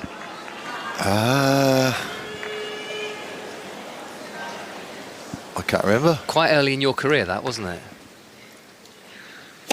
Very early in your career. Would you even have played in it? You probably would have done. Oh, yeah. Yeah. Backhand, cross-court from Medvedev. Backhand from Medvedev, cross-court. Backhand from Sinner.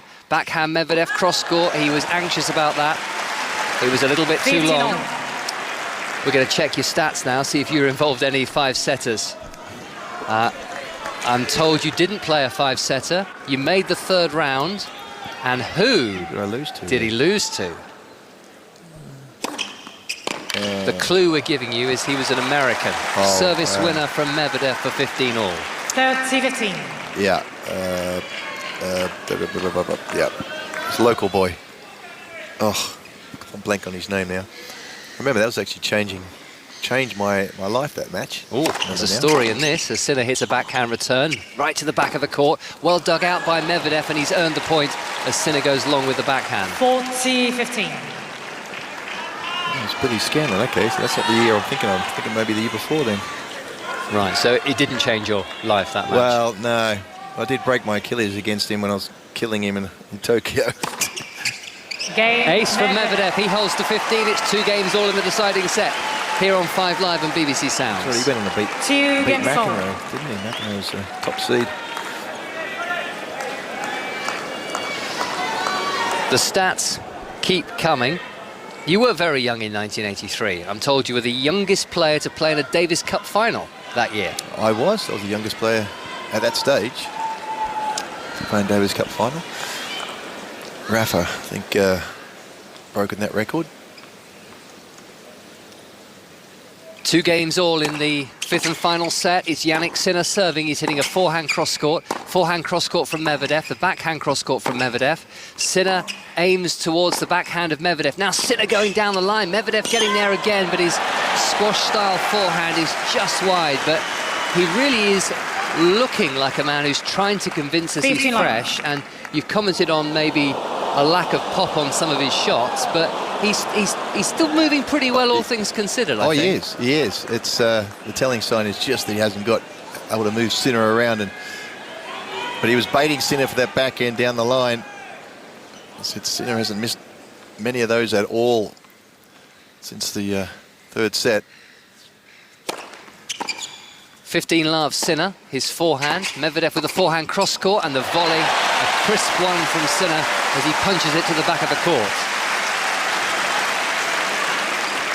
30 love. And it's shots like that were, big, powerful passing shots in the first couple of sets. That one was just sort of wobbled across court, easy to put away for Sinner. 30 love. At 2 games all in the deciding set. Down the tee, backhand return from Medvedev, quite a long way behind the baseline to receive serve now. Forehand cross-court Sinner. Medvedev cross-court with a forehand, and Sinner misses with a forehand down the line. And we've been talking about the amount of time that Medvedev has spent on court. We've now reached the point at 23 hours, 50 minutes in total, when he spent more on time on court at a Grand Slam tournament than any other player in history. Wow. So he really is trying to do something quite incredible here in Melbourne this evening. No one's ever won 4 5-set matches and gone on to win a Grand Slam title. He's 4 games away at 2 games all in the decider, with Yanik Sinner serving at 30-15. Medvedev pushing a forehand back to the Italian's backhand. Sinner cross-court with a forehand. Medvedev down the line with a forehand, but Sinner is there with a backhand. Sinner now with the backhand cross-court. Medvedev's backhand. Sinner's forehand cross-court. Medvedev cross-court with a forehand. Medvedev down the line with a forehand. Careful rally in progress here, but a critical one. Backhand from Medvedev. The backhand down the line from Sinner. Medvedev cross-court with a forehand. Sinner down the line with a forehand with more weight. Drive volley, Sinner.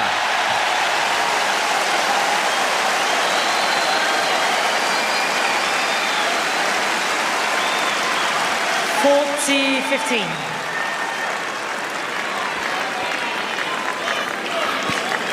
And now that's exactly 24 hours on court for Daniil Medvedev at this Australian Open. Good drive volley from Sinner.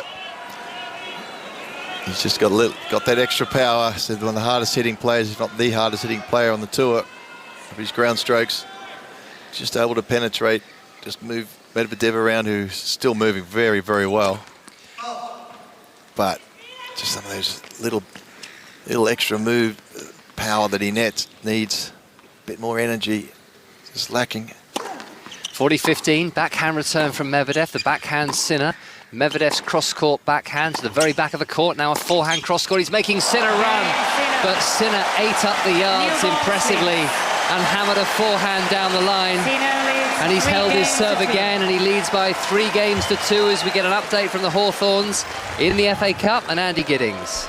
Well, it's West Bromwich Albion 0, Wolverhampton Wanderers 0. An opportunity for a pause for thought at last in this febrile, raucous atmosphere. Wolverhampton Wanderers having created the game's best chance, which Matheus Cunha fired over from distance, and now enjoying a lot more of the possession. West Brom 0, Wolves 0. That's on Sports Extra on the BBC Sport website and app. It's the WSL game between Manchester United and Aston Villa. Have there been any more goals, Shojo Saka? It's still Manchester United 1, Aston Villa 0. United manager Mark Skinner has been under quite a bit of pressure in recent weeks. He'll be happy with this start. United leading through that Nikita Paris header as the ball's just gone out for play. Villa yet to have a goal attempt. Still Manchester United 1, Aston Villa 0. And on a brilliant day for Test cricket, England beating India by 28 runs in Hyderabad. And I don't say this because Pat's next to me and Australia lost, but I think when West Indies beat Australia in Brisbane by 8 runs, then that's got to be a good thing for the future of Test cricket, surely. Was it Brisbane? Brisbane. Oh, was it? Yeah, that's unusual. Yeah, you don't lose many Test matches in Brisbane, do you? We used to start the Test series in Brisbane and guarantee it first win. But usually like the faster bouncing, but they, of course, West Indies have had a few decent fast bowlers in their time. But first Test win, I'm being told, in Australia for 27 years. Yeah. Here come Daniil Medvedev and Yanik Sinner once more. Let for service. Medvedev is serving at 2-3. He wanted a third bathroom break at the end of the fourth set. Had his overnight bag, his white overnight bag, and orally taught said, no, you've had your 2 proper bathroom breaks. You're just going to have to go to the loo in the time allowed at the end of the set. Medvedev missing a forehand and showing his exasperation there. New balls going to come through the court a bit faster. This is what Medvedev wants, really. 2-3, love 15. Backhand from Sinner. Oh. It's a winner! A fabulously crafted backhand down the line winner by the 22-year-old. Love 30. Well, the approach shots for Medvedev are just in the middle of the court. He pretty much hit it straight back to Sinner really hard, so it was a great effort for Sinner to bunt that down the line.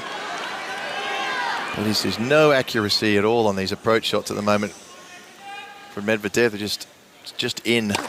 Love 30, and he's missed the first serve. Thank you. 6th Grand Slam final for Medvedev. He's won just one of the first 5. He's coming forward and he's volleyed into the net. Serving and volleying, and these are now 3 break points for Yanik Sinner to hit the front of the decider, having been 2 sets to love down in the Australian Open final. Yeah, change up. Thank you, please. A good return there from Sinner. Hard back to the body.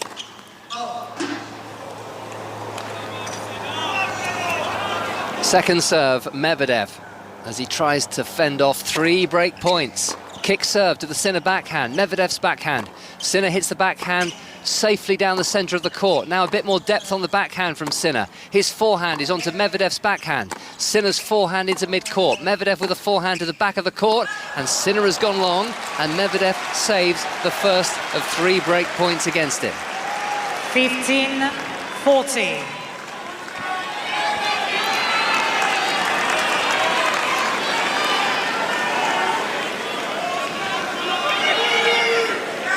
Medvedev trying to give Sinner as little indication as he can that he's tired, but Sinner knows his opponent is shattered.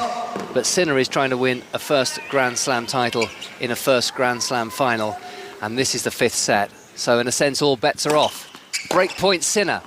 Forehand, cross-court return onto the sideline. Now he's got the short ball, Sinner. Medvedev's there with the forehand. Sinner cross-court with the forehand to get the break in the decider.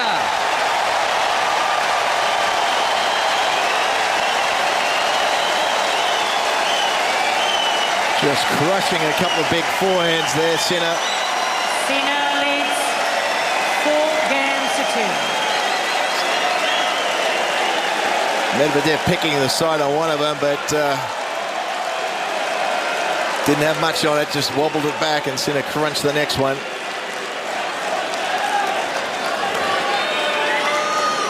Now, to serve it out. Thank you. And he's been excellent on serve in sets 3, 4 and 5 so far. He's not been broken, Sinner. He started with an ace. 15 love. Think back to when it was 2-1 to Daniil Medvedev and 3 games all, and Sinner did face a break point and produce that ace. That was his most anxious moment recently. 7 points away from the title, in theory, Yanik Sinner. Forehand return blocked into the net by Medvedev. 30 love.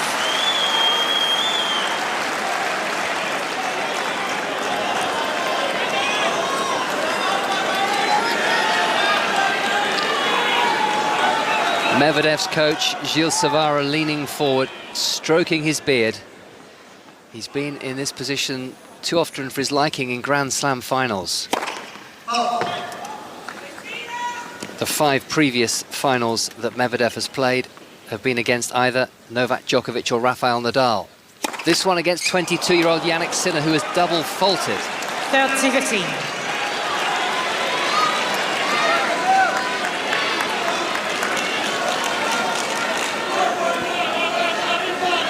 And it's time for the Yanik Sinner coaching box to look a little bit anxious.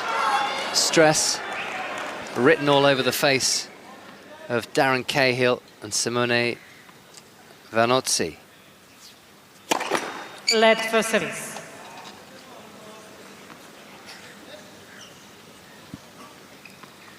4-2, 30-15. Yanik Sinner closing in on victory from 2 sets to love down in the Australian Open final. But after the double fault, a second serve here for Sinner. It's onto the backhand of Medvedev. Backhand Sinner. Medvedev with the backhand. Sinner hits the backhand to the Medvedev backhand. Sinner's forehand. Medvedev with the forehand cross-court. Sinner's forehand. Medvedev with the backhand. Sinner hits the backhand. Medvedev with the forehand down the centre. Sinner now hits this to the backhand of Medvedev. Sinner down the line with the backhand. He's moving his opponent around, which is just what he wants to do at this stage. But the defence is admirable so far from Medvedev, who now swings the forehand cross-court. But even more power on the forehand from Sinner. It's reached by Medvedev, who despairingly gets a backhand on the ball. Now a backhand down the line from Medvedev. Sinner cross-court with the forehand. And the power was just too much for Medvedev, who's finally beaten in his forehand corner. Wow, what a point that was. Medvedev is hanging on for dear life, chasing down some incredible shots. Again, doing most of the running.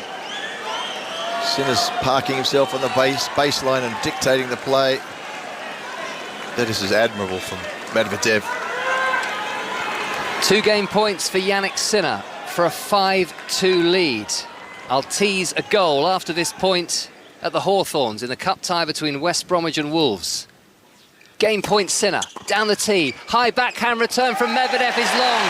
Sinner's a game away from the title at 5-2 in the decider, as we get news of that goal from Andy Giddings. Well, it's West Bromwich Albion 0, Wolverhampton Wanderers 1. Neto slalomed along the edge of the 18-yard box before firing a devilish shot low, wrong footing Josh Griffiths, and in. It's West Bromwich Albion 0, Wolves 1. Commentary continuing on 5 Sports Extra, with, I suspect, the second half to follow on 5 Live, unless Daniil Medvedev can find, well, not a second wind, but a 16th wind of this Australian Open fortnight. Yanik Sinner has done brilliantly, hasn't he, from 2 sets to love down? He has. He's tidied up those unforced errors, and produced some big winners when it counts. There's still been a lot of long rallies, not much in it, but he's just had a little bit extra firepower. He's got a bit more firepower anyway, and then of course he's the fresher man. So Medvedev's doing his best just to get everything back and hope that Sinner misses, but he's just not. He's not missing. He's barely missed from the end of the second set. Well, it's hard not to have some sympathy for Daniil Medvedev at this point in the proceedings.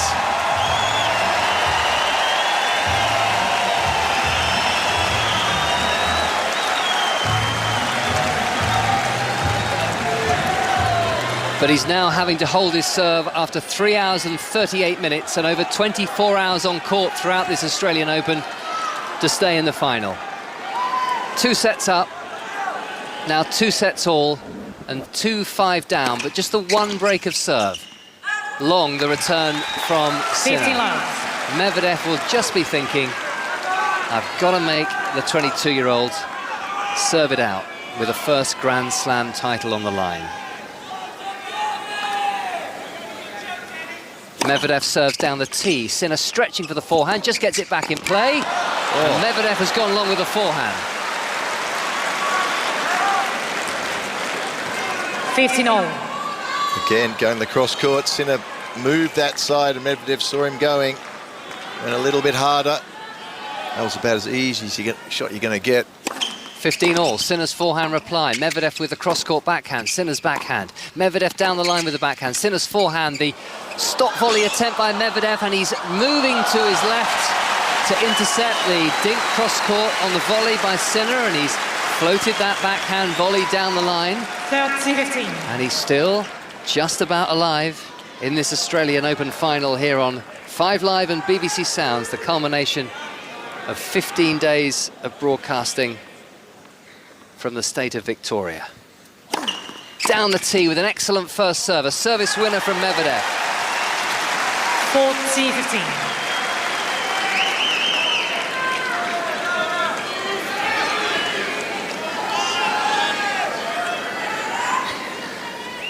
Two game points to make Sinner serve it out for for the title, and a stretch volley from Medvedev, making use of every inch of those long arms.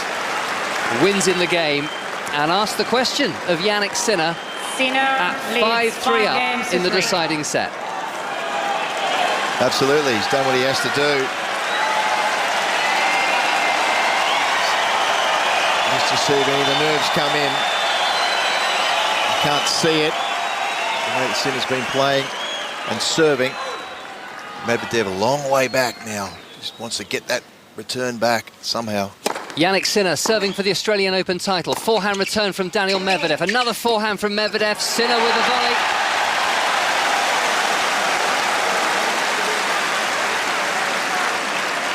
He went further and further back there to return, and he didn't recalculate the power needed. And hit the ball right in the middle of the court because he was so far back. It was an easy volley for Sinner. Sinner at 15 as he serves for the title. Brilliant serving. Medvedev so far behind the baseline. The direction was fantastic. Out wide to the Medvedev backhand, and he makes his way several feet behind the baseline across the court. He's just 5 or 6 meters away from us, Daniil Medvedev. 2 points away from losing the final.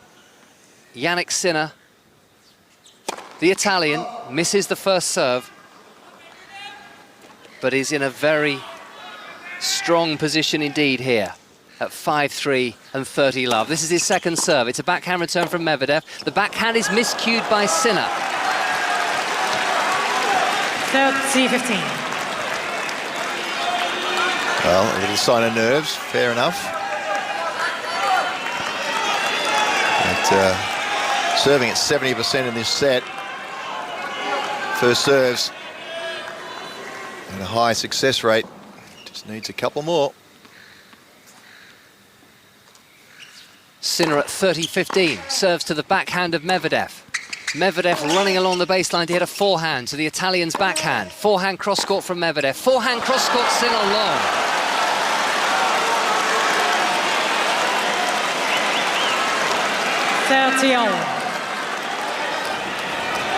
Yanik Sinner visits the towel in the corner of this Rod Laver arena.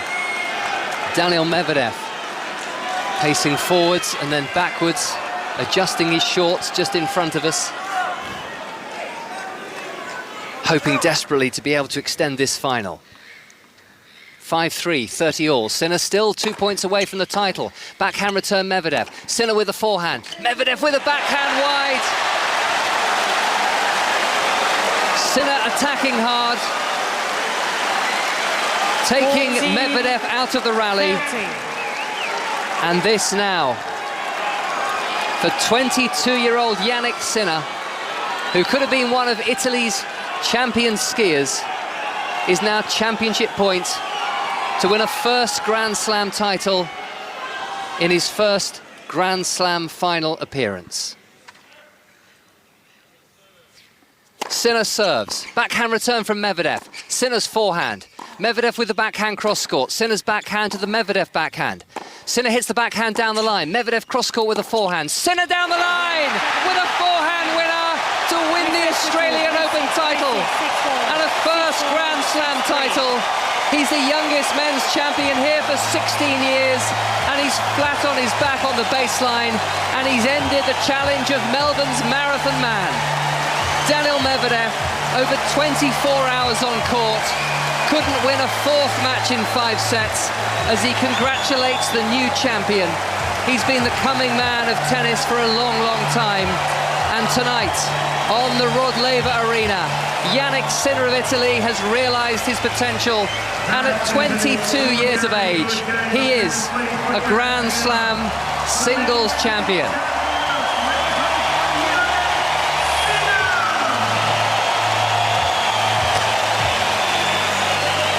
He's beating his heart with his right hand, and he's going to do what so many champions do, and that is walk up the stairs that have been assembled to enable him to get up to the coaching box, and that was a very athletic leap. The leap you'd expect from a Grand Slam champion, and that is probably the most enjoyable group hug of his life. All we can see from the aerial shot is a ginger mop of hair being stroked and patted by that team around him. Yanik Sinner, Grand Slam champion. Prakash. Yeah, great performance. You know, to reel himself back into this match little bit by little bit. You know, he was clearly outplayed for the first couple of sets. And he needed to tighten up a few things. Particularly unforced errors on the backhand down the line, which he did. Once he did that, served a little better, of course, as well.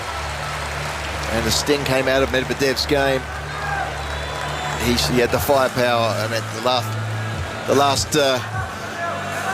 last point sort of summed it up, really, wasn't it? It was a tense type of rally, but Sinner just had the extra power to be able to, you know, really pop a forehand winner down the line. That was the difference between the two players in the end. Just the Sinner's ability, the extra power that he had in his legs and his shots.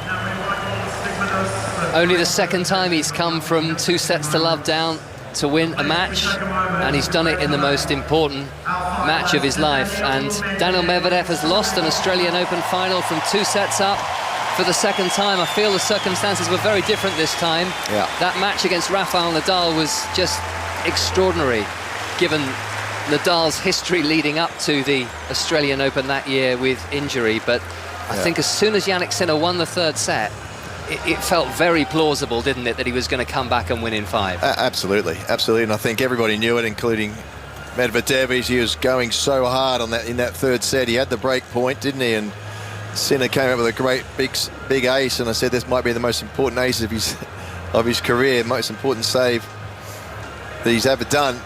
And it turned out to be that way. He held on, and you know, it was a phenomenal effort from Medvedev, because I came in this match thinking this is going to be 3 or 4 sets, this Sinner. You know, so for Medvedev to come in and win the first couple of sets and play the way he did, that was really something. He just, you know, in the end, he just ran out of, I think he ran out of a bit of sting. And but you know, what a fantastic performance from Medvedev, from both players, and you know, well done to Yanik Sinner. He's a really nice kid. I've been watching for many years, and you know, he has improved a lot, and he will continue to improve. So this is the first of many, I would say, Grand Slam titles. You know, fingers crossed all goes well with his body, because that's always been a question as well. But he seems to have sorted that problem out. Yeah, he's still young, just 22 years of age, Yanik Sinner, and he becomes the 3rd ever Italian man to win a Grand Slam, the first since 1976. You have to feel that this one is really going to hurt for Daniil Medvedev. In time, he'll look back and be proud of the fact he got it to a 5th set despite leading by 2 sets to love. But he is the first player in the Open era to lose multiple Grand Slam finals from 2 sets up.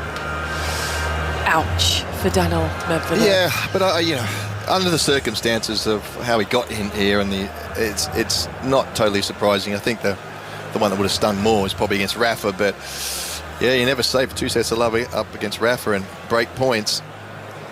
But you know, coming into this, I think, as I said, I don't think anybody would have expected him to get 2 sets lead. And then from there, I suppose he thought he could win, but you know, full credit to Sinner. Well, it's quite incredible for Yanik Sinner at the back end of last season when he led Italy to the Davis Cup ties. He got the wins over Novak Djokovic. People started to say, is he ready? The game looks more complete. Predictions made at the start of this season. Maybe this is his time. He could possibly get over the line. And here at the first time of asking, first Grand Slam final, first Grand Slam of the year, he at the age of 22 is a Grand Slam champion. Yeah, you know, great performance. I think anybody who's seen him play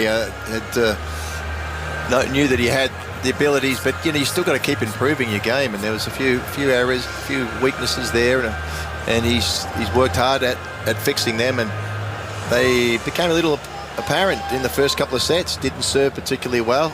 didn't hit his backhand, missed some unforced errors, and they were the two areas that he was working on, and there's the two areas that Medvedev was really getting stuck into. But he found a solution. He found a way, and that's what champions do. And I certainly feel for Daniil Medvedev, maybe because I'm in a similar situation to him, having lost 2 5-set Australian Open finals. I know how much it stings. Oh, on that positive note, I'd just like to say, Pat, thank you once again for being with us on the commentary box these That's been a great days. couple of weeks. Thanks for having me, guys. Lovely I really to have you come. appreciate it. Look forward to seeing you on the road somewhere. Absolutely. And a correspondent, Russell Fuller, to David Law's not with us this evening. Matthew, our engineer, who's never far from the buttons, and the rest of the 5 Live tennis team. And that, Steve Crossman, brings to an end for another year the Australian Open. Your champions, Aryna Sabalenka, and this evening, 22-year-old Yanik Sinner.